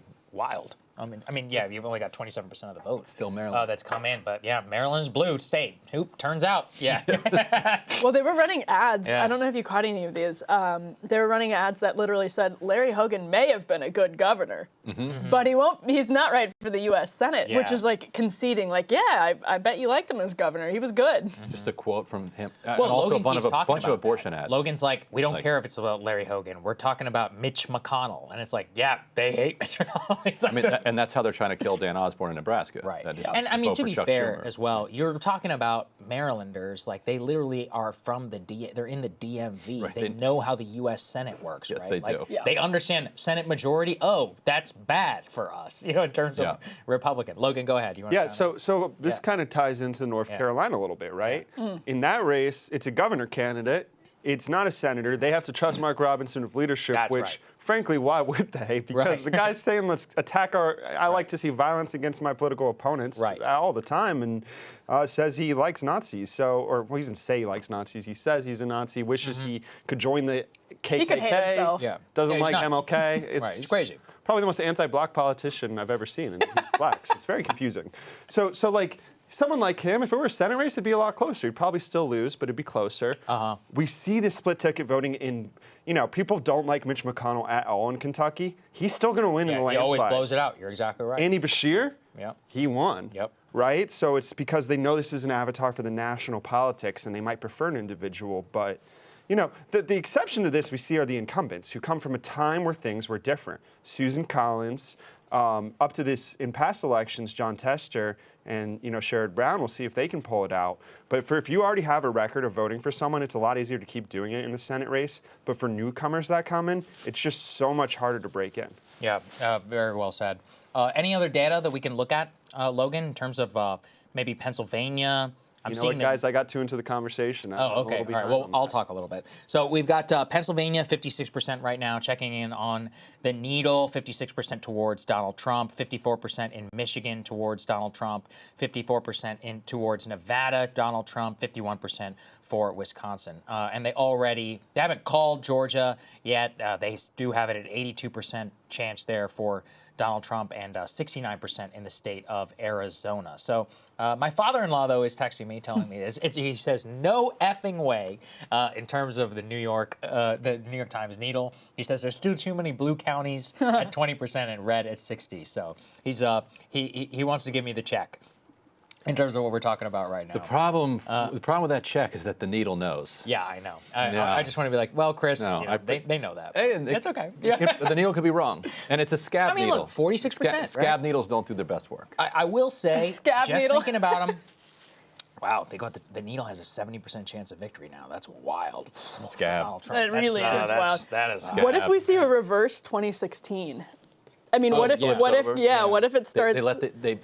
They reach a contract with the union workers. They fix the needle, and it's the needle goes back. Look at Mike Lawler up by 6 points over Mondaire Jones with only 17% in. That's a key House race. Let's see. I'm trying to look at some other House races. Yeah, I mean, it's actually an interesting point from your father-in-law, Saagar, because the trends. by the way. Right. Yeah, I mean, the trends are like, they obviously we're seeing a lot of good news for Donald Trump, and Logan will be able to speak to this too, but we still just don't have enough from places like Wisconsin and Pennsylvania. Sue Altman, leftist New Jersey House candidate, is up by 3 points over a Republican incumbent. That would be a cool pickup for Democrats because she's not running as a centrist at all. By the way, he says to add "Go Birds" if I'm going to quote him. So All right, there go you go. Yeah, Birds. that'd be an interesting one too. 'Cause Democrats, by and large, let Sue Alderman high and dry against Tom Keene, who's a longtime legacy family. It's because in she's New progressive. Jersey. They always leave progressives high and dry down the stretch. True. We'll see if she pulls it out, but she's up now with half the votes in. So what did I miss, guys? The The needle move. Yes, The actually, needle did The move, needle's now 70% Trump. scab- but Ryan's scab calling needle. it a scab needle. Yeah. The scab needle. Yeah, Ryan says it won't work as well. Could be. Yeah. Could be. It's run by the That could be managers. The story of this election. It's run by the bosses. It should be a rat. It should be a rat tail. Oh, there you go. I like Scabby. that I'm going idea. to step off for a second. I'll let you guys handle it. Okay. Yeah, can we get an AI design, turn the needle into a rat tail? I'm sure they could do that quite quickly. All right, let's take a look at this. All right, so they got PA narrow ever so Struggle. slightly Kamala. No, but yeah, oh yes. 51% Kamala. Yes. Oh, wow. They've got Michigan ever so slightly Kamala. And they've got Wisconsin.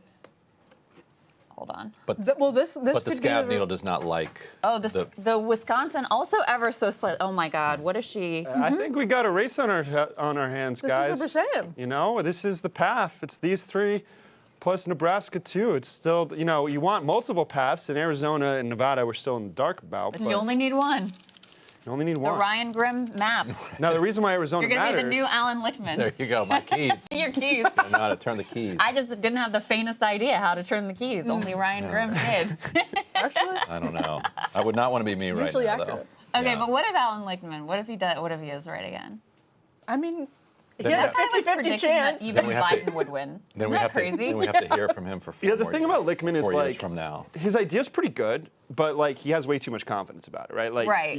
like that's a really good premise if you're going to come up with 13 things to measure a president that aren't database, but like you're going to be wrong sometimes. No one has a 100% chance of being right, and he kind of views it as like, oh, once you unlock the 7th key, it's done.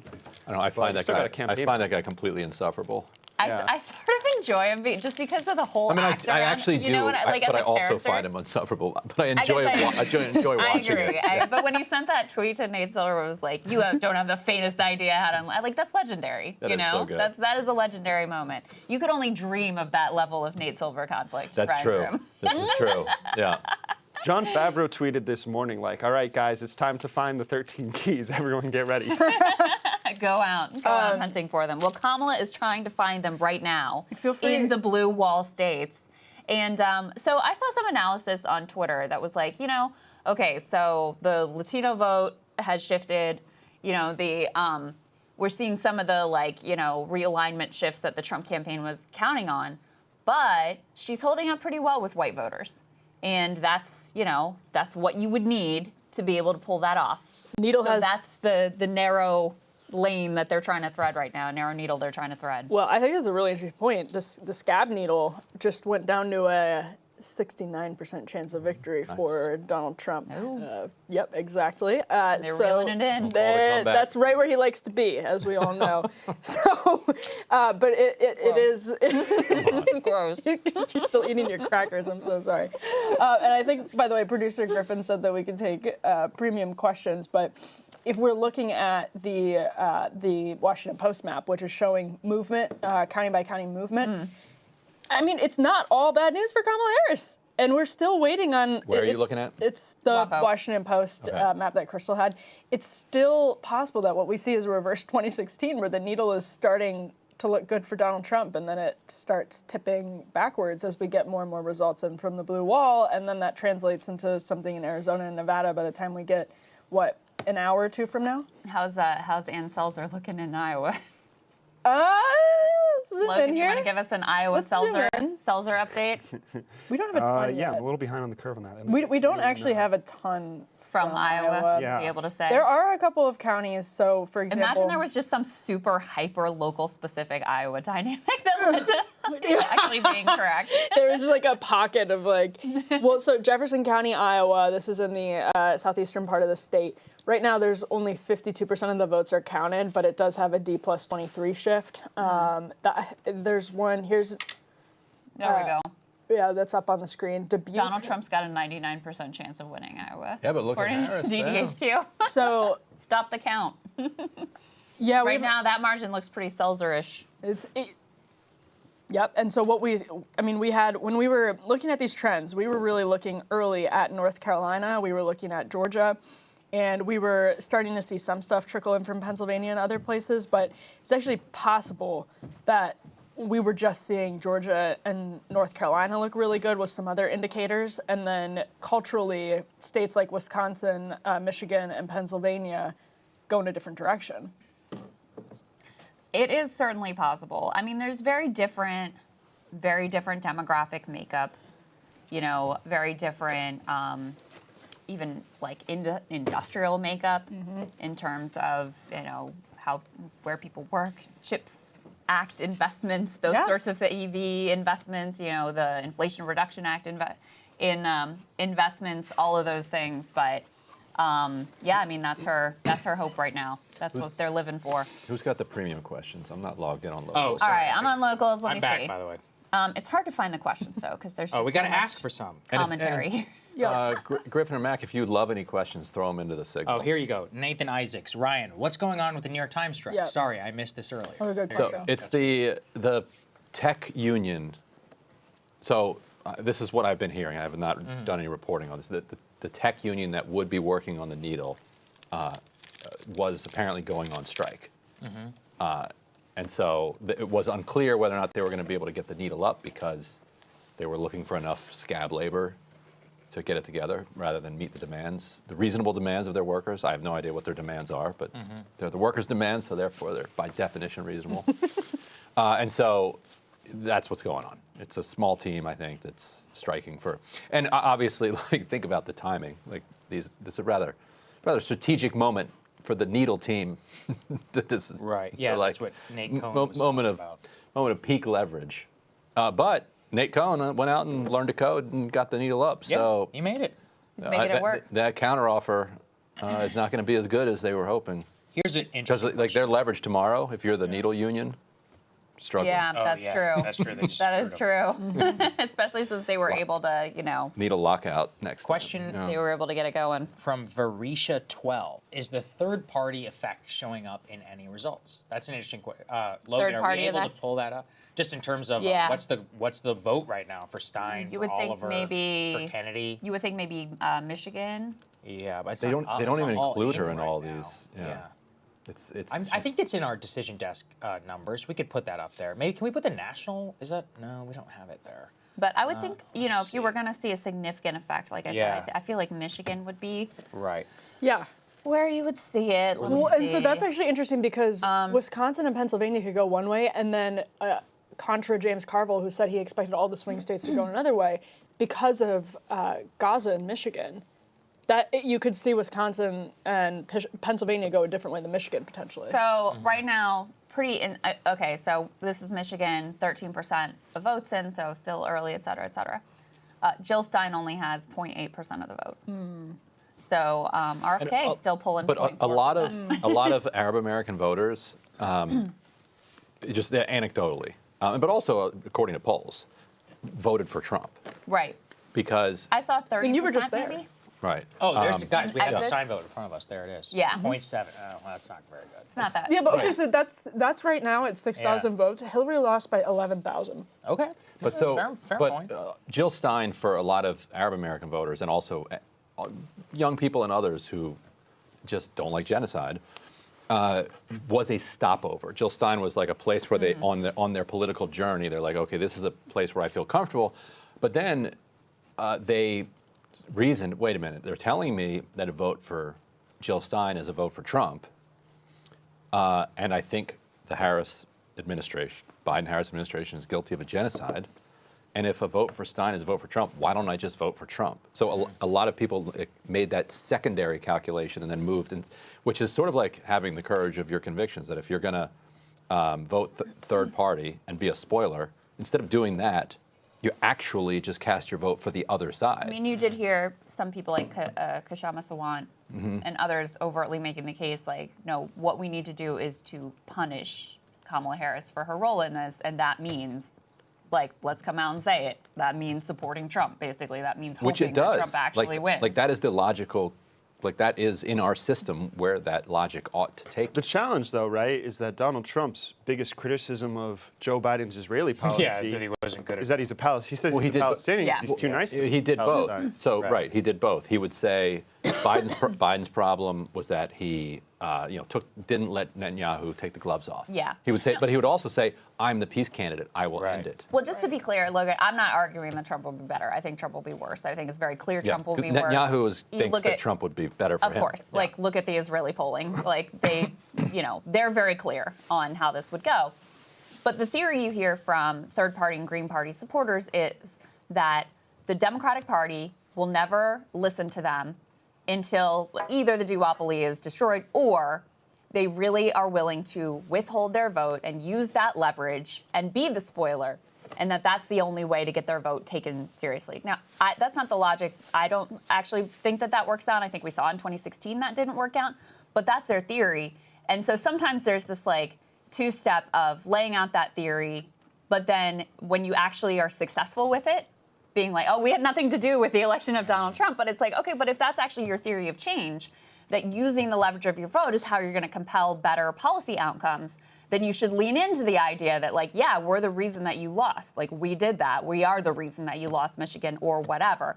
So anyway, we're getting a little far afield here, but would you pull up for us, Logan, let's just go through the blue wall states again at the presidential level and see where we are in terms of the decision desk HQ probabilities.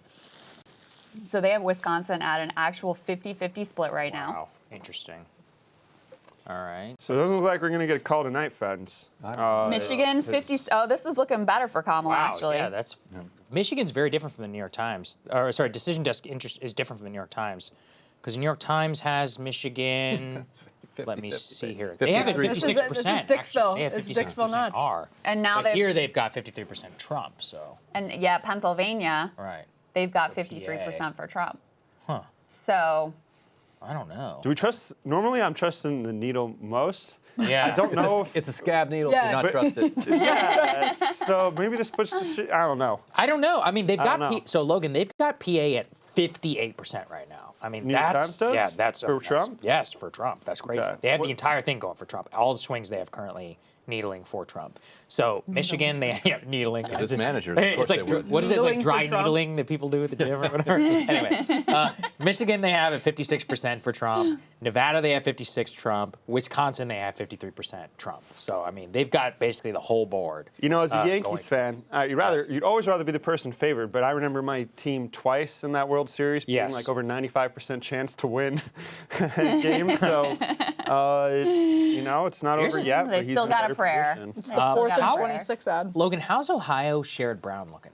I know people are keeping an eye on that because if that could be an indicator as well. I'm pretty interested to see how that is. We'll take one more premium question. I've got the Harris Hopium. Okay, If we what is want to lay that out, God. slightly higher than expected support in early vote from suburban Georgia. So again, Okay. like looking at the suburbs, outperforming 2020 in Douglas, Rockdale counties. No rural surge for Trump.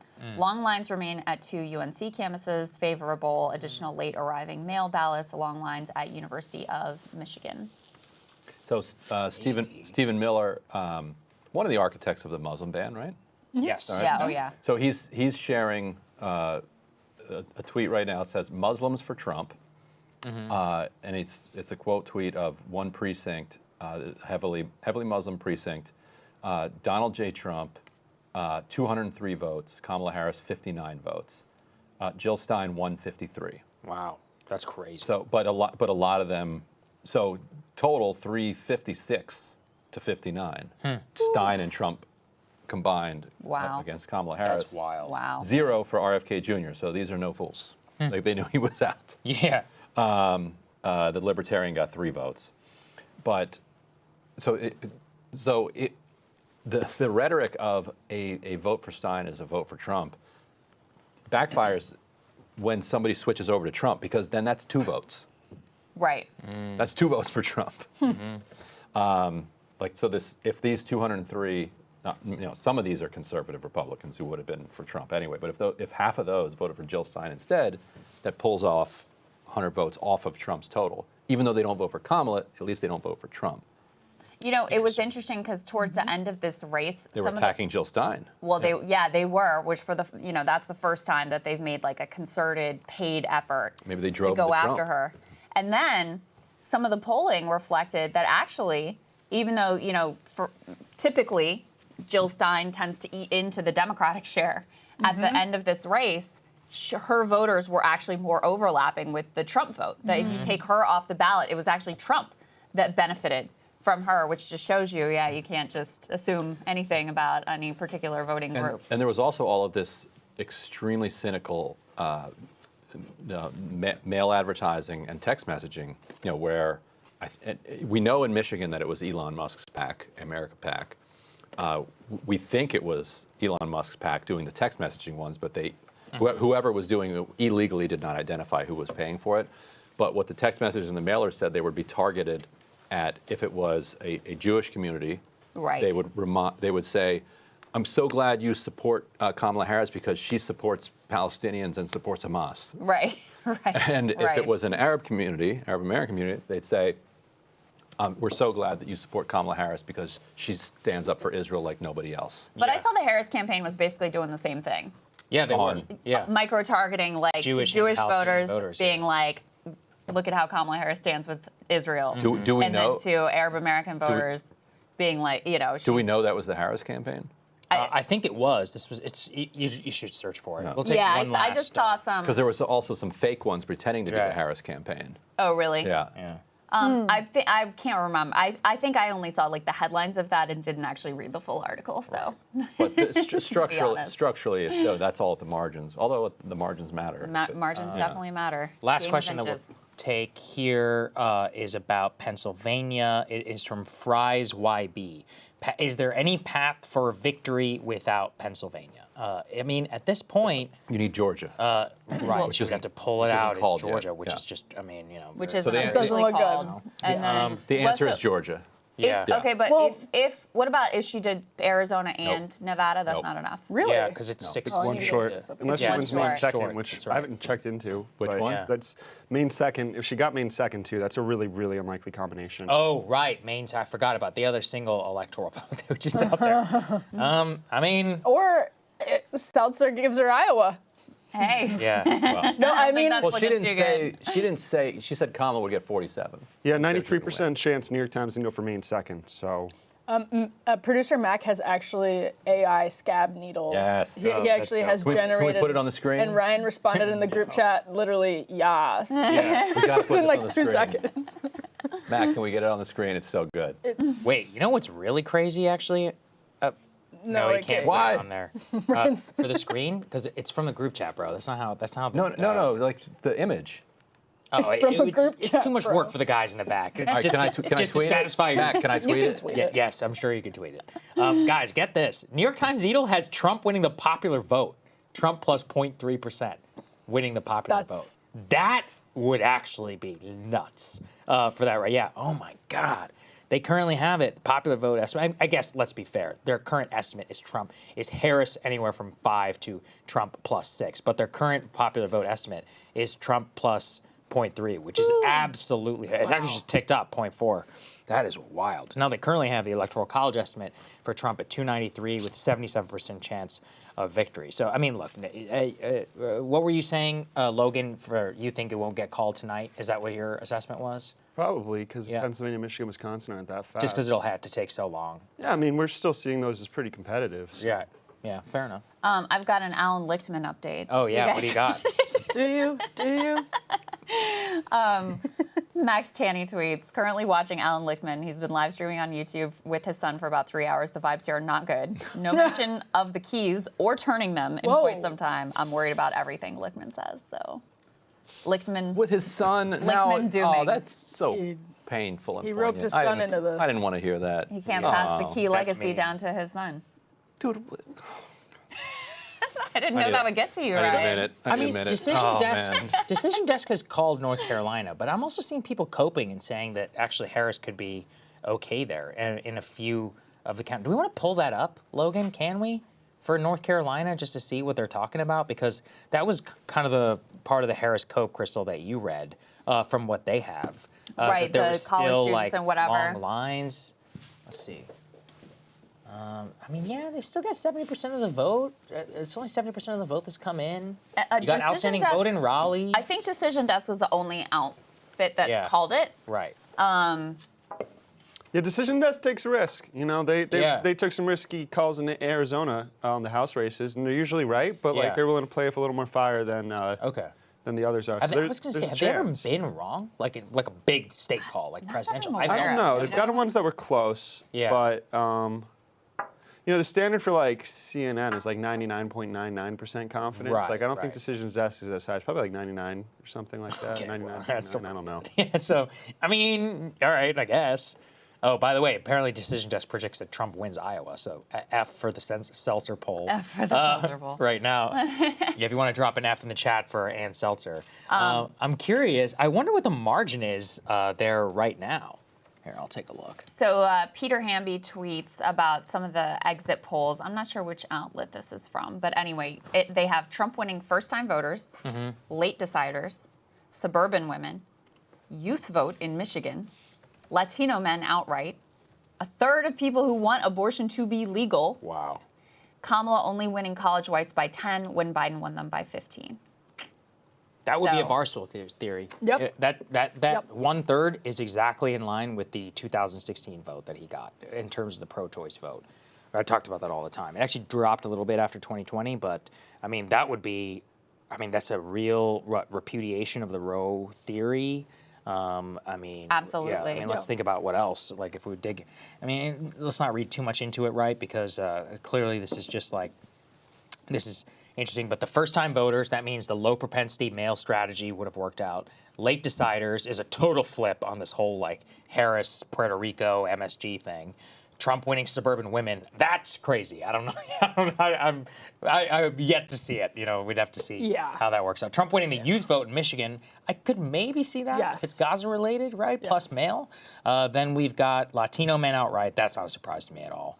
Trump winning third of people who want abortion to be legal, fits with the Barstool theory, and basically the idea that because he is so like, you know, kind of attached and above it all and he's not seen as personally pro-life, that people are not willing to tag him with it. And then Kamala only winning college whites by 10 when Biden won it by 15. So, I mean, yeah. I mean, you've got like richer, like COVID dissatisfied white voters who have come over. Then you've got the young men, the low propensity vote coming out. And then you've got also all these other critical demographics which would clearly show that. But I mean, Trump winning, and I mean, I still can't believe the New York Times got him winning the popular vote. That's honestly the more stunning part now at this point. But than we've him talked actually about winning it the for a election. couple months That would be because of this wild. Yeah. potential where you see, like in states that aren't swingy with urban centers that do have a lot of Latino voters, if he starts running up the numbers with those No, men you're in right. You're particular. right. Florida, New York, doing better in Yes. California. You know, I will Totally. say, we kind of have to table this conversation until California actually really comes in. That's a it's great just On such the a popular yeah, vote? for popular That's a vote. great It's such a huge percentage. It's just like, at a certain point, we can't,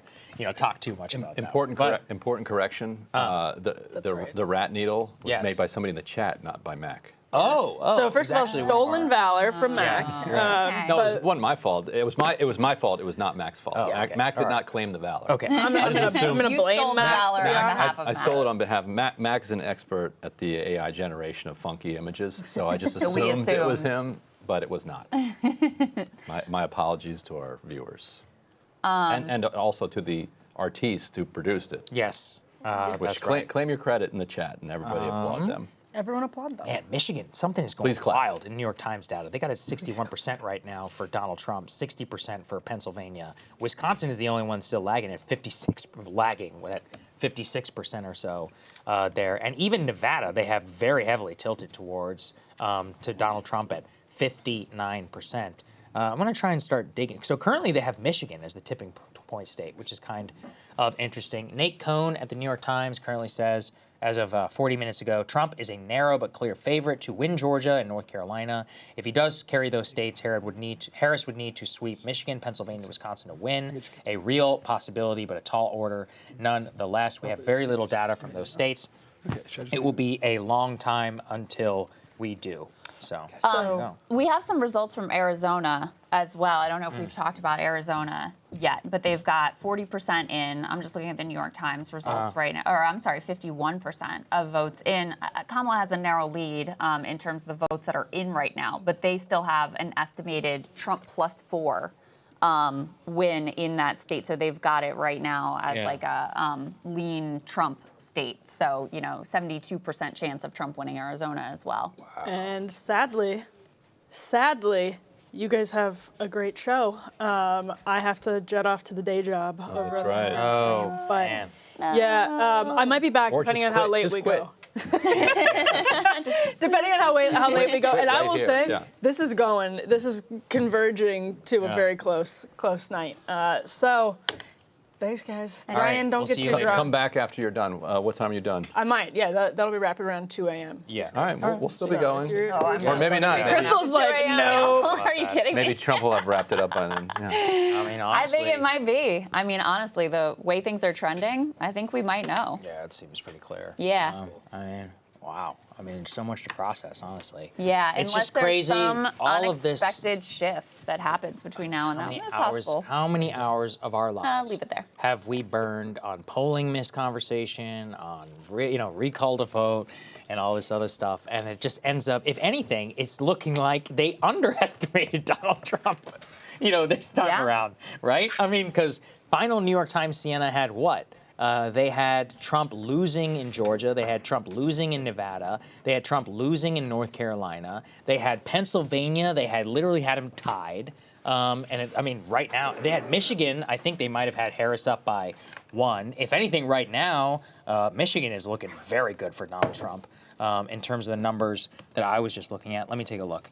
In terms of the vote for what it is right now, the 51%, 61% Trump probability for a win. I mean, that's stunning in terms of even with only 20% of the vote that's in. All right, we can come out of this. Yeah, we can come. Don't kill people with the images too long. New York Times has Trump. I'm hearing an echo. I don't know if that's just from It's because the program, door but, is open. New York Times has Trump winning North Carolina projected by 3.2.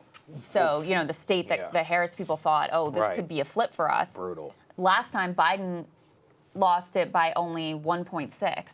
Yeah. And so they have him basically, doubling the margin in the state that, again, the Harris people felt pretty good about being able to flip. And a lot of polling had, held up there pretty well for them. So, Eric, did you say that Shelby is ready for us? Okay. Let's go ahead and go to Shelby Talcott, who can give us an update. Shelby, great to see you. How are you? Good. How are you? Sorry if it's a little loud. I'm at the convention center for the Trump Watch Party in West Palm Beach. Actually, we don't hear any background noise. Yeah, we don't hear anything. Perfect. We're good to go.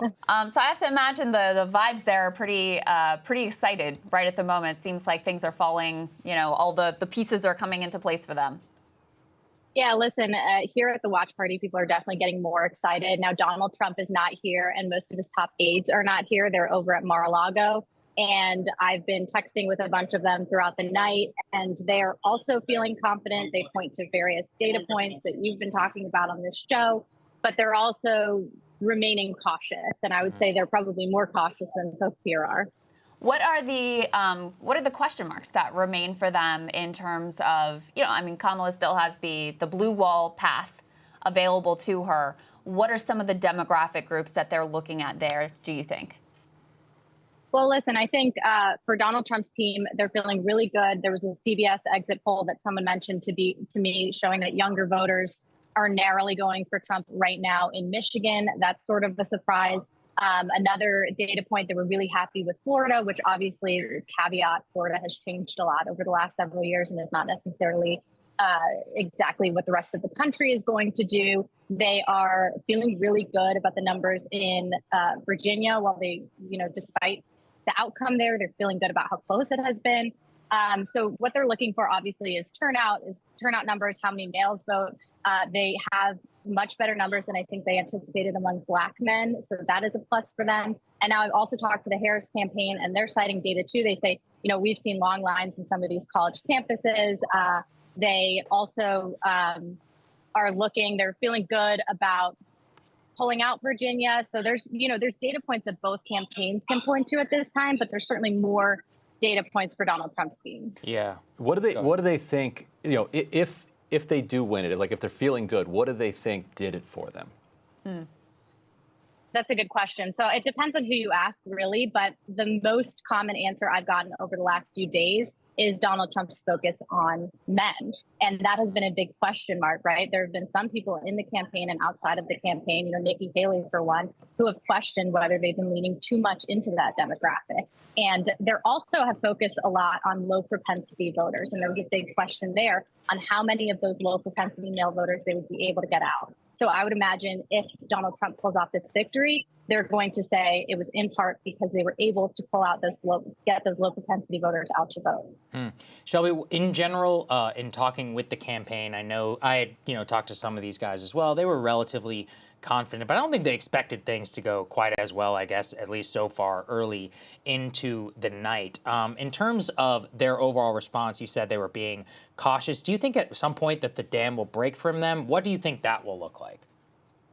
Yeah, I asked, and they say the big thing I think that they're waiting for is more data from that blue wall. They said, it's just too early to really determine. And so that's, I think, once we get more data in, that's when we're going to see a significant shift in terms of our conversations talking to these folks, going from cautiously optimistic to extremely optimistic. And what was the sense within the campaign leading up to Election Day? Like, is this all basically playing out the way that they sort of had it drawn up? Or are they surprised by what looks to be, somewhat of an overperformance once again of the polls? Yeah, listen, I think everybody on the campaign that I spoke to, for the most part, thought that it was going to be an extremely close race. Now, there were a few people I talked to who thought that there was a chance that Donald Trump could have a blowout. They certainly did not anticipate that being the case, but they thought it was a possibility, sort of if everything goes right for them type scenario. But all throughout these last few weeks, they've been cautiously optimistic with an equal amount of skepticism as well. As I reported a week or two ago, they were skeptical because they've just never had polling that has been this good for them. They've always been significantly behind in the polling. And so they've been looking at this data over the last few weeks and really analyzing it and making sure that they haven't missed something and making sure that something in the polling hasn't gone drastically wrong against them. So they sort of mistrusted the polls because they seemed too good. Because they're used to the polls being like, nah, y'all don't have a shot, and then them overperforming. Exactly. That's wild. Yeah, it's, I gotta say, funny. I was a little fooled because I did dismiss a lot of this blowout talk. I mean, Shelby, you know how it is. Algorithmically, you're pumped full of all of this, and it seemed like a lot of bravado. But it's very clear, at the very least, if there is a shock like Harris win now, at this point, that it would come in the blue wall alone, and it would be a narrow race specifically, and things would literally all have to go right for her. Let's not put Nevada out there as well. Of course, it could still go that direction. So it's interesting to see that theory, I guess, validated on their side. I'm curious, too, in terms of your colleagues and others at Semaphore, are you hearing any, what's the cope, I guess, from the Harris campaign? Just wait and see, I'm assuming? Yeah, it's very much a wait and see. I think that they are still, they're sending out, I've talked to a few Harris folks who are, they're looking at some of this data. Again, they're feeling really good about the long lines at some of these polling centers on college campuses. But I feel like a lot of the positive feedback that I'm getting from the Harris campaign is less data focused and more sort of that long lines, that some of these early votes still haven't been counted, that sort of data versus results, which is what we're seeing Donald Trump's campaign reference. Are they talking at all about, are they talking about all what they're going to do? Like, they're like, okay, this is a mandate, and therefore we're going to do X? If Donald Trump wins? Yeah. Listen, Donald Trump and his campaign are extremely superstitious. And so there are some people on Donald Trump's team who, like the transition team, who have been tasked with sort of preparing some of these things. But it is taboo for them to mention it in front of Donald Trump. And, I've talked to folks who say, yeah, we'll be in a meeting and someone will say, well, if Donald Trump wins, this is the position I want to take in office. And everyone will look at him and say, shut the hell up, man. What are you doing? And so I don't know how much has been discussed directly with Donald Trump, just because he is historically so superstitious about talking about post-election things before the election is over. And I know that the Trump campaign has missed every single deadline with every agency when it comes to oh, really? Filing transition paperwork and That's just how they roll. Yeah. That's how they roll this time. Yeah, maybe they did it in 2016. I don't know. But yeah, this time they're so if they transition, there will be nothing set up. All right. Yeah. Well, it looks like they may need to get on that, doesn't it? Shelby, thank you so much. It's so great to have your insights. We really appreciate it. Good to see you, Shelby. Thanks. So I have theorized this in the past, but I would like to hear Ryan's thoughts on this as well. So if it ends up being Kamala Harris loses, does not pull off the inside straight in the blue wall, which I think doesn't look great right at the moment for her, what do you think like the MSNBC crowd, the Democratic establishment, like the elites of the party, what is their takeaway going to be? Oh, that's a good question. And people in the chat, if you're double screening and watching MSNBC, Yeah. Oh, it must be wild over there, man. The tears are flowing. Trying to put myself in. I'm sure they're going to figure out a way to blame the left.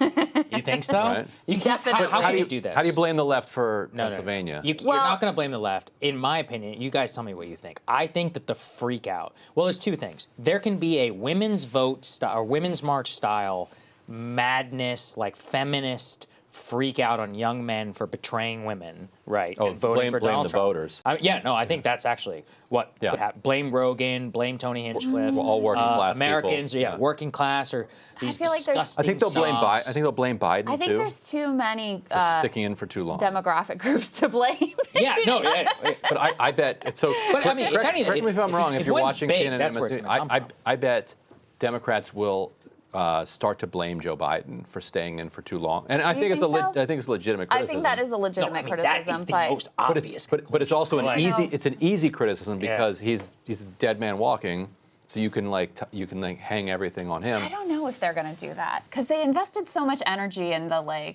Joe Biden is a hero and a national But he treasure. should have gotten out earlier. Blah blah blah. They all thought that. Yeah. I don't know if they'll do that. I mean, I've been saying. Maybe they'll have a primary next time.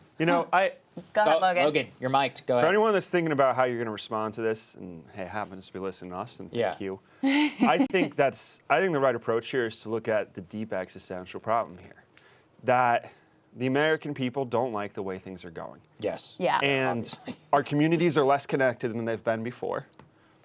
People aren't feeling hopeful about their own opportunities anymore. And, if you're a Democrat, you're disappointed to see your arch enemy in Trump after, sorry, Trump fans, but he tried to end democracy last time around in 2020. It's hard then for 2021. It's hard then to see him come back to power, but if he wins. But, that says something deep about where people are at, that after all that, he's still able to potentially win. Yeah. And it says that fundamentally, it's not just about messaging, that's part of it. It means you got to solve these deep, big issues and take them seriously. You're never going to get a Well, you're not thing gonna from do that blaming anyway, voters. so. You're never going to get a thing because your role as aspiring leaders isn't to lecture people and tell them why they're wrong. It's to listen, to hear their problems, and to say, how can I make it better and fight for you and improve things? And if this is going to be a message to listen to, not a voice to shout down. But Logan, you're a thinking smart individual, and that's what you would have to be to come away with this. And I'm not quite sure that the MSNBC base and all those people are ready to hear it. Now, the real question, here's the thing, one thing I'll give the Democrats credit for, they actually want to win. The base, they want to win. So if somebody's smart, who do they revere? Like a Buttigieg or others, and he goes on the air and he says what Logan, he should be like, look, we just got our asses kicked by young guys, by the podcast demographic. We just got our asses kicked by young people. We just got our asses kicked by Latino men, and all these people. What are we doing here? Then maybe they will listen. The question is that conversation even going to be allowed to surface? I am not 100% certain on this. Just Give it because, 3 months. Yeah, you're right. I mean, there's going to be some grief. There's going to be, oh man, this is gonna be fun. Kamala not going on Joe Rogan, and also Democrats not nominating a candidate that felt comfortable going on Joe Rogan. Very obvious. So clear. Yeah, I see. What I've been theorizing is that this won't be the public explanation, but I do think that both probably the base, but also the elites in the Democratic Party are going to be like, we just can't nominate a woman.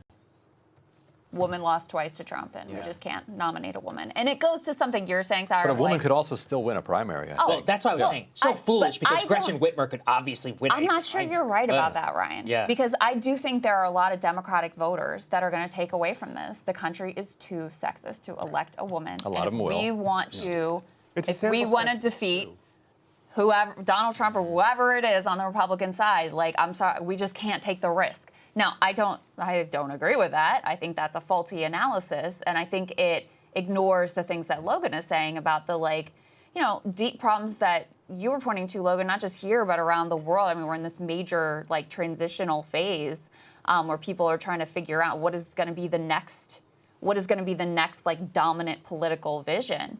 And if you're not grappling with that and offering a real vision on it, then it doesn't matter whether it's man, woman, black, white, brown, whatever. It's not going to resonate. But I do think that that is going to be one of the like after 2016 and Hillary, and then there was, you know, and then feeling the same very similar thing with 2024 and Kamala Harris.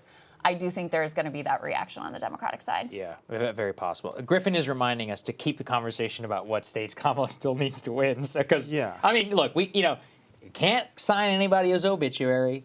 It's 10:30 p.m. currently.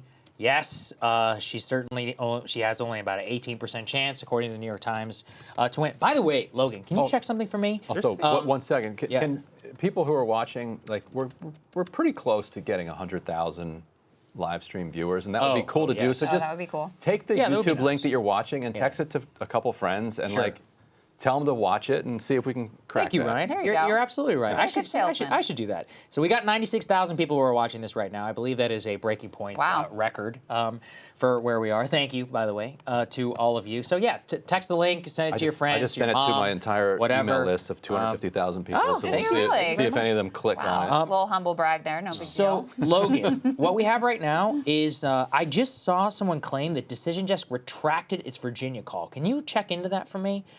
Because, first of all, that's crazy if Virginia is on the table for Donald Trump. But I'm looking over here. You know, the Times hasn't called Virginia yet. They've got 75%. They've only got Harris up by 0.3 in the entire state of Virginia. What do they have the projection at, though? They don't even have a needle for it. They don't? Okay, so they only have needles for the all the Battleground states. Really? But okay, so it doesn't. They look have like, it as very likely D. I'm They very have it as confused. Harris plus 4.8. Okay. All right, yeah. got it. All right. But I mean, still, like it should be called by Yeah. now if she's gonna be in position to Oh, there win. is Yeah, one. I didn't see Saagar it. is Oh. spreading misinformation Sorry, about sorry, the needle. everyone. There is a needle. Wait, there is a needle? There's a scab needle? There is Yeah, a there's a scab scab needle needle. for It's Virginia. Harris My bad. plus 4.8. They project was wrong. and Wait, very where's likely. the scab needle? Right here. I can't get this. Oh, that's so weird. Because if you put on the, okay, I see why. Because I didn't click on Virginia. I was clicking on the chance of winning where they have only. Oh, I see. Okay. Anyway. I see. So they do have it very. Okay, all right. Still though, I mean, pretty wild. They have. Yeah, well, that was one of the things we said early is that if right. it takes a long time to call Virginia, Yeah, you're right. You're like absolutely not a right. good sign for Well, her. I did see. I mean, this was the thing that was really hard to believe is people were like, "Oh, there's depressed turnout in Northern Virginia, and that's where I live." And I was like, "Yeah, but I feel like they all voted already, so that Maybe was if probably why." Virginia votes for him, he won't fire all the federal workers. Well, yeah, wouldn't be the worst thing in the world. Hey, But that is a thing he will do. Like, 1 second, Logan, can you go over currently the state of the race for In where each we of the are blue wall for states. each of the blue wall states where we are right now, and what things look like? So why don't we start with Michigan's? Because currently New York Times has Michigan as 65% chance of going Trump. Yeah, you know, I'm a little surprised that New York Times has only 18% overall because they're Right. still showing all these states in play, and I still Right. tend to think they're all going to go together here. Okay. So right now they have Michigan as, 65% chance for Trump, Pennsylvania 61% chance for Trump, Wisconsin 61% chance for Trump. All of these are 1.5 to 2.3% roughly on track for Trump. But, a lot of outstanding vote and if this battle is past trends, and I believe this is what's happening, I haven't checked on a precinct level yet, it's probably disproportionately from the cities, and so it's going to be a question of how that vote goes. It's going to be a huge factor here, right? so Decision Desk HQ here has Wisconsin at a 50-50 exactly, Kamala or Trump. Pennsylvania, I think they had Decision Desk HQ had Trump at like 53%. And is then it still at 53? yeah, let's check back on Pennsylvania. Oh, for Decision Desk? Yeah, I'll find out. 51%. Okay. So we got to split. We got a Okay. split opinion All right. here. And how I like about Michigan? What did it say for Michigan? Ooh. Michigan. Oh, they like Kamala's chances in Michigan. Oh, that's a Kamala So Harris there is a presidency split right there. Yeah, that would be it. My That's theory right. of the Those case here, guys, Those is coins when- have to come up, right? But yeah. The keys. Still When gotta we're turn those dealing keys. with live forecasts with something like the presidency, Yeah. I tend to lean, if we have two models, I tend to lean more on the one that has uncertainty. Yeah. First, this political era, uncertainty is usually the bet, right? Yeah. Yeah. Which is not to say Trump is in favor in this election, but given the New York Times needles challenges and that the stakes are high here, I don't think we should be shutting off Kamala's path here. The possibility. I think you're right. Logan- Yeah, that really made me check my assumption because that is a big deal. Yeah, that they've got it right. so closely. Well, if we have here, 58% Michigan, and then I'm looking at New York Times analysis with only 20% of the vote in, and they're putting 65. I mean, I'm assuming, Logan, that they're using correlative data, right? And they're projecting in their model, like X demographic means this, which would push things, in this direction. That's how I'm assuming that would go, but yeah, it's probably way too early to say with a 58% chance there. But also, still, important update, we pushed up to 97,000. So come on, really? Everybody in the chat, 97,700. put the YouTube link in your friend chat Yeah. you're chatting with, and put the YouTube link in your family chat that you're chatting with right now. Put it in Our there. quest for 100,000. My aunt Yeah. Fern is on the list, and All right, she's, see, Logan- new to it. She says she's a fan of you guys. Oh, thank you, thanks, Auntie Fern. Yeah. Love We love that. you. Great name, too. Love that. Love that. Logan, could you go through some of the Senate races for us? So it's looking to me like Ohio is not looking good for Sherrod Brown. I'm interested in Ohio. I'm interested in Montana. I'm interested in Wisconsin is where the other one is. Which one? The Senate race. Yeah, Tammy Baldwin. And yeah. I'm interested in Nebraska. Oh yeah, the last I looked at Nebraska, Osborne was holding on to his lead. Oh, really? He's up. Yeah, so 50. Yeah, wow, there it is. 53% Let's in. go. Yeah. I'll tell you this much. If you Yeah. told me a year ago that there's a scenario where Democrats win Nebraska, And I would tell you that you were reading The Intercept because we reported on it a year ago. Yeah. you guys beat Race to the White House on this one then, because we I We was won the race to Nebraska. I got raked over the coals on Twitter by some people by putting some saying like, oh, if this guy ends up the nominee in this scenario, Right. like my model says 15% chance, and people are like, oh, Wow. you're crazy. I mean, he's still the underdog, but more than half counted. I mean, 35% of the vote was early and mail, and so he was winning that by a little bit more. So she's crept up, but not by much. So Okay. All right, he's still in the mix. yeah, Yeah, he's in the game. We're flying blind a little more with these Senate races because they don't have the needle for them. I don't think Decision Desk is doing a probability. So it's harder for me to say because I don't have the precinct by precinct level knowledge that I can just off the cuff say like what Right. the translates to. Yeah. I'm trying Ohio to doesn't look look- good to me, but All right, so Wisconsin has Tammy Baldwin up 49.1 to 48.8. What does it have the presidential at in Wisconsin right now, guys? If you could For what is this? for Wisconsin, Let's take a look. For the presidential, you said? Yeah. It's I'm at just trying to 64% right now. The New York Times needle is. no. I'm Oh, asking sorry. what. Yeah, there we go. Okay, they have it so at 50-50. it has. Sherrod Brown down by 200,000 So votes. Tammy Baldwin is outperforming Kamala Harris by roughly like 2 points right now. So she seems like she may be able to pull this off given how razor tight it looks like Wisconsin is. What did you say about Sherrod Brown? They have Sherrod Brown down 5 points to this lunatic. No offense, Saagar, Bernie Moreno. Oh, not to Ohioans, right? Yeah, well. Yeah. Partisanship is a hell of a drug. I don't think Sherrod's going to be able to hang on in Ohio. And that's like the last vestige of wouldn't matter. Democrats Yeah, being that's able to it. win that state. Then it wouldn't matter if they win Nebraska at that So- point. They wouldn't be able to hold the Senate. Logan, right. can you check my Senate unless they map? hang on in what Montana. are we Yeah. looking right now? So if Brown goes down in Ohio and Tester goes down, what would the Senate be then? if Brown the and Tester ballots. go, it'd be 52. 52. Okay. All right. So And I you think don't they win need- Nebraska. Nebraska gets it back to 51, which Well- means sorry to bring up 2026. Right. Yeah. But you got North Carolina and Maine. Right. You only have to flip one.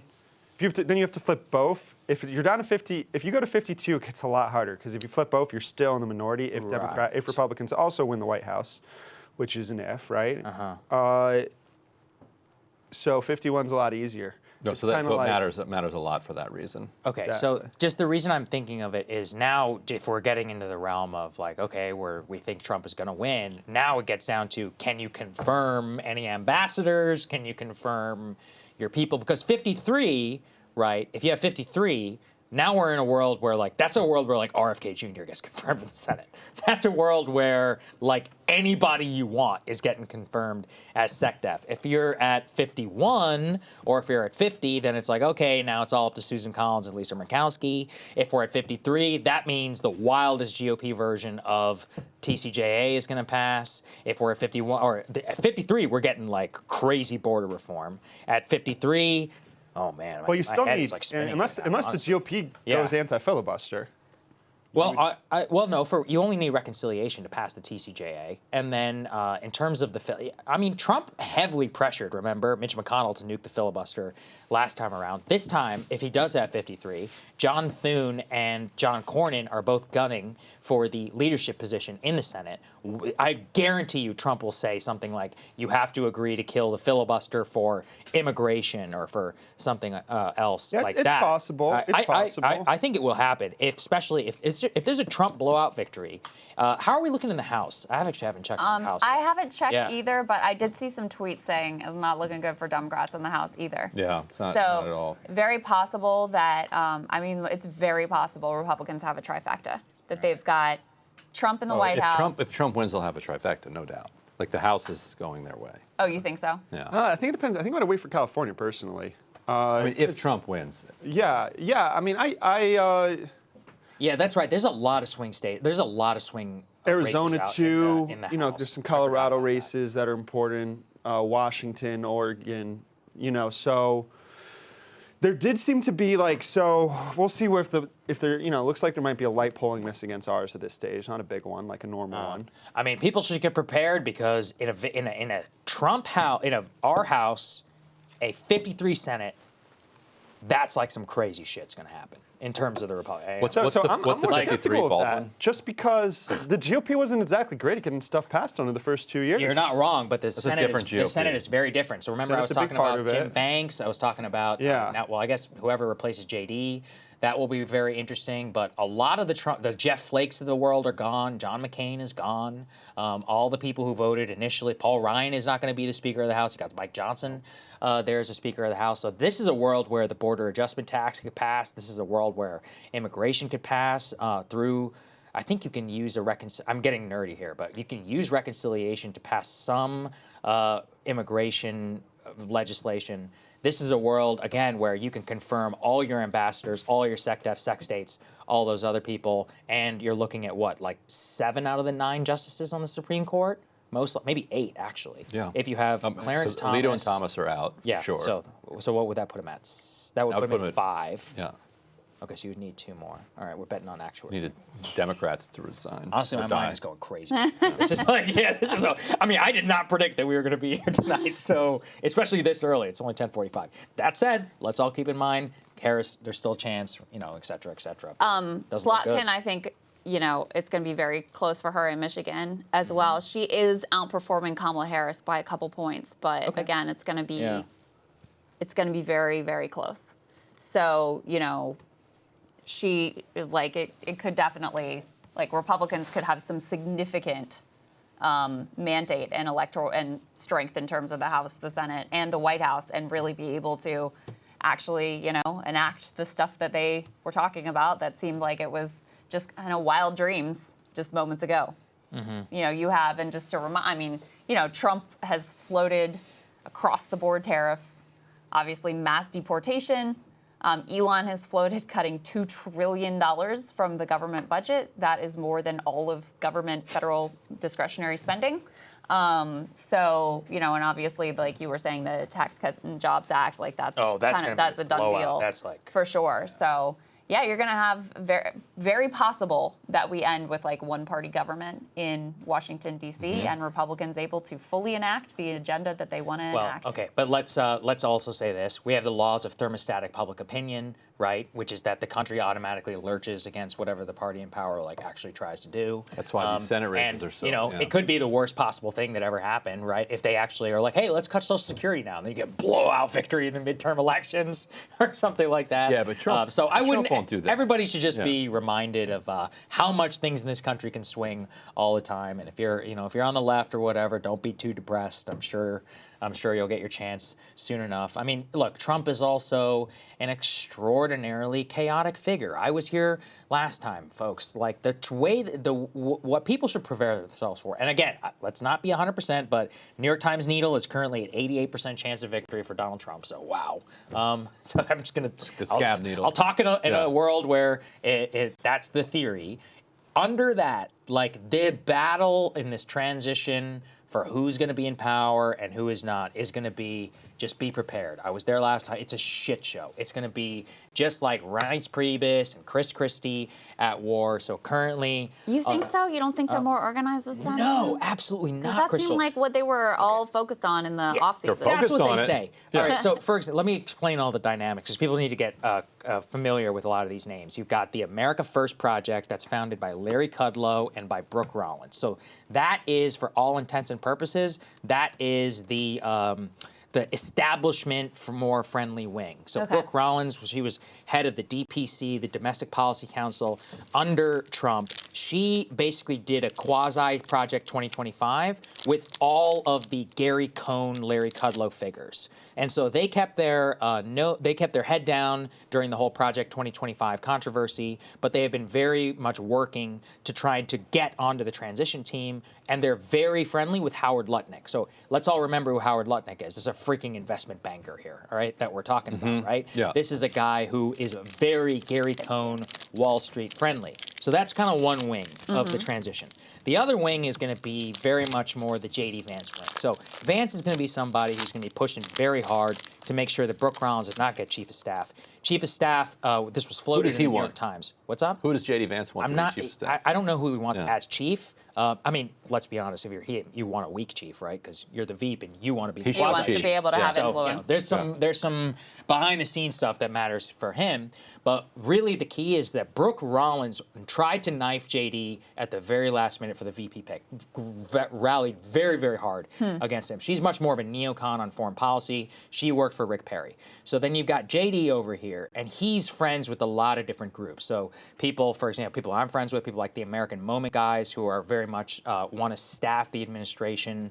I helped them start their organization. Their organization is basically built around trying to get like populist right-wingers into positions of power at the Schedule C level, like people who are like 25 to 35, so like the younger guys who can kind of become like the original Bush Mafia. Then above that level, that's where another huge fights are going to play out. So we've got National Security Advisor, for example. And what about Secretary of State? And so this was what I was going to talk about. Yeah. So this is where, ready again, for Secretary of State Pompeo. Massive fights between the JD and the Brooke Rollins people, and additionally, all of these newfound billionaires who love a certain country called Israel, who have donated a fuck ton of money to Donald Trump. So we have got people like Miriam Adelson and others. They're going to be pushing hard for a Tom Cotton. Well, and you Mike noted Pompeo was riding around with Trump at his rallies on the last day. Right. And he was in Reading, and Trump shouted him out. They love Pompeo more than anyone. The other person to look brought out him up for, on the he talked about how good Right. he talked about how good right. he looks. He's so thin and handsome. Really? Yeah, he did. In Reading, he was like, he does. Look, to be fair, he did. he lost 100 pounds. It is kind of Is he impressive. living that Ozempic life? So he claims he did it on the elliptical. Lies. Come on. No one has ever done that on the That's what he elliptical. says. I'm just Call him bullshit on that. Anyway, so National Security Advisor, my bet is Rob O'Brien, his last National Security Advisor, although apparently O'Brien and Trump are kind of in there's some butthurt going on, who he didn't endorse him soon enough or something. But so it's likely that something like that will play out. But that, again, is going to be a JD kind of faction versus the establishment faction. It's going to be SecDef, SecState are going to be huge fights. If I had to bet, I'm going to bet on the pro-Israel guys. I think Paul Singer It's usually a safe bet. Yeah, I think Paul Singer and Miriam Adelson have donated way too much money in this election. Don't forget also, Elon is going to be a part of this. And, to be fair, Elon and I are actually very aligned on a lot of foreign policy outside of Israel. Like, on terms of Ukraine, oh, man, can you imagine what the tears are in Kyiv right now for Zelensky and those? Maybe. I don't know. Trump likes Zelensky. Yeah, but I don't know. I would not be betting on allowing. I mean, Trump also likes Kim Jong-un, and I wouldn't be betting on. We've got these North Korean troops in Ukraine right now. I would not be betting my money that Donald Trump is going to allow you to use U.S. weaponry to go strike North Korean troops inside those Russia. are his boys. Yeah, exactly. No way that's going to happen. Kim's boys. What else, man? I've had all these things in the back of my mind for like possibilities, but now it's becoming like a very real possibility. very real in terms of what this will all look like. It will be because they'll have because it will be likely one party rule. Right. Some of those fissures in the Republican Party, I mean, that's where a lot of the action is going to ultimately be. I'll tell you, Krystal, I think the biggest stuff that's going to play out is going to be not only in terms of staffing. So everyone keep an eye. If I had to guess, I'm going to bet against my side, the so-called populist side, on national security. I just think that the pro-Israel folks are way too powerful. And how about Lincoln, antitrust? I would bet on Elon on that one, although there's a case to be made that I would she bet on might. Elon. I would, like I just said, Elon I'd bankrolled this whole probably shit, bet on so. Elon. Yeah, look, at a certain point, if you were the biggest donor to the campaign, you get what you fucking asked for, right? I mean, like, you're not paying for Trump this shit doesn't for care. free. I think So, I Logan, remember you're in a cutting it. Go rally ahead. that Yeah. Donald Trump was starting to go on about talk about how bad electric vehicles were, and he was like, he stopped halfway through his sentence, and he was like, "Oh wait, Elon told me not to talk about that anymore." At his Reading rally, it was very funny. He said, we hate electric vehicles. They're trying to shove them down our throats. And then he says, but some people like them, and that's fine. And if you want to buy them, you should be able to buy them. And by the way, there's nobody better in the world than Elon Musk. Like, you could tell where his mind went. Right. It was like, wait a second, I got to revise the script now. And then he told that story about the rocket landing and did the whole Elon Musk thing. That is the really interesting thing too, in terms of Elon and the whole EV thing, because Ryan, you'll know this in terms of the TCJA. We're using too much lingo. The Tax Cuts and Jobs Act. The big tax cut the during big the tax cut. Which he wanted to call the Jobs, Jobs, Jobs 2025. Oh, really? Jobs Act. Yeah. You're exactly right. I was there for that. I remember that. The Jobs Act. IRL, one of the pay-fors that they were looking for was to repeal the IRA tax credits. And a lot of that is for for electric vehicles. Right. And so, Actually, I'm curious other now. climate and clean energy Right, spending. right. But huge part of it, right, is part of those electric vehicle mandates. So Elon could actually, that would be the one thing where that's like a massive subsidy to Tesla. So I would be very skeptical that they would do that. Did you catch this moment with Mike Johnson that happened where he chips? got asked about chips? And he was Yes, I standing did. there next to, I don't know, some congressman or running for Congress or whatever in New York, where they've had huge, number of jobs created. And They call it Silicon Alley because of the silicon wafers, and New York, Hudson Valley. Yeah. Exactly. And so Johnson gets asked about the CHIPS Act, and he's basically like, we're going to get rid of that. And then the guy next to him is like, wait, I'm going to make sure he doesn't get rid of it. So there will be some things like that because, the Biden administration intentionally made sure that the investments in both the CHIPS Act and the Inflation Reduction Act went into Republican districts. Yes. So that it would be harder to roll it back because then you have people, either in swing districts or who are in your coalition who are like, no, I need that, CHIPS facility, I need those investments. And now when you've got Elon Musk there with the EV subsidies, that's a whole other matter too. As people may not know this, my wife works in this area, so I asked her today, I go, is it even possible to repeal CHIPS? According to her, most of the CHIPS money has already gone out the door, so it'd actually be hard to claw back. The IRA tax stuff, that's the easiest one, especially because there's a lot of stuff written into the Inflation Reduction Act, which ended up being much more costly to the government than they anticipated because people were like gaming solar tax credits. So that will almost certainly be off the table. Also, IRS, see ya in terms of the extra funding there. That's that's gone tomorrow. The other thing that will be interesting is if there's any different approach with regard to labor and unions because but I hate to say it, Krystal, but like, why would you, right? I mean, you just want a blowout victory. You didn't do anything, quote unquote, right the last time. You literally might win the popular vote. I mean, that would be my analysis. That would be my analysis as well. So they'll just go after unions too, you think? What? I think they're just going to do whatever they... Bro, they're about to almost win popular vote here. Elon Musk is right now involved in a court case to literally, declare the entire National Labor Relations Board unconstitutional. So your biggest funder is the most anti-union person in like the entire country. Yeah. So I fully agree with your analysis that, like, the Teamsters and whoever were like, we'll take a bet here. Good luck with that. They might end they up also taking, are probably going to win union vote more so this time around based on all the exits. Based on the numbers, why for sure. wouldn't they? That's Logan, right. sorry, you're trying to chime Why in. wouldn't they? So Yeah. you've clearly been thoughtful about this and thinking about how it would look like to a greater degree than I have, and I'll see that. This is what I spend most of my free time doing. So. But here, if there is one thing you bet on and become rich on in politics, it's been Republican dysfunction. Yeah, no, you're not wrong. You're when it absolutely comes to the House and Senate, right? Like, and Trump isn't always the best at facilitating deal making when it actually comes to the process of legislation. He sometimes comes in when a deal's close to finishing, and then it ends up falling apart because he asked for too much. And so I think you're going to see similar dynamics. They might have. I still think let's see and wait and see on the House. They're more likely to win it than not at this point, but. There's a giant difference between Marjorie Taylor Greene and Susan Collins and Lisa Murkowski, and even people like Todd Young, who, while he is conservative, is going to be more, against some potentially extreme judiciary nominees, he would be more resistant to. That's a great point. I mean, and look, I don't want to overstate the case in a lot of this stuff. The other thing is, I would say, is that there was a huge ideological shock to Trump's ascension in 2016, as in they didn't know how to handle it in terms of the Republicans. This time, they've all had to literally survive primaries, and most of them had to be on Trump's side.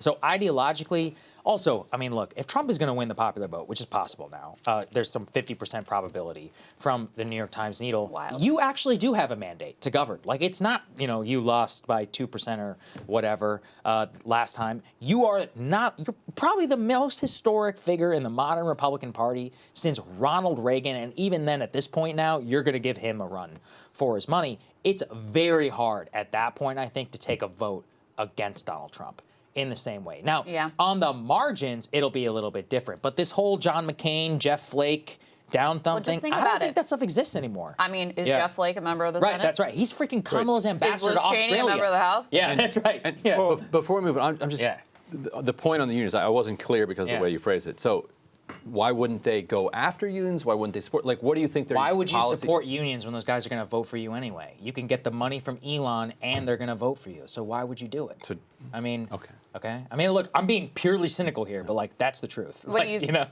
Brian? Well, because you could realign unions and their leadership around them, or you think if you don't need the break the leadership, unions and you get they're union. They're going to kiss his ass anyways, as they just did, like Sean O'Brien and the Teamsters. And look, and it's still he the may case. be right, like. Because he might be able to be like, "Hey, man, we didn't, endorse convention. Yeah, when may get some personal favors to your particular to union. Teamsters, but the NLRB. But for the overall picture, I mean, Trump has been. This is a consistent for Trump's business career. He's always been a union buster. That is his ideology, and so. Even though, yes. I just wasn't sure what you were actually trying to say there. So why wouldn't you go after the union? Yeah, because union members have shifted towards Republicans, but it's still, if you are a white man and you are in a union, you are much more likely to vote for a Democrat than if you are not in a union. Still, even now. Right. And so if you're a Republican, Bust the union. Yeah, why do you want just bust up the unions and then you have an even better shot at winning their now dispersed members, and you don't have any, money on the other side going in the other direction. So I agree. I don't think that in terms of overall labor movement, all these little green shoots organizing across the country, a lot of this, credit of course goes to the workers and the organizers, but a lot of it was enabled by a National Labor Relations Board that was very friendly to them and, enabled a number of elections, like the way the Starbucks organizing model unfolded, et cetera. They had a lot of decisions go in their direction. I think that'll be over under Trump. Right. The 50,000 union members that Sean O'Brien added to the Teamsters, like, good luck adding them under a Trump administration. Under a Trump administration. Yeah, that's right. Now, listen, you just have no reason to, right? Like, you only have to do it whenever you work. I mean, first of all, this is one annoying thing. The amount of arrogance that we're all going to have to huff right now from the Charlie Kirks and all those people in the world. Whew, get ready, folks. If you're drinking, like this is the time, because the takes are gonna be flying out there. Oh yeah. There are some interesting things to be said too, just about what even works in campaigning. Because yeah, I think you're believe the reporting that the Elon Musk Charlie Kirk ground game was totally incomplete. Oh, yeah. I saw I a absolutely tweet about believe that reporting, right? Yeah. And But with you know, social media and everybody following the election, so Didn't I matter. really saw- need a door knocker. I just But saw that's a the tweet thing. about that. They go, he literally had no fucking ground game and he's blowing out the victory. And it's And like, it's that's 26 the truth. That's That was 2016 too. 2016. That's Yeah, 2016. that was That's right. 2016 But too. and you know, Yeah. in 2016 though, there was like so much energy around Yeah. him that in retrospect you're like, all right, well the crowd sizes did matter. This time down the stretch, like he didn't have that same. Right. But you know, I think there also is a lot to say, and I guess this is like good for us. But the podcast strategy, Yeah, it works. Wow. it was very successful. You know, let's say she pulls off the inside straight, even if she does, like Yeah. this after January 6th and all the charges and all of that, and the level of disgust people had for his approval rating was in the toilet. The entire Republic, like all the Republican elites thought there is no way that Americans will elect this man again. We have to go with Ron DeSantis. We have to go with Nikki Haley, whatever. And in spite of all of that, here he is, about to once again take the Yeah. White House with the Senate behind him, with the House behind him. The Democratic strategy of thinking that only MSNBC, CNN, and the New York Times exist, Yeah. like, has to be broken by some consultants in that party who have to be able to break through and be like, there's more to the world than these two cable networks and this one newspaper. So let me ask you this question that And The Jeff View. Stein poses on Twitter. He says, what does tonight look like if inflation in 21-22 was 2 to 4 points lower? Does it look different at all? What do you guys think? How determinative do you think that What did he was? say? Yeah, because If inflation was maybe 2 to 4 points lower in 21 and 22, Yeah. does that shift the outcome? I'm honestly, Come 1 on, or 2 points you lower? kind of have to say yes. Like, you can't say that it's going to didn't have matter. no impact. Like, it's got to have an impact of some kind. because the economy Yeah.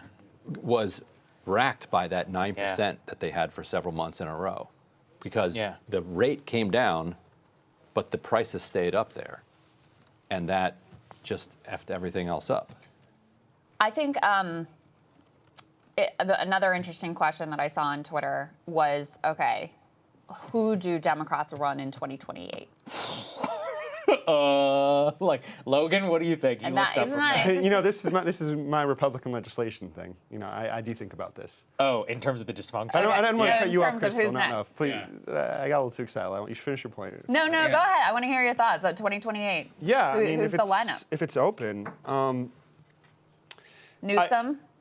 yeah, I don't really think Buttigieg? it's Newsom, because if Democrats are even more concerned about winning, which they're already really concerned, does the governor from California give you the best chance? I mean, he's gotten a lot more support these days than he did, 2 years ago. I tend to think it's going to be someone that either has a proven track record of winning or Democrats are convinced can be a strong messenger. But I think they are going to be even more obsessed with winning than they were in 2020. Could be Shapiro. Shapiro's a good choice. I think Pete. You know, there are a lot yeah. of people love Pete. He's got the Indiana thing. I'd Goes put my on money Fox on News. Newsom, I think. Because do? Still Newsom? I'll tell you why. Logan's rationale makes sense to me, though. You're not wrong, but Newsom, a huge narrative about this is all these Dems, by the way, this was actually good for us. All these politicians, maybe they're going to stop ignoring our emails, because I'll be like, hey, a lot of people watch this fucking show, just so you know.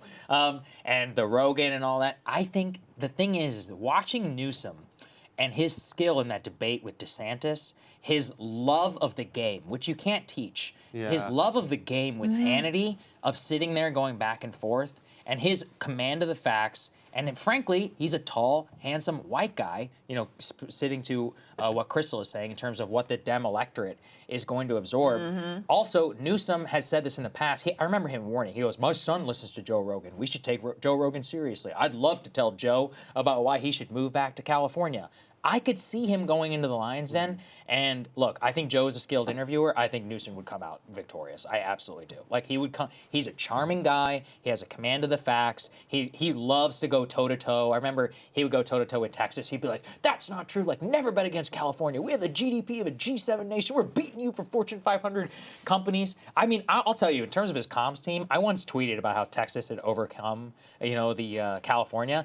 Instantly, my phone is ringing from the gut. I don't even know how these people got my phone number. And they're like, hey, just so you know, that's totally wrong about. I was like, holy shit. That's impressive. I was like, this is wild.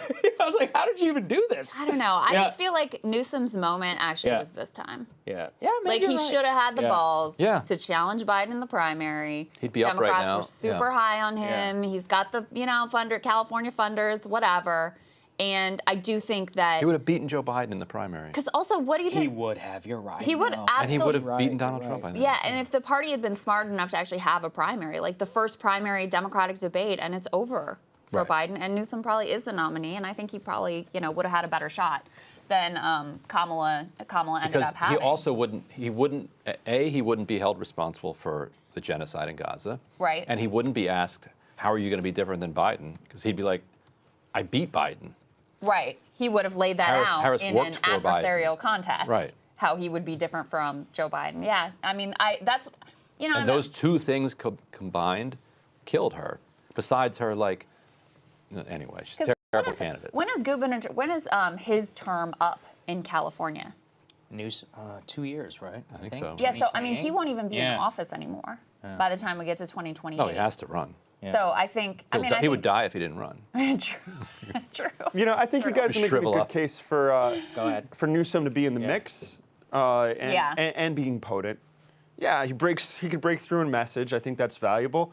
I'm kind of leaning with Krystal though. If I had to choose someone, Mayor Pete was in a field of 20 candidates. Yeah, on Jubilee, he killed it on YouTube Well, recently. well, talking about the that's primary. true. But I'm going Yeah. back. I'm going back to 2020, Oh, sorry. 2019, or honestly, Talking too online. yeah. I mean, that was Good impressive. point, though. After he just had the bro podcast election, he can handle himself there. So what? Were there like 22 candidates, and out of the 22 or 23, the only one who was less known than Pete Buttigieg, other than people that read that one New York Times article where Obama said he could be a future president, people like me, I guess. Yeah. No one else had heard of him. Like Wayne Messam was the only guy people had heard of less. Some Right. random mayor in Right. Florida. I remember that. And he won the Iowa caucus. Wow. He ended up, I would say, Wow. finishing third, basically, next to Bernie and Biden. Yeah. The guy could do it with literally nothing. The other thing is, he has kind of, there were people like me who loved Bernie Sanders, absolutely hated Mayor Pete in the primary. He has healed a lot of those rifts because he actually has ended up being a pretty good transportation secretary and being Went pretty after good. the big companies. Went and- after yeah. big companies, the airlines in particular. And so that was impressive. And then the other thing is, people love that he's willing to go on Jubilee and go into Fox News. And he's, consistently very effective in those settings. And so I think he has kind of united a lot of parts of the Democratic coalition. And he has the, Midwestern story, Indiana, that he can sell for whatever that's worth. So I could see him being a strong contender, but 2028 is also a long time away. So, who knows who may emerge? Maybe Sean Fain. Maybe Dan Osborne. Honestly, if he wins Sean the Fain, Sean yes. Fain Sean kind Fain of. will- I mean, he didn't come through for PA or for any of the blue wall states. I mean, at least so far, caveats, But is that- etc. is By the that, way, Logan, like- it's 11:06. Can we check in with the data? It's been a while. 'Cause I think Yeah, polls- sure. So polls just here's closed one. in California, right? House race, Yeah, House Charger. House is Yeah, in take play, it. my friends. That's what Decision Desk is saying. Really? My models are saying the same thing. That mine's a little That- slower. I need to get a little bit of these races to be 100% counted for my model to adjust to like what's going on in each race. But Decision Desk is saying 57% chance. So Oh wow. Wait, Okay. 50, what are we talking about? for Democrats. Dem House. for Dem House. Holy shit. Look at that. Yeah. Because here's the All right. thing, Well, everything. right? By the way, everything I just said about power, just take all that away. That just Wow. If Harris comes back, we got all our talking points out that we would have used. So Yeah, it's- that- we can go through yeah. everything, you know? We would know the alternate universe. In Yeah. which I wonder what that is, where they're seeing strength in the House. I will say Nancy Pelosi did call that it would be a Democratic House, and she is usually correct about these true. things. But then again, Ann Selzer is usually right about Iowa. True. And Yeah. Alan Lichtman Man, is she usually right about the whiffed that, keys. huh? We're still John- waiting to see if this- our other this- prognosticator, John Ralston. Mannion, Democrat, is upsetting Brandon Williams in New York's 22 Oh, okay. up there. What about Lawler? How's that one looking? Marcus Molinaro. Oh, Lawler's I winning. forgot about Lawler. Lawler's winning right now That's over Mondaire consistent with the Jones. Trump overperformance thesis, though, right? It also Because he's makes going to blow it sense, out though. in New York. Hmm. Swozie's winning. Yeah. Staten Island looks like pretty good for Democrats here. District 4, Staten Island, Desposito losing. Yeah, here we go. See, I think Lawler was the toughest of these guys to beat because every single time the Yeah. GOP did something wild, Lawler was on That's CNN, true. You were right. MSNBC. No one. He's the Joe Manchin of Republicans. That's a good point. In that he has, I mean, Manchin couldn't keep it going forever, but he has been the voice of these guys are too extreme. I'm the moderate here. I'm going to be the adult in the room. So the Northeast Democrats, boy, do they love the moderate Republicans that see the same problems with the party that they see. Oh, absolutely. Absolutely. Looking at my congressional district, very close with Eugene Vindman versus Derek Anderson. Also, Wait, Matt, by the way, he didn't win? It's still close. It's 51-49. Oh my Matt, God. It's I'm not gonna a get on my knees and pray. It's for not that a guy. guarantee that district I whatsoever. cannot stand Vindman. I mean, By the way, my yeah. county where I live goes like 60-some% for Trump. so. Matt Cartwright is winning again in Scranton. This is a Democrat. He's a populist lawyer, supports Medicare for all. He's in the Progressive Caucus. Trump has won his district every single time. And he hangs on? And he always hangs on. How and he about- hangs on doing just the populist thing that we say you should do, and he's going to win again. You know who looks like they're going to lose? Well, let's see how much percent of the vote is. I saw someone just call, Jared Golden is not looking so hot, though, in his race. And he's another one who, Oh, yes, Trump he's district, down. he really tries to separate Oh, himself. 20% in. So Wait, maybe. so Maybe he hangs on. I think Golden But hangs that's on. you think so? They love him up That's there. a tough district. Logan, can you pull up Sherrod Brown? I just saw somebody say that it's been called. Has it? Curious to see if they called it here at Decision Desk. Wow. Whoa, that's it, Krystal. They called it for Called Bernie. it for Moreno. Sherrod, That's sad. brother. Sherrod is a good Jared's a great senator. Well, this is a lot like, I mean, if Tester goes down now too, this is the end of the swing state Democrats, isn't it? The red Manchin state. gone. Yeah. Or sorry, the red state The red blues. state. The red state anomalies. We would have Manchin is gone. Sherrod Brown now gone. Yeah, the rest of these- I mean, Sherrod Brown is as good as it was going to ever get, right? This guy Yeah. literally wrote the book on trade, fought the Obama administration tooth and nail Had on so much TPP. credibility He was a with- union guy. Yeah. I mean, he was as good at. I mean, look, to be fair, the guy only lost here by what 3-4 points, but I mean, yeah, actually, You know, Saagar, you might be back. yeah. You might be back. I mean, the one hardest race to yeah. ever win is the one that's like 1 month into your Oh, new he term, can run for J.D. Vance's seat. Oh. right? Yeah. So America might be out a few months All about right, Sherrod Sherrod Brown will be back, baby. All right. You think so? I'm not predicting that, But but do I'm you saying think- let's He just could win that. You think What him does and the his- needle say, possible. Logan? Do you think him and his wife want to go through all this shit again? I mean, this is your perfect exit. You're like, look, Sherrod? Why does he I've want been to in- leave? These It's guys either don't want Sherrod to or leave. Tim Ryan. You don't think so? No, I they think don't. Tim Ryan will go for it if he doesn't. Oh shit, you're But it right. depends on the Sherrod is a conditions. million times better candidate Yeah, than Tim he is. Ryan. Yeah, I agree Tim with Ryan that. is like Yeah. dollar store They will Sherrod force Sherrod Yeah. Brown to run.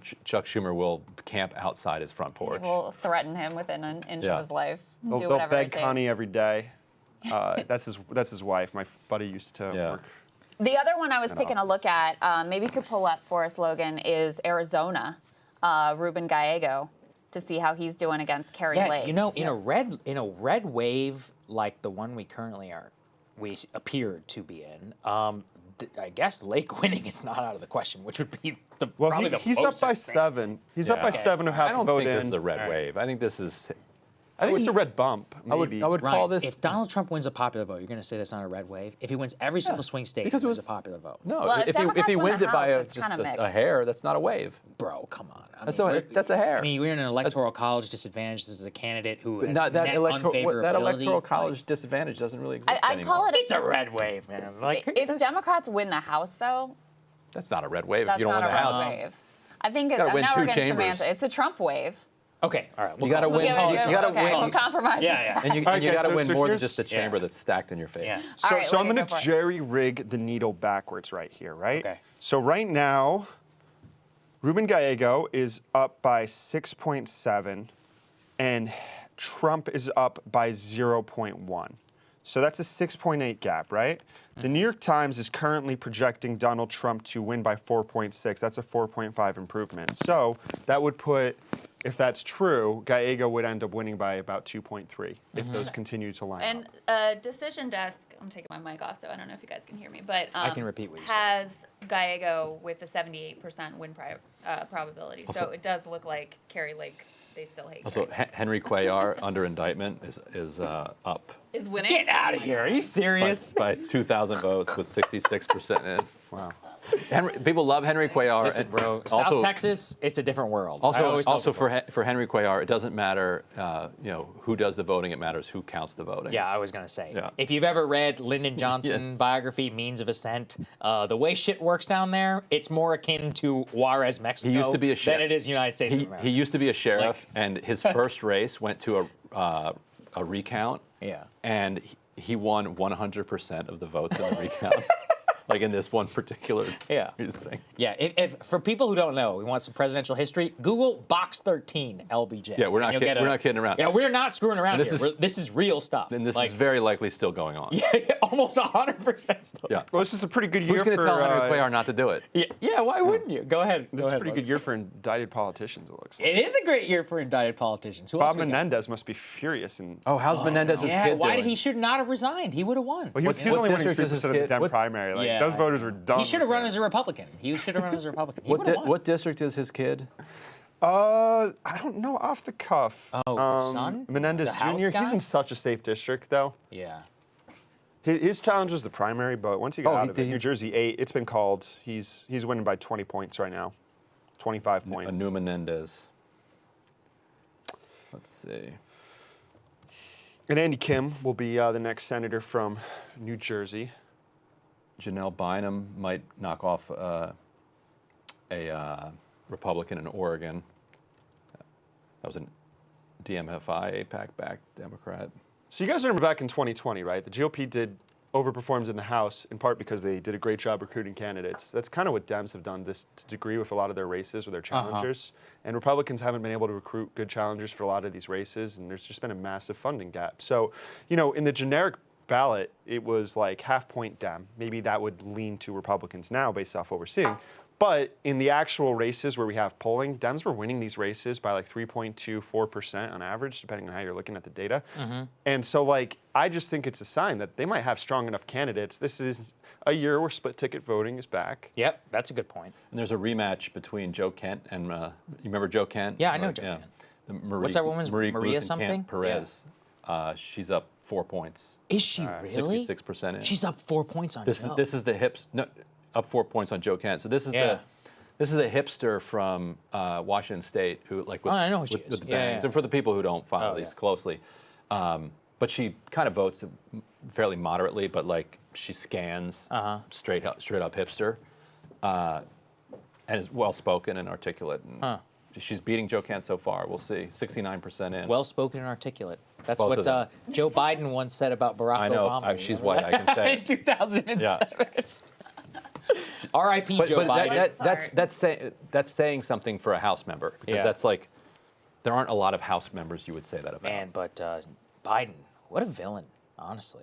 In Yeah. terms of his, this is bad for him, man. In terms of history, 100 years from now, So true. that is going to be a real Think about it too. His whole claim to any sort of a legacy really was, I stopped Trump. I stopped Trump. I stopped I Trump. defeated Trump. That's it. Yeah, that's literally And it. then because of your arrogance and your narcissism, because he and really did. democratic arrogance and True, narcissism too. but he really refusing did to challenge him. That's right, and you have to expect that once he grabs the brass ring, he's not likely to let go. But his unwillingness to read the writing on the wall and be self-aware enough, and he really did lead people to believe that he would be a one-term president. Yeah, that's true. Remember that? What did he say? Democrats are up in Iowa 1 also. Yeah. with 81% in. So That's a flip, right? Which that one would be is a flip. What? That's you Marion want to pull that up, Miller Logan? Meeks. Yeah. Yeah. I mean, they're all gerrymandered to hell. But it's the northeast stretch of Iowa. Yeah, that's Christina Bohannon versus Marionette Miller. Man, the Meeks. Trump And, campaign is going hard right now. if they win that one, it's pretty brutal. that was Are they? that race to me was one that came in as as a potential pickup, but ones that they were underdogs in. So if they were able to actually reach and pick up Iowa 1, that's a really good sign for Dems. Winning those types of races is what would get That them is the majority. interesting, but that would mean that Ann did get it right at the congressional level. Well, but she saw wrong at the- heavy D in the congressional. Yeah, right. Yeah, okay, she fair did. She enough. had it like D+16 or something Okay. crazy. At the congressional level? I mean, it's just very clear I don't how. know. I mean, it's just so wrong. Like, what It's is in one of Iowa the actually districts, at in one right of the now? congressional Trump up by districts. 12 right now. Same as shit. 4 years So- ago. Yeah. Yeah, so she was off. No. She was wrong in 15 points. in 4 one years ago, direction. didn't he win by 9? Is that right? I thought I think he won by 8 or 9. Oh, okay. Yeah, and he's Yeah, up, so he's up by He won by more than he did and last time. pour it up for I mean, him. there could still be Des Moines coming in. I don't know what votes. Yeah. Yeah. We got some Ann Copage over here. I mean, I don't know what's in. I don't know. Could be. Logan, Just what's your saying, just polling saying. take in terms of how so far? You know, Yeah, in terms true. of where things are. What are you thinking in terms of pollsters? It actually, I mean, I hate to say it, it looks like those Atlas Intel guys were kind of on something, huh? I think that the Yeah. Atlas guys are still going to be to the right of where the vote is. Okay. Their last poll was a little bit more moderate. Their other ones were right before the last day were a little off the table. So I don't know. Maybe you'll be right. I think it's a pretty good. I think it's an okay year for polling. I wouldn't say it's like a great year based off what we're seeing so far, but they Right. gave a good shape of the race, and for once pundits kind of got it right to a degree, which is, hey, it looks razor tight. It could easily miss 2 points to the point that one candidate would have a chance to pick up a lot. And I still think we got to be really careful. We're not to write to the obituary of a race. It's not over yet, right? Yeah. But Time still has it 10% chance of victory for Kamala. So, Yeah. You know, I mean, That's getting close to obit time. I wouldn't want to be there. That's getting close to obit time. Well, okay. Allow me to read Those college from her, students are going to pull through in Ann Arbor or whatever. Yeah, the lines are long. And see, by the way, this is a great reason to never believe pre-spin bullshit before 7 p.m. I tweeted that. I tweeted earlier today. I go, I've covered 3 out of the 4 presidential elections I've ever covered were razor tight, were shock outcomes, and all the info I consumed before 7 p.m. was bullshit. And that's the exact same thing. I remember seeing all these Democrats were like, we're seeing record turnout in Philadelphia, we're seeing record turnout in 150% turnout. This is all wrong, all right? So everyone keep that to heart and don't spend all day online. Just wait until the votes They're not actually going to listen, come out. Saagar. I know, Neither am I I, know. and neither did you. Yeah, and neither did you. That's my job, right? They don't have an excuse. Yeah, it's like, Lecture all you want, but we're going to all be out there reading the tea leaves and the keys and the moo dang. I always want to call her a panda. what did Hippo. Dang predict? Moodang? Yeah, did she ever She predict? called Trump. She predicted for Trump. called Trump. She ate the dragon fruit cake that Oh, said she's gonna Trump on take it. my job. Pie. Yeah. You had it close. Okay, so You had it close, and it is close. what did I see? I thought I saw there was a memo from the Harris campaign. I wanted to read it just because to give this their, is like the their last spin, the last cope, the last and breath of final cope. cope. Okay, here we go. Oh, by Team. the way, I saw with regard to Ted Cruz. Yeah. I think the numbers were that he actually won Latinos in Texas this time. All right. Well, Yeah. There you go. And previously lost them by like Yeah, 20 points lost or whatever. huge to Beto. Yeah. What we're seeing so far, team, as polls close across the country, I wanted to give everyone an update. As we have all known along, this is a razor-thin race. Thanks to this amazing team, we have incredible turnout across the Battleground states, and the closest of the race is exactly what we were prepared for. While we continue to see data trickle in from the Sun Belt, we have known all along our clearest path to 270 lies to the blue wall. We feel good about what we are seeing. In Pennsylvania, we overperformed turnout expectations in Philadelphia and overperformed our early vote in Bucks. In Michigan, we're awaiting a significant amount of votes to come in. The city of Detroit won't be reported out until roughly midnight. In Wisconsin, we know there's a significant amount of vote in Dane and Milwaukee counties. So there's a little bit more from them, but that's like basically where they're coming from. I did see somebody call it about Dane County.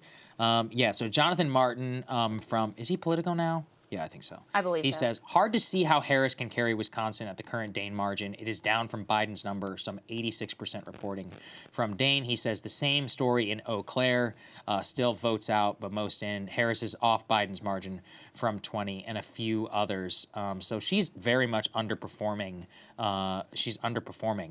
Wow. Actually, apparently Minnesota is actually looking kind of interesting right now. Can we take a look at that? While we pull that up, Dearborn, Michigan, is apparently just the election day votes, not the mail-in, blah, blah, blah. But in Dearborn, which is majority Arab American, Trump, 45. Jill Stein, 33. Kamala Harris, 15. Get out of here. Oh, my God, blowout. That is a self-inflicted wound. So that semaphore thing was real, huh? The Remember? polling? Yeah, 47-46. That's what they had it at. Actually, if anything, they undercounted Jill Stein. True. My God. True. Well, Again, that's election day, blah, blah, yeah, blah, but right. it's... That's brutal. I mean, look, I guess you could say this. You can't blame Jill Stein for that one because they ended up just voting for Trump, this time. No, So, I mean, they have only themselves to blame.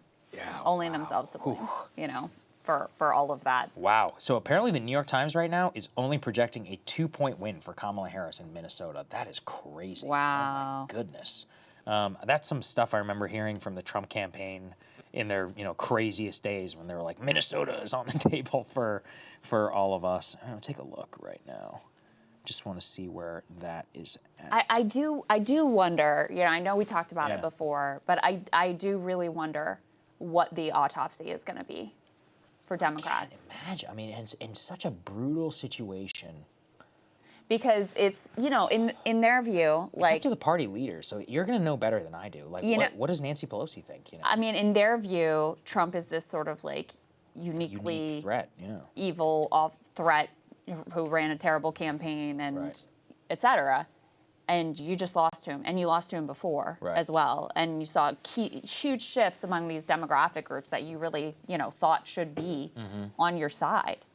So, and there's no like Jim Comey to blame it on this time. There's no like Russian interference to blame it on this time. It really is like coming down to, okay, how could this be? How could this reality exist?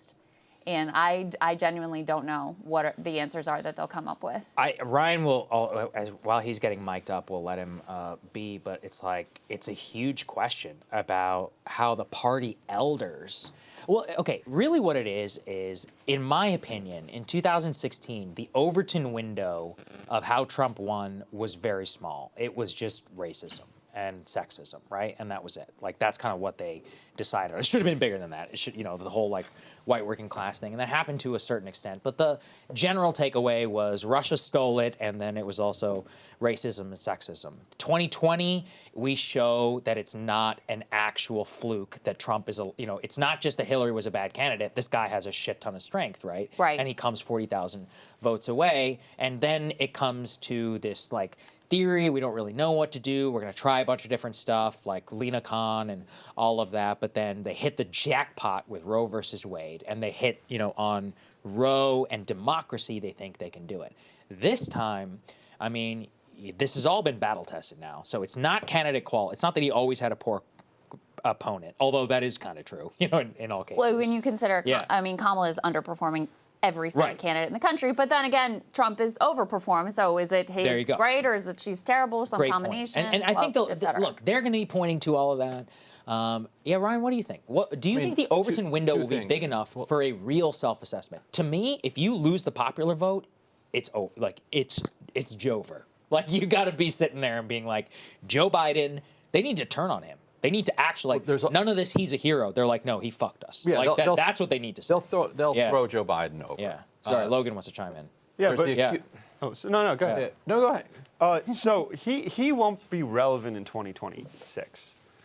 Yeah, but he'll be relevant tomorrow. Yeah. He's going to have to give that speech and say President-elect Trump, which, by the way, I'm excited to hear. But I think I think they're going to have to have a deeper reflection than Joe Biden is the problem, because it's just such a once again, like, you're losing to this guy again. And, with the landscape that you feel like with Roe and with January 6th and all of the, like, he should not be able to win, and you lost. And I don't think Kamala, like, I disagree with, I think the Liz Cheney strategy was dumb. I think it undercut her. I think, there were mistakes. But overall, she didn't run a bad campaign. It was fine. There was nothing that it was like, logical in the moment, is what I would say. Yeah, and I don't know that this failure really rests at, her feet fully in terms of just like, oh, you could have messaged blah, blah, blah. I do think, remember after 2012 when Republicans lost? And there was like they did the autopsy, and there was a whole like, angst-ridden soul searching. And Democrats did that to some extent in 2016 as well, but it was really overridden by like Comey, Russia, sexism, racism, et cetera.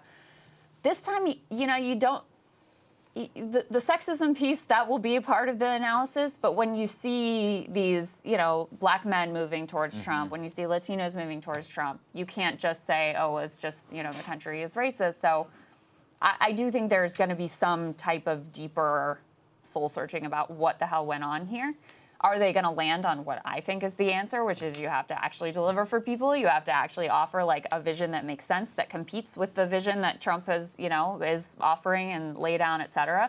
Probably not, because that's hard to do and it requires bucking a lot of powerful interests, et cetera. But I do think there will be some sort of deeper effort to try to grapple with a world that no longer makes sense to Democrats. Right. So you have the acute problem of the genocide in Gaza, which they believe, Kamala was surging and like young people were behind her, and then, she picks walls and like, wow, like this is, like there was real enthusiasm being generated. Yeah, that's true. Which was drained when she was very explicit and very clear that she was not going to do anything different when it came to Israel-Palestine than Biden was doing. Like so she, and I think sorry, at the DNC, refusing to even have a Palestinian American on the stage was the final straw. To give a 2-minute speech that was endorsing Kamala Harris. So there was that acute thing that I think not only did it cost them obviously in Michigan, but it cost them with young voters more generally, and also people on the left who are not young. And I'll admit my biases. It's on the margins. It's not what drives everybody. Right. But it's a thing, and it was real. But then the chronic problem that they have developed is that Chuck Schumer's theory that for every what was his thing? For every voter that you lose in the middle of Pennsylvania, you pick up 2 in the suburbs. That was wrong. Total failure. That math did not math. That math works actually if you think that there is no cultural relationship between working class people in suburban and urban areas and rural areas. So what Schumer believed is that they would maintain all of their working class support that they had in the suburbs and the urban areas, but they would lose the rural areas. Right. And they did the math. They're like, oh, it's like 15 to 20% of the country is rural. Like we can lose that as long as we pick up more suburban voters. And then implicit in that was we will also maintain the current working class level of support, which, when he said that in 2015, was practically double of what it is now among like Hispanic, black voters and other like white working class people who are either living in cities or in suburbs, because people are not like monolithically upper middle class in suburbs or in cities. Yeah, so of course. What is happening is that, in fact, there are cultural through lines that run from rural America through the suburbs and into the cities. They listen to a lot of the same podcasts. They live in the same culture, and they just happen to like live in different areas, and they're not completely different people. So yes, you picked up those 2 suburban. You lost the 1 rural voter. You picked up the 2 suburban ones, but you actually ended up losing a couple more in the cities and the suburbs as well, who share an affinity with the rural voters, which you couldn't see because they're different races. Right. And so what do you think what are the implications of that? If they're not going to be able to come up with that, but there'll be a minority party. I don't see how they become a national party if they don't fix that. What I'm trying to ask is, what does fixing that look like? Populism, like somebody who Joe Rogan can say, oh, this guy makes some interesting points. Yeah, I mean, I think that's one. See, I'm not sure how that's going to play out, because it's like I'm not either. Like, because they're structurally like. It's not up to us, and it's not up to even, frankly, it's up to the New York Times editorial board, Nancy Pelosi, Pete Buttigieg, and Josh Shapiro. Like, those are the people who get to decide. The question is, what do they go with? Like you guys just said, Biden, who? It's like... if Fetterman hadn't had a stroke... Biden's about to be George W. Bush level. We never talk about him again. Herbert for real. Hoover. Literally, let him, sail off into the sunset and die on the beach, because that's the last time you're ever going to hear from him. In terms of the rest of the party, for like who they get to what they think. Like, if we think about it from each individual incentive, Shapiro, Whitmer, Buttigieg, and Newsom can always hang their hat on, hey, we wanted a primary, but you guys didn't let us have a primary. But none of them fought for it. Yeah, They're I know, such but they chicken can shit. Yeah. claim shit. You Yeah. know, nobody's gonna know. And also, like I said, one reason why I would not count the Dems out too much is the MSNBC base hates Trump so much. All they want to do is win. They love to win. The Republican base just loves Trump. They don't give a shit about winning, which is kind of an interesting, dichotomy there. But the thing is that the Democrats, if they are told by their elders, they're like schoolmarm children, they need to be instructed. And so if they're instructed by their betters, like Pelosi and the New York Times editorial board and The Argument and The Daily by Marco Barbaro about like, here's what went wrong, then they'll just go along with the plan. Like, that's what they do. The question is, like, what's that meta-narrative for them going to be? I have no idea. I think I know what the meta-narrative is going to be. What? Kamala is too liberal. That's going to be the meta-narrative. Okay, but the crazy thing is, what was she even it liberal is about? obviously kind of true, though, because, but you guys are thinking in a literal sense. And see, that's the thing. What is the lesson? If you can nuke the NLRB, if you can basically revert to Mitt Romney-style economic policy and blow it out with the multiracial working class coalition, at least in Atlanta, what's the lesson on that? It's a cultural election. And so really what killed her is liberal positions from 2019. I mean, this is what... I don't really think so. I think clearly it's this transgender surgery thing is real, no? I mean, it's true. I mean, I think and immigration. The number one issue was like the economy. Yeah, but people say a lot of shit, okay? And in terms of what they actually vote I think on that is the a whole meta lot. thing we talked about before of unpopular president, wrong direction for the country, like dissatisfaction with the economy. I do think that that's the bulk of how you explain the result. And with regard to, the analysis of like, is she too liberal, blah, blah, blah, the Democrats, and that's what their analysis is basically every time, that's their go-to like instinct of like, oh, this person is too liberal. I think a bigger problem for her is that she doesn't clearly stand for anything. She was, in addition to never being able to answer the question of how are you different from Joe Biden, she was never able to answer the question of like, what are actually your priorities? Like, who are you? And what are you going to fight for?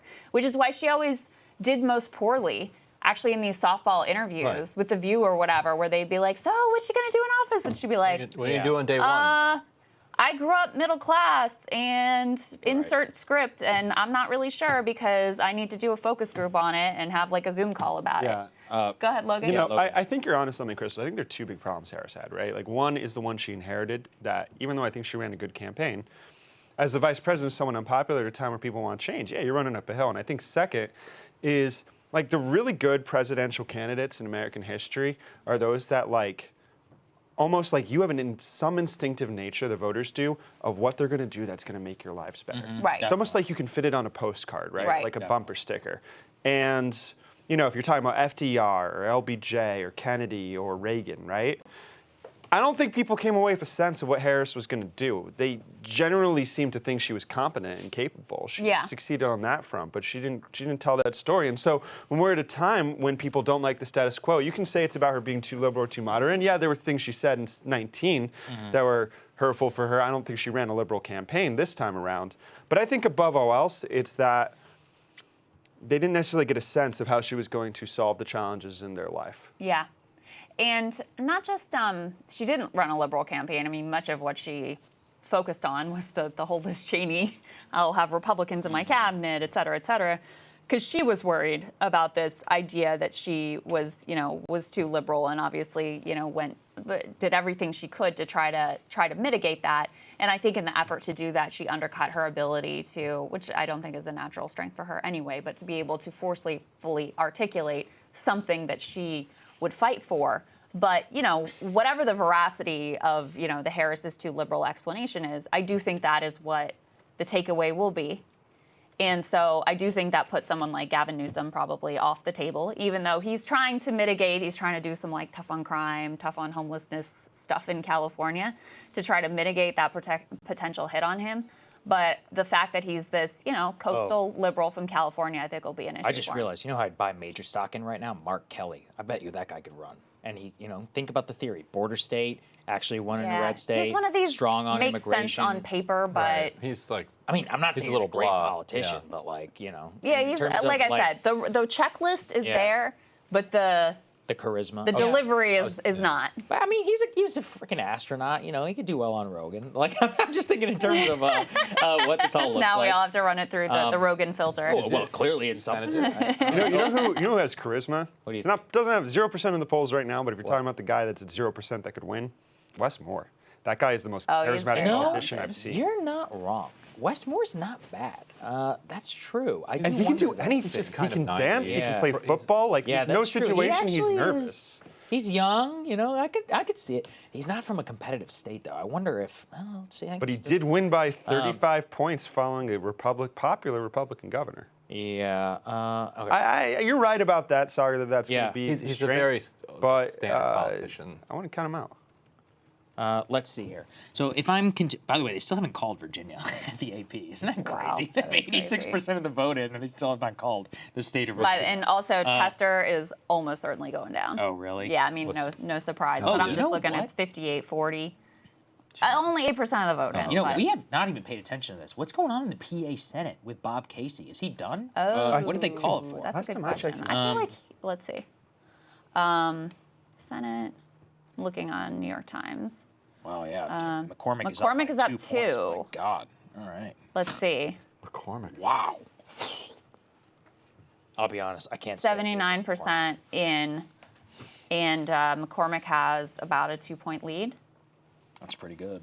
65% in. Depends with our, on what's with left. Our man Dan Osborne, and he's now down by 5,000, less than 5,000 votes. Boo. All right. Let's 50-49. see here. So wow. Yeah, I did not expect that. I did not expect Bob Casey. Basically, McCormick is directly in line with Trump. So what the hell happened to Bob Casey? He outran Hillary by what? I'm All trying right, to remember. so if we're jerry-rigging the reverse needle situation, he'd be on track to... Oh, hold on. Actually, he might have just gotten to the point that he'd now be favored. Give me one quick sec. Okay. All right. I'll let Logan do some Crunch of the numbers. back and napkin. Yeah, because Trump is up a bit more than on Kamala Harris than. Yeah, but not much. I'm saying, if I recall, Bob Casey outran Hillary by a lot, ridiculous yeah. amount of points. So I'm like, It's just that everyone McCormick expected is such that. a dynamic candidate. Yeah, I was going to say, that's the other thing. It's a partisan No, thing. he was up in, because McCormick, in my opinion, No, he was in sucks. 2018. Oh, was he in 2018? Yeah. Yeah, that's right. But no, So but that's what I meant about outran. In But terms of, yeah, 2018 was a blue wave. Yeah, fair enough. All right. So okay. if the New York Times needle is right, and they're also showing big error margins here, right? Yeah. McCormick would be on track for a 0.1% lead. So that race is... Oh boy. So it's actually close. All right. Very We close. shouldn't call this obituary Yeah. then. All right. Let me check in on some of the other Senate races. Slotkin right now is down to Rogers by 3 percentage points. But I'm not seeing. Baldwin is losing Wow. by But I don't. 30,000 That's votes. only 38% of the vote, and I don't know.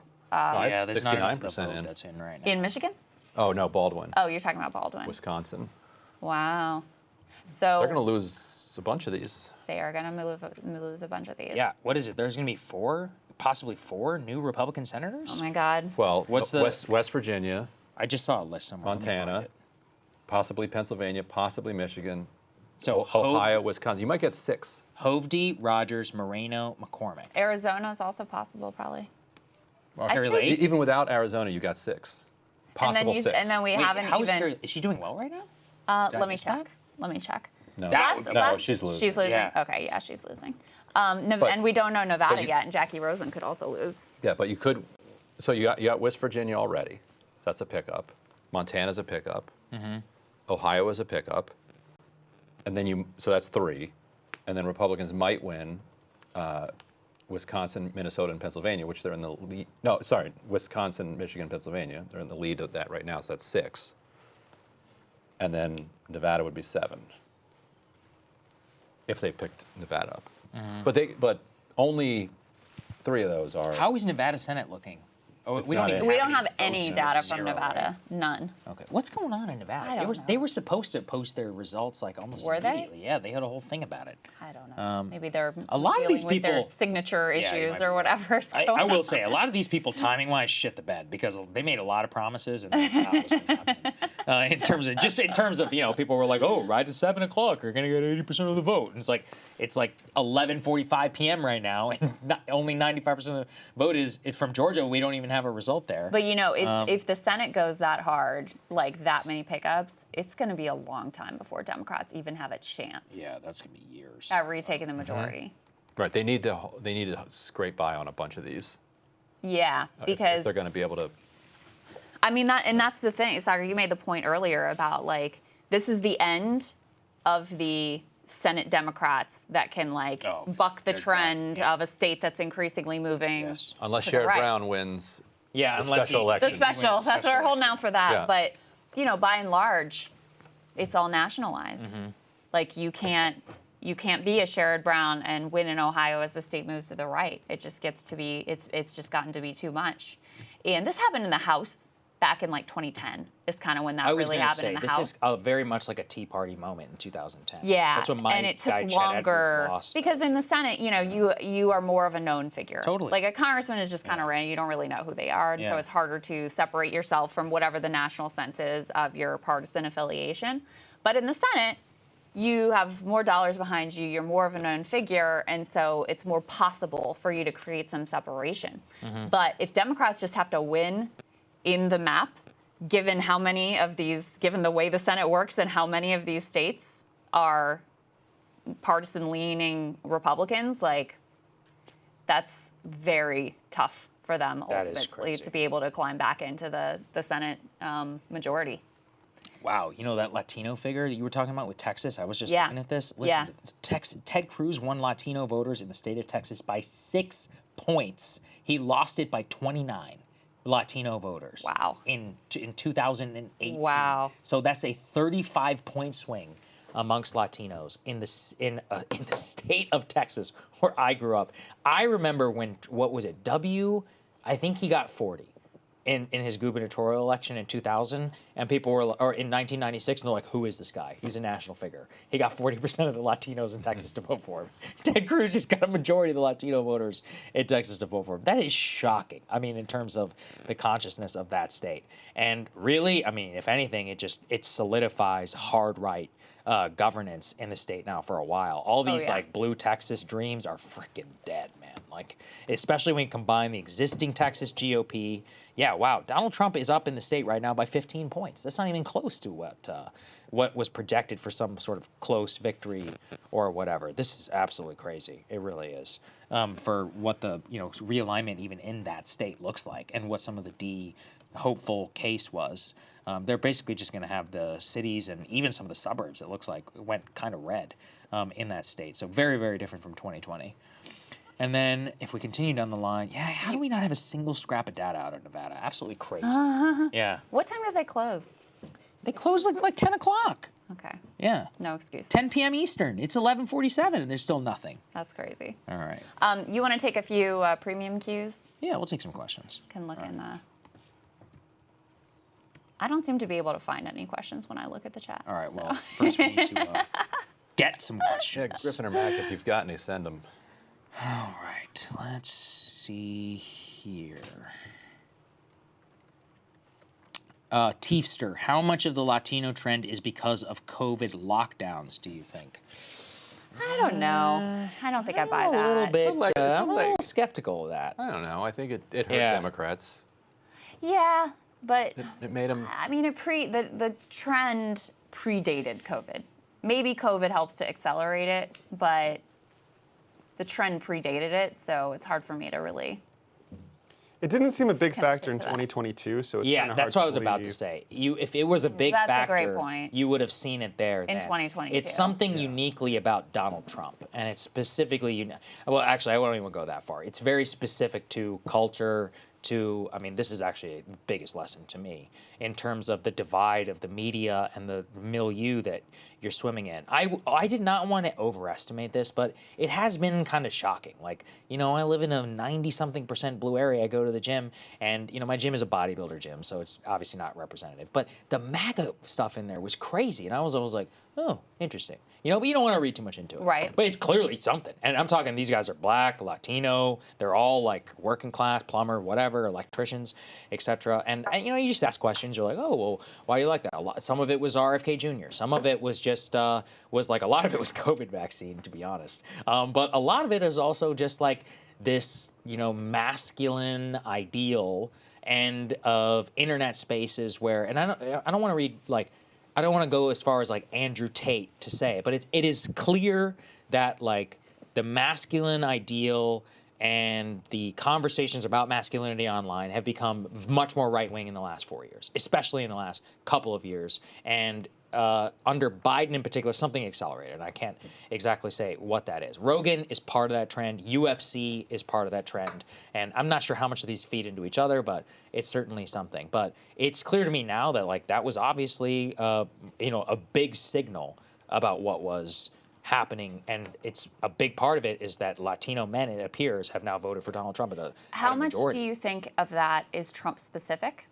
Huge, by the way. Well, see, I would have just said huge, and what did I just say about Ted Cruz? He just won Latinos. So how much of it, you know, it's like, how much of it, maybe these people are just straight up Republicans now. Yeah, I mean, and this is where I think the gender stuff plays in. I mean, clear. But I don't want to overstate that either, because you probably would have seen that in 2022. Yeah, that was a hotter I mean, conversation. only the trans thing is big, you know, online. I didn't ever want to say that it was number one, but you know, I would be remiss if I didn't say that it wasn't clearly part of something, because that is part of only half of Milwaukee is in. I don't know, Logan. Maybe you can dig into this more. Yeah. Yeah. Why don't we you only do have half of Milwaukee.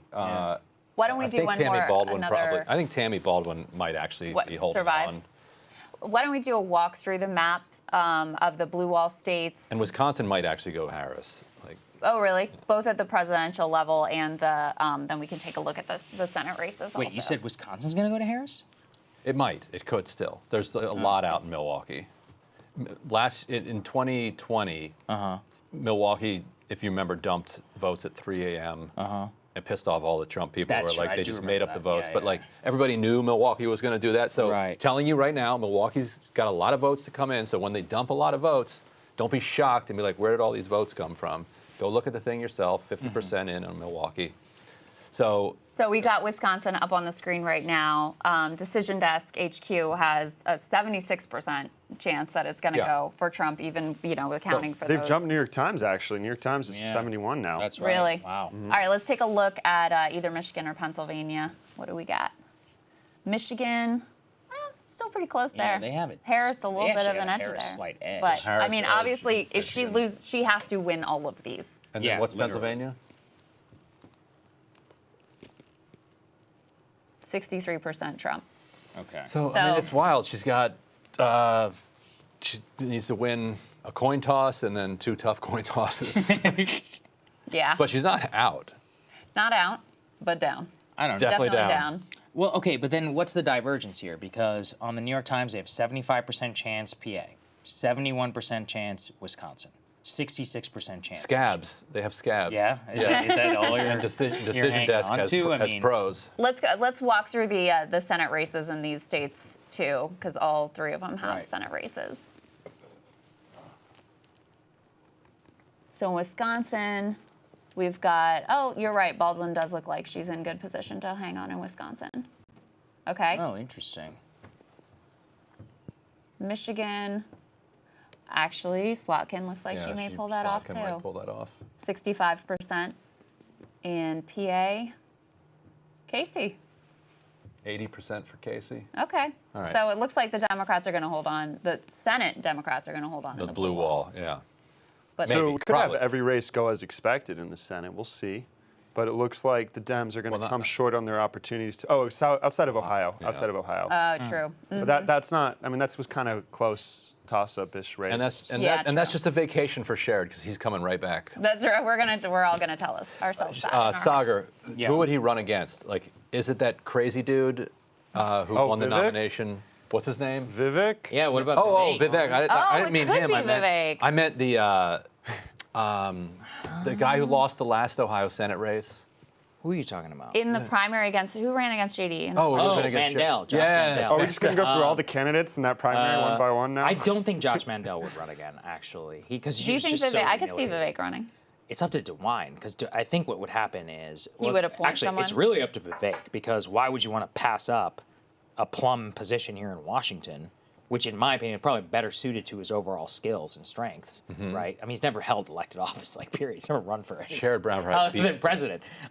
Like, here you'd actually have to win a statewide election, especially if he's running against Sherrod. That's not easy. Whereas, you know, Trump could just appoint him, I don't know, either secretary or, you know, some cabinet position or some czar position on censorship. Honestly, he might even go for White House press secretary. I wouldn't put it past him. Now, in a special election, Ohio Republicans might be able to bypass a primary and put a very reasonable, you know, business guy. DeWine could put some Yeah, so put him up as the business candidate against guy, Brown. ally. as I understood it, yeah, there's a big beef right now over whether DeWine would appoint somebody who was kind of MAGA to replace Jay, because they don't like each other, right?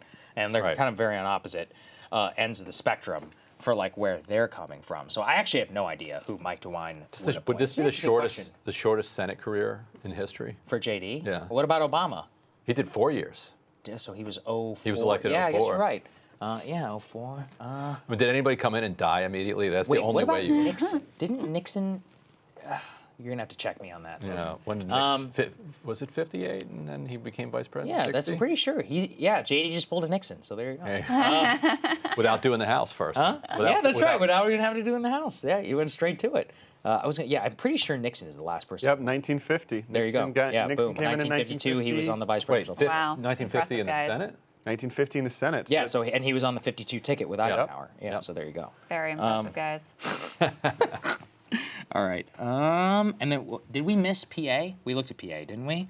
We looked at PA. Casey had the edge, so it looks like in the blue wall states. Oh, Casey has the edge. Yeah. Because Philadelphia's So not we might in. actually still pull it out. Yeah, and we previously looked at Arizona. It looked like Gallego was going to hang in there. The other question mark is Jackie Rosen in Nevada, for which we still have Also, if no data. if Kamala does like pull out this inside straight, can you imagine the inability of the Trump world to accept it? Oh yeah. I don't think we're- Honestly, at this point, I would have a hard time. Saagar. Even I'd be like, all right, they dropped it. Stop the something steal. happened. This Stop does the raise some steal. questions, though. Stop the count. This does raise some questions. If the last one was stolen, why didn't they just steal this one? Yeah, that's a good question. You know? They forgot how to steal elections. Krystal, when you win, you don't ask too many questions. You just take it. Like, I mean, why wouldn't you? All right, let's see what else we got here. I mean, this is all a big question in terms of how things are going to continue. So, let's see. Dan here. Osborne's down by 11,000. Okay, so he's down by 11. What's the percent? 51-49. 69% in. Let's see. Ruben Gallego up by 6. Oh, you know Trump what? won Stark County, Texas. Saagar. Did he really? Most Hispanic county Yeah, in there America you go, by yeah. 16 points. Wow. Holy Let's check shit. Quayar. How's our indicted? Looks like ranked choice voting is failing in Oregon. Quayar still up by Interesting. 6,000. Did it pass in Colorado? That's a big one. You know, it was up on the ballot in Colorado. not sure. I wonder if it went. It was in D.C. went through. too. Oh, Virginia, they officially called it, by the way, finally. But Trump, wow. The funniest takes on the Democratic side will be the people who say they should have stuck with Biden. I don't think anyone will stick with that. You don't That's think not anyone will say possible. that? No. Someone's going to say it. I Yeah. guarantee you. It's going to be a source from the Biden White House. I want to hear. Yeah, that's oh right. yeah, that's Although, exactly right. you know, Anita Dunn and those people, they might be doing some secret backflips around, you know, some I told you so's and all that. Oh, Like, I wouldn't put it yeah. past them. in No, terms there of a was. I mean, there bitterness was toward it. reported like tension between the Biden people and the Harris people on the campaign Right, and whatever. exactly. And then yeah, For stakes like that, how can you not? I'm sure it's just a hard one to get over. yeah. All right, let's continue down the list here. Let's see, North Carolina, AP even called it now for Donald Trump. It's not really a surprise. In terms of the other likely forecasts that are happening right now. They have it at Georgia, more than 95% chance that Trump will win. 80% chance in Arizona. You know, we didn't get to spend too much time on Arizona. Do you mind pulling it up, Logan? Because I didn't get to look at Maricopa or any of that, because last time we spent so much time on Maricopa in the 2020 election. Okay, let's see. Oh, wow. So Kamala's actually up right now. In only 56%. Oh, Matt Cartwright is losing now. Is he really? What district is that? Pennsylvania 8, Scranton. He's down by Ooh, and it's 5,000 votes with 94% in. If Matt Cartwright loses, tough. I have no reason to live. I'm sorry, my friend. Yeah, well, I'm sorry. I apologize. I'm taking the shared loss hard myself. He's not out yet. I'm not counting Matt Cartwright out. I'm personally just not tired of winning right now because we got blowouts, we got no weed. I mean, that's just like this It's all this falling as in good your as it direction, gets. my friend. I mean, Susan Wild losing in Allentown is she really? with 88% in. She's losing? By 2 points. That's my in-laws' hometown congresswoman. Uh-huh. Yeah. Yep. Wow. Very interesting. 9,000 Well, she's the 9,000 bellwether, votes. It's right? not over. Should we Yeah. check in on Vindman? Oh, please. He's please still tell up. me he's gonna lose. He's still up. Okay. I think it looks like he's going to pull it off, I Saagar. pray for his loss. So you did take But it's a one different out. Vindman. It's Vindman's yeah, brother. honestly, that You is did my take L. one out. That's my L. It's Vindman's brother, though. Hey, you know what, though? I got to live to see a Vindman in Congress, but Donald Trump will likely get elected and will hopefully bring the end of the war in Ukraine, which will bring tears to the Vindman's eyes, because the guy's basically loyal to Ukraine and not to the United States. Friend of the show, Brendan very least Boyle. I get that. I wouldn't count. Yeah. I wouldn't count those Ukraine chickens before they're hatched. Just warning. The messaging from him has been very mixed on that front. I'm prepared for disappointment. Hey guys, I got an interesting one here too. Hit it. Scott Perry is down 52 to 48 with 70% left. My former congressman. Couldn't have Okay. it go better. You Remind know, me of that one? York, Pennsylvania, like the south central PA. Okay. I'm yeah, it's a getting very election Republican nerded right now. district. But Scott Perry was very involved in the January 6, 2020 he's stuff. He's way to the right of a right-wing district. Huh. Oh, It's like Lancaster. yeah. Scott Perry. What? What's kind of funny is that like other Republicans seem to pay much more of a price than Donald Trump Oh, does. this for, guy. This yeah. yeah, I remember this guy. Okay, all right, yeah. Okay. He's struggling. Wow, yeah. Interesting. And it's not just that. He's always been like, he's at the center of the shutdown strategy of ACA. And so Scott Perry used to be in a deep, deep, deep red district And did he get redistricted? to a very conservative, but not as, he got like an R plus 10 or 8 or something district, and he's still acting like it's R plus 30. Got it. You know, it is funny. I mean, like Carrie Lake is paying a price in Arizona. You know, That's true. it is true. Trump just gets away with stuff that other people just can't get away with. Let's see. How is Carrie Lake doing? Let's pull that one up. She was down like 6, I think. Arizona. Kamala's down 7,000 Here we go. there, and Ruben Gallego's still with a Carrie pretty Lake down healthy 6 or lead there. 7. Yeah. I mean, it's 54% reporting, so she could definitely still potentially make a comeback. And it looks like, I'm assuming those like long counties on the side are probably rural, and they're not in yet. But he looks like he's in pretty good shape there. Let's see. All right. In terms of the rest. Oh wow, Kamala Harris is projected to win Hawaii. Huge. All right. Big. I wonder what the vibe is over on cable news. I'm actually very curious for what that is. All right. Can we put it up? Can we just put it in the corner here? Oh, cable? Yeah. No, they would take us down. They would? Unfortunately, for copyright purposes, which Yeah. is ridiculous. All right. Yeah, I'm sure the MSNBC crew. I'm sure there are some moments going on over there. Okay. Well, So what are we waiting? yeah, that's what we're all talking about right now. Yeah. So we're kind of curious as to how this is all going to play out. So it's midnight right now on the East Coast. We have a 90% chance of victory. Obviously, we're going to be back tomorrow. But, it doesn't look like Trump is going to declare victory anytime soon, at least from what I'm looking at right now, just because they probably want to wait until at least Pennsylvania is called, right, for Donald Trump to come out and to speak. or any of the blue wall states now at this point. And I guess you would need Nevada now as well. It's funny because if it looked like he was losing, he would already be on. Oh, of course. You're right. You're right. He definitely will.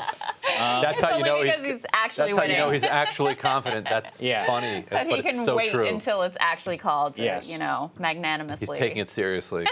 Yeah. All right. Unbelievable. That's such a good point. Okay. Why don't we take a few questions and then we'll decide what we're going to do. Of course, by the way, don't worry, everybody. We're going to be back tomorrow. We're going to be back on Thursday. We got plenty of There will shows be here plenty for of time to everybody. chew over these results. I will but- just say, I just think it's got, I think it has already answered so many questions, right? All the big questions of the night, except who has officially won, have now all basically been answered. So Yeah. all right. No, I mean, I don't think there's, honestly, guys, I don't think there's much suspense here at this point. The coming out of, all right, she lost Georgia, she lost North Carolina, it was like, okay, but maybe that's just localized. Right.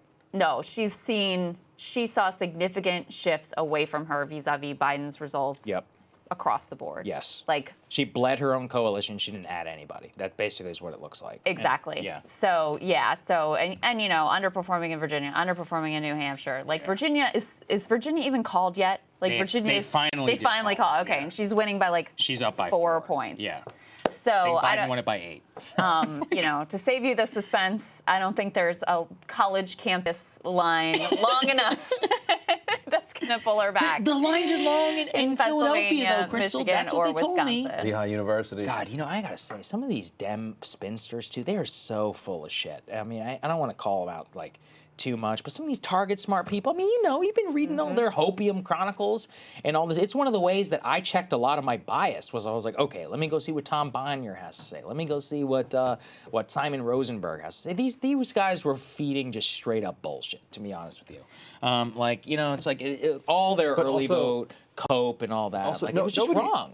Nobody knows because you don't, if your strategy relies on turning out people who don't regularly turn out, there's no one in the world who can tell you with confidence whether that's going to happen. That's a because good it literally hasn't happened before. But the only question is how much of this was okay. So that's a great point. So we'll look at the stats after this, and we'll take a look at how much E-Day vote that Trump actually wins versus the early vote, because that's the other big thing. Remember all those assumptions that all those independent votes in Nevada and elsewhere they're like, oh, but they're young and they're actually going to swing to Kamala or whatever. But if Trump is going to win young voters, then all that's in wrong. Michigan, Right. Maybe. Yeah. It turns out they were young. Yeah, they were young, and they just voted for Trump. Yeah. Exactly. So it's like maybe it was all there in the early vote this whole time. Right. I mean, that was the theory with Nevada in particular. Yes. Was like automatic voter registration. Yep. These are really mostly secret Dems. Yeah. But if you look at independents across the country, they broke for Trump, and young people certainly shifted towards Trump. So we'll see. We don't have any data from Nevada yet, so we won't write John Ralston's prognosticatory, is that a word? Obit. We'll take it. Yeah. We will take it. Yes, we will take it. It's midnight, okay? My brain starts to shut down at It like works. 9 p.m. It completely works. For almost 6 hours. Which is Prognosticatory honestly, absolutely works. that's pretty good. It's not even But so. I do want to say before we, to maybe take a couple questions and call it a night, unless something crazy happens in the next couple of minutes. Just thank you so much, the premium subscribers who made this stream possible, helped us to be able to hire Logan, get the data from Decision Desk HQ. I really feel like we were able to step up our game in terms of bringing you live results, whereas previously we were just scrolling on Twitter Definitely. Yeah. and relying on others' analysis. Thank you, Logan. By the way, Logan, underrated as just overall analyst. He is not just a data A sleeper numbers guy. analyst. Yeah. He has some deep philosophical points that he was throwing out over there. So Logan, what's the backstory again with Logan? You and Race to the White House, by the way, everybody go subscribe. Race to the White House. There's going to be a link in the description. And what was the backstory? You just followed each other on Twitter? I just saw him randomly, and I was like, hey, we need a data nerd guy. Yeah. This could work. Let's try him out. And then Logan came on and he's pretty good, man. We'll stick with him. Exactly. Man, it's great to have you, sir. Hey, and, I think you'll be back tomorrow, so don't worry. I appreciate it. We will continue to see you. Yeah, I was kind of wondering, but I never asked because you always want to act like you're supposed to be there, so I never asked. You're like, why me? Why It was not? pretty random. I was just we were in the market, and I thought, all right, we'll just try him out on the show, and then you did a great job, and and was like, all right, That's true, and it's something that our audience has been asking for forever. Is an actual like data ability. Okay, guys, let's get some premium subscriber questions in here, shall we? Let's do it. And man, 12:08 a.m. here. Okay. And it's really like. Okay, here's a fun one. They called it for Deb Fisher. Develop here. Who did they call it for? Deb Fisher Oh, over Dan Osborne. F's in the chat. She's up All right. 17,000 votes right now. Development ops. What are the odds Kamala certifies the election? Because Electoral now Count she's going to Act, have to right. certify. Oh, she's gonna This go person on. does not understand Democrats. Which is They're- what? They follow the rules. Yeah, that's right. They're I mean, Al Gore they're actually school marks. legitimately won and had it stolen Yes, from him, and and he still, still, yes. and not only did he still capitulate, but all of the consensus among Democrats, like uniform, was like, he did the right thing Yeah. for democracy. So no, Kamala's going to certify. Democrats are not going to be put up a fuss. There will be like lots of rationalization and cope, but not any active efforts to like undercut the election. Okay. All right. Let's continue here. Do you think Van Jones is openly weeping on CNN? That's from my friend No, Enraged Cog. We love Enraged Cog here. Let's see. Van was like friendly with Trump and stuff last time. Yeah, that's a good point. I remember that was my job at CPAC, is I had to interview Van Jones on the CPAC stage, and that was like a big deal. I Van Jones, forgot about he that. took so much shit No, he for was it. involved in some of the criminal justice reform yeah, that was stuff, why. It's and 'cause he he was like there for the actually criminal speaking of justice. weeping, I think he wept on CNN about like working Yes, with he Trump did, on yeah. like in like a happy way. So I don't there may be tears, but I don't think they're Van Jones tears in my personal No, opinion. not at all. Somebody- Van Jones is savvier than that by now. Let's see. Mikey B23, can you all give your final predictions? What final prediction do you want? Okay, how about this? who's gonna Since it's win? only 50-50, 50-50, all of us, gun to our heads, popular vote, yes or no? I'm going to say yes. Oh, I think yes. All right. Ryan? No. Okay, I like it. He's taking the under. Logan? You're asking me before I was able to pull up. Oh, Can't look at your cards again. Yeah, Yeah. I guess so. You'll Slightly- take it? Yeah, I think Wow. so. First time Republicans won the popular vote since when? 2004. Bush? 2004. Yeah, 2004. That's how it used to Wow. work. And that was Yeah. when they stole it in Ohio, so Yeah, Wait, it really? used to work that. ask RFK Jr. That's right. So Right. 2004, what was the last time before that? Because it wasn't 2000. He didn't win it? Oh, It wasn't yeah, 96. 88. It wasn't 92. 88 by huge margins. Did Yeah, HW win 92. big? Yeah, They won- 92. Yeah, that's right. No, He no. won- yeah, he blew it out against Dukakis. That's No, right. 88, Yeah. 88. And then they won 4 out of 5 before that in the popular vote. And in the general. So 88, 84 was a blowout election. 80 was a blowout. 80 was a blowout. 76 was a close D 76 was win. very close. 72 was a blowout. Blowout. Yeah. Logan, All right, we're can you getting look- too down. Can you look, Yeah. Logan? Can you look one more time at the House Yeah. forecast, like the overall House forecast, and if Democrats are still likely to hold it? Which Yeah, they're take it? still I don't know. To me. they're still ahead. I don't have the numbers on right now. Hold on one sec. That's pretty crazy. That is crazy. Yeah, What does that say? 56% chance. My own personal model, which is a little slower than Decision Desk, on race to the White House, we still have them favored too. Wow, interesting.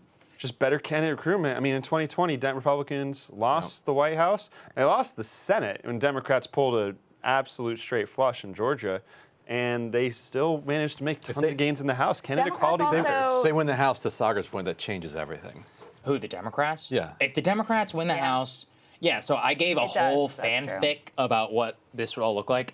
Basically take all of that and throw it out if the Democrats win the House. So that means, the TCJA fight, insane in terms of what that would look like. Democrats holding up the debt ceiling I was about would be to say, the funniest thing ever. Democrats are about to go crazy playing chicken with all Yeah. of this See, thing. It actually, I don't think they have that in them. no, I think they will. I don't Krystal. think they do. have that in them. The debt ceiling, they are not. Okay, no. not the debt ceiling per se, but look, Republicans, they care probably more about like the corporate tax rate than they do about the debt ceiling. Like they'll do anything to get the corporate tax rate to bring down. So we could have a child tax credit swap. I've sort of heard that theory before. By the way, the whole Ukraine thing, that would be kind of interesting because the Democrats are probably going to insist on some, But the onus on them to have to like pass funding, and that yeah, just I guess. gets, potentially blocked in the Senate. But because if there's a Democratic House and a Republican Senate, then pro-Ukraine funding is way more likely to go through. So then it would actually have to go to Trump in terms of what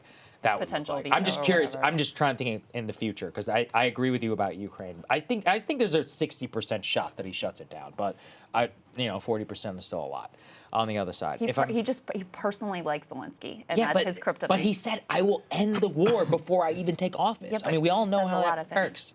Like, yeah, but when you say you end the war only ends one way. And he has complained about the money. And JD, I will give JD this: he has never ever changed anything on Ukraine. That's the one thing he probably believes. He said it whenever he was running for office. He ain't president. Okay, but he's going to be number two. I think Trump was actually smart enough to know that, like, even though he did the Taliban deal to like set up the conditions to withdraw from Afghanistan, I do think part of why he didn't actually withdraw is he realized there would be, like, Biden took a huge approval rating hit for actually withdrawing from Afghanistan.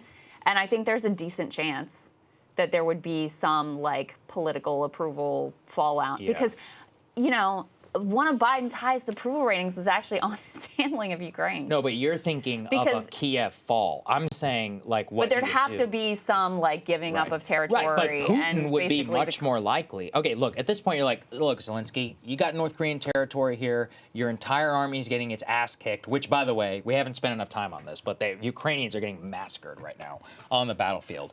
And, like not even in terms of holding the line, they're getting rolled back completely. If you have a situation where Trump is like, look, the jig is up. Also, Putin and I are literally close friends. Like, what we can do is we can settle this shit up right here. You get 20% or whatever, or put it to a a vote. The Ukrainian population is probably going to take that deal. I think. I think Zelensky will probably go along with it, give some fake security guarantee, which is non-NATO, whatever. And then, like, I think that's probably likely. I mean, best case scenario. The worst case scenario is Zelensky says no, and you put him in some situation. You're right. You got Secretary of State Mike Pompeo. You get Secretary of State Mike Pompeo. I agree with you. That'd be a problem. So look, I'm not going to start doing backflips yet. There's still many, many more fights to come. But yeah, the House really changes the dynamic. The House will change everything. But also, before we go, we should run through them one more time because this. I mean, it's over, but it's not over. Like, it's not. You don't think I should put on the red MAGA hat yet? I wouldn't put it on just yet. Put it on tomorrow. Put it on tomorrow. I wouldn't put it on just yet. Right. No, look, we go by the Pennsylvania's official All right, call. we'll wait till it's officially we wait till the called. official call. That's what we do here. Yeah. You don't want to, Logan, how's the blue wall looking? I think we might need to use different terms, my friends. But everybody knows what the blue wall is. So it's How is in. the upper Midwest? No, you know what? What's the OG term? Rust Belt, right? Industrial. Rust Belt. Belt. I always object to the Rust Belt. It's offensive. Why? Because it's like denigrating to that region. What's denigrating? People who live there don't like to call it the Rust Belt. shitty. It's It denigrating. means it's shitty. Yeah. Rusty. Call it the It's Rust rusty. Belt. They called your neighborhood the Rust Belt. You wouldn't like it. Get over yourselves. I'm all right? saying, You ever been to the Bethlehem Steel? It's fucking Midwest. rust. The All right, it's industrial true. Midwest. It's like the Midwest and Friends. That's what I'd call it. So Kamala's slipping in Wisconsin since we last looked at this down at just a Yikes. Not looking good. 23% chance. Yeah, Not wow. looking good. Okay. Yeah. Jill Stein losing to RFK. Michigan has Kamala favored slightly. Slightly. Okay. And PA. 71. Yeah, she slipped. Good Yeah. Lord. She slipped All in right. Pennsylvania, which Yeah. that's the must win. Like, Well, I mean, they're all must wins. Yeah. But yeah. yes, since Arizona is not looking good. Yeah. No, Although they're all. Arizona, it's lean. Nevada's not in yet. Pennsylvania's the one that if you lose, it's like literally really completely over. Game over. Yeah. Whereas if you lose Wisconsin, you can still fabricate a map. In your mind. A theoretical. Yeah. I guess if Alaska just completely does its own thing and you win Michigan, No, I mean, You never Wisconsin, know. and You don't have to Arizona, go to Nevada. No, like but that. like Arizona and Nevada are not Alaska. Like they're. No, I'm saying if you also have Alaska, you could make up PA. I'm thinking of, is there... Oh, but those don't count. Like, I'm saying, is there like a zero? It's pretty close to zero, but... yeah, I think it's. I'll If you call don't that win it. zero. Yeah, it is actually interesting. Sean Trendy now saying, I got to say, Trump might not have unified control. House is looking dicey for Republicans. Yeah. That actually would be That's so absolutely crazy. nuts. That's one of the things I want to dig into What a tomorrow dumb, when we have time. what a dumb Okay, system we have. Like, well, let's think about it, though. I mean, that really does set up, what's his name, Johnson, to, What were you going to say? I'm just thinking in terms of mean, Like if Johnson gets bumped down a peg, right? So he might actually lose his leadership status. Oh, sure, he's done. He's out. Yeah, like I think he's done. he's out. So he's then back to where he was a week ago. Right. which So, is but then what does the Not existing. So now the Dem speaker will be the focal point of all Trump resistance. So that kind of puts a lot of effort and eyeballs onto him, right? Yeah. Jeffrey, this is a big moment for him because now he's like the Nancy Pelosi from 2017. Yeah, but Pelosi's still back there pulling the strings. That's true. I mean, she still has all her powers. Yeah. Yeah. I mean, Jeffries is like as hostile as you can get to the left. He's not that. I don't. true. He's not. Yeah. I don't know. I don't think he's good. I think he's cringe. Well, I'm not. I mean, he's cringe, but like. Yeah. A House Speaker want, job like- isn't though to be like, it's not like president to be the messenger. It's like, are you good backroom operator, vote counter, You're raising money, et you're cetera. recruiting good candidates, Yeah. and he's doing that in the face of losing the Senate and probably the White House. True. They outperformed. He's going to hold the House scoreboard. Possible. Like- What were you thinking? I What do you think? still attribute it to Pelosi, though, to be honest with you. Yeah, you might be right. know, what do you think? Well, it's just a humble brag, but I will say Race to the White House was pretty much the only I think there might have been one other forecaster that identified that Democrats were in a measurably better place in the House. You know what? Another thing I will say is that's the level where the money matters more. The House? The House. Yeah, you're right. The Because nobody lower gives you a go shit. down the ballot, the more the money Because matters. you have zero name ID, Right. It's Yeah, very, it's so very it really swingy. is so much about Right. like, okay, how many pieces of mail, how many ads, et cetera. Because both candidates are basically unknown. Mm-hmm. And Democrats had a huge cash advantage in almost every competitive House race in the country. Mm-hmm. And so that might also be part of what happened here. So Very anyway, interesting. any final guys, thoughts? Can I give my final brag? Yeah. North Dakota just defeated legalized marijuana. We are not tired of winning here. We are not. This is just the best is yet to come. To quote a great man, Donald J. Trump. So Will be our next president. we will be back here tomorrow. We're not AM, but we'll be back tomorrow. I'm actually on with Piers Morgan for a while in the morning time are we as well. starting? I forget. I don't know. We'll be live, so don't worry about it. Yeah. But we will see you guys tomorrow. And like I said before, thank you for hanging with us tonight, for trusting us with your election night coverage. Oh, somebody in the chat asked for a Dan Osborne update. Dan Osborne lost. Yeah, sorry. Osborne lost. Boo. Looks like it's going to be very close, but it's been called. He ran a fantastic race, and kudos to him for helping to break the mold. Best candidate of the cycle. Yeah, I think you have to say. I think you're right. Yeah, I think you're right. biggest He outperformance. overperformed by 20 points or something. Oh, at the least. Yeah, at the least. I mean, that's like better than Susan Collins. That's better than. That's like Manchin-esque. Yeah, honestly. Democrats should run him. He could probably win. Yeah, very interesting. Yeah, Dan Osborne for president. There we go. You know what? I wouldn't be shocked if he got in the conversation. If there's like I don't know if he'd want Let's it, start but the I wouldn't be surprised conversation. if there's a draft Osborne.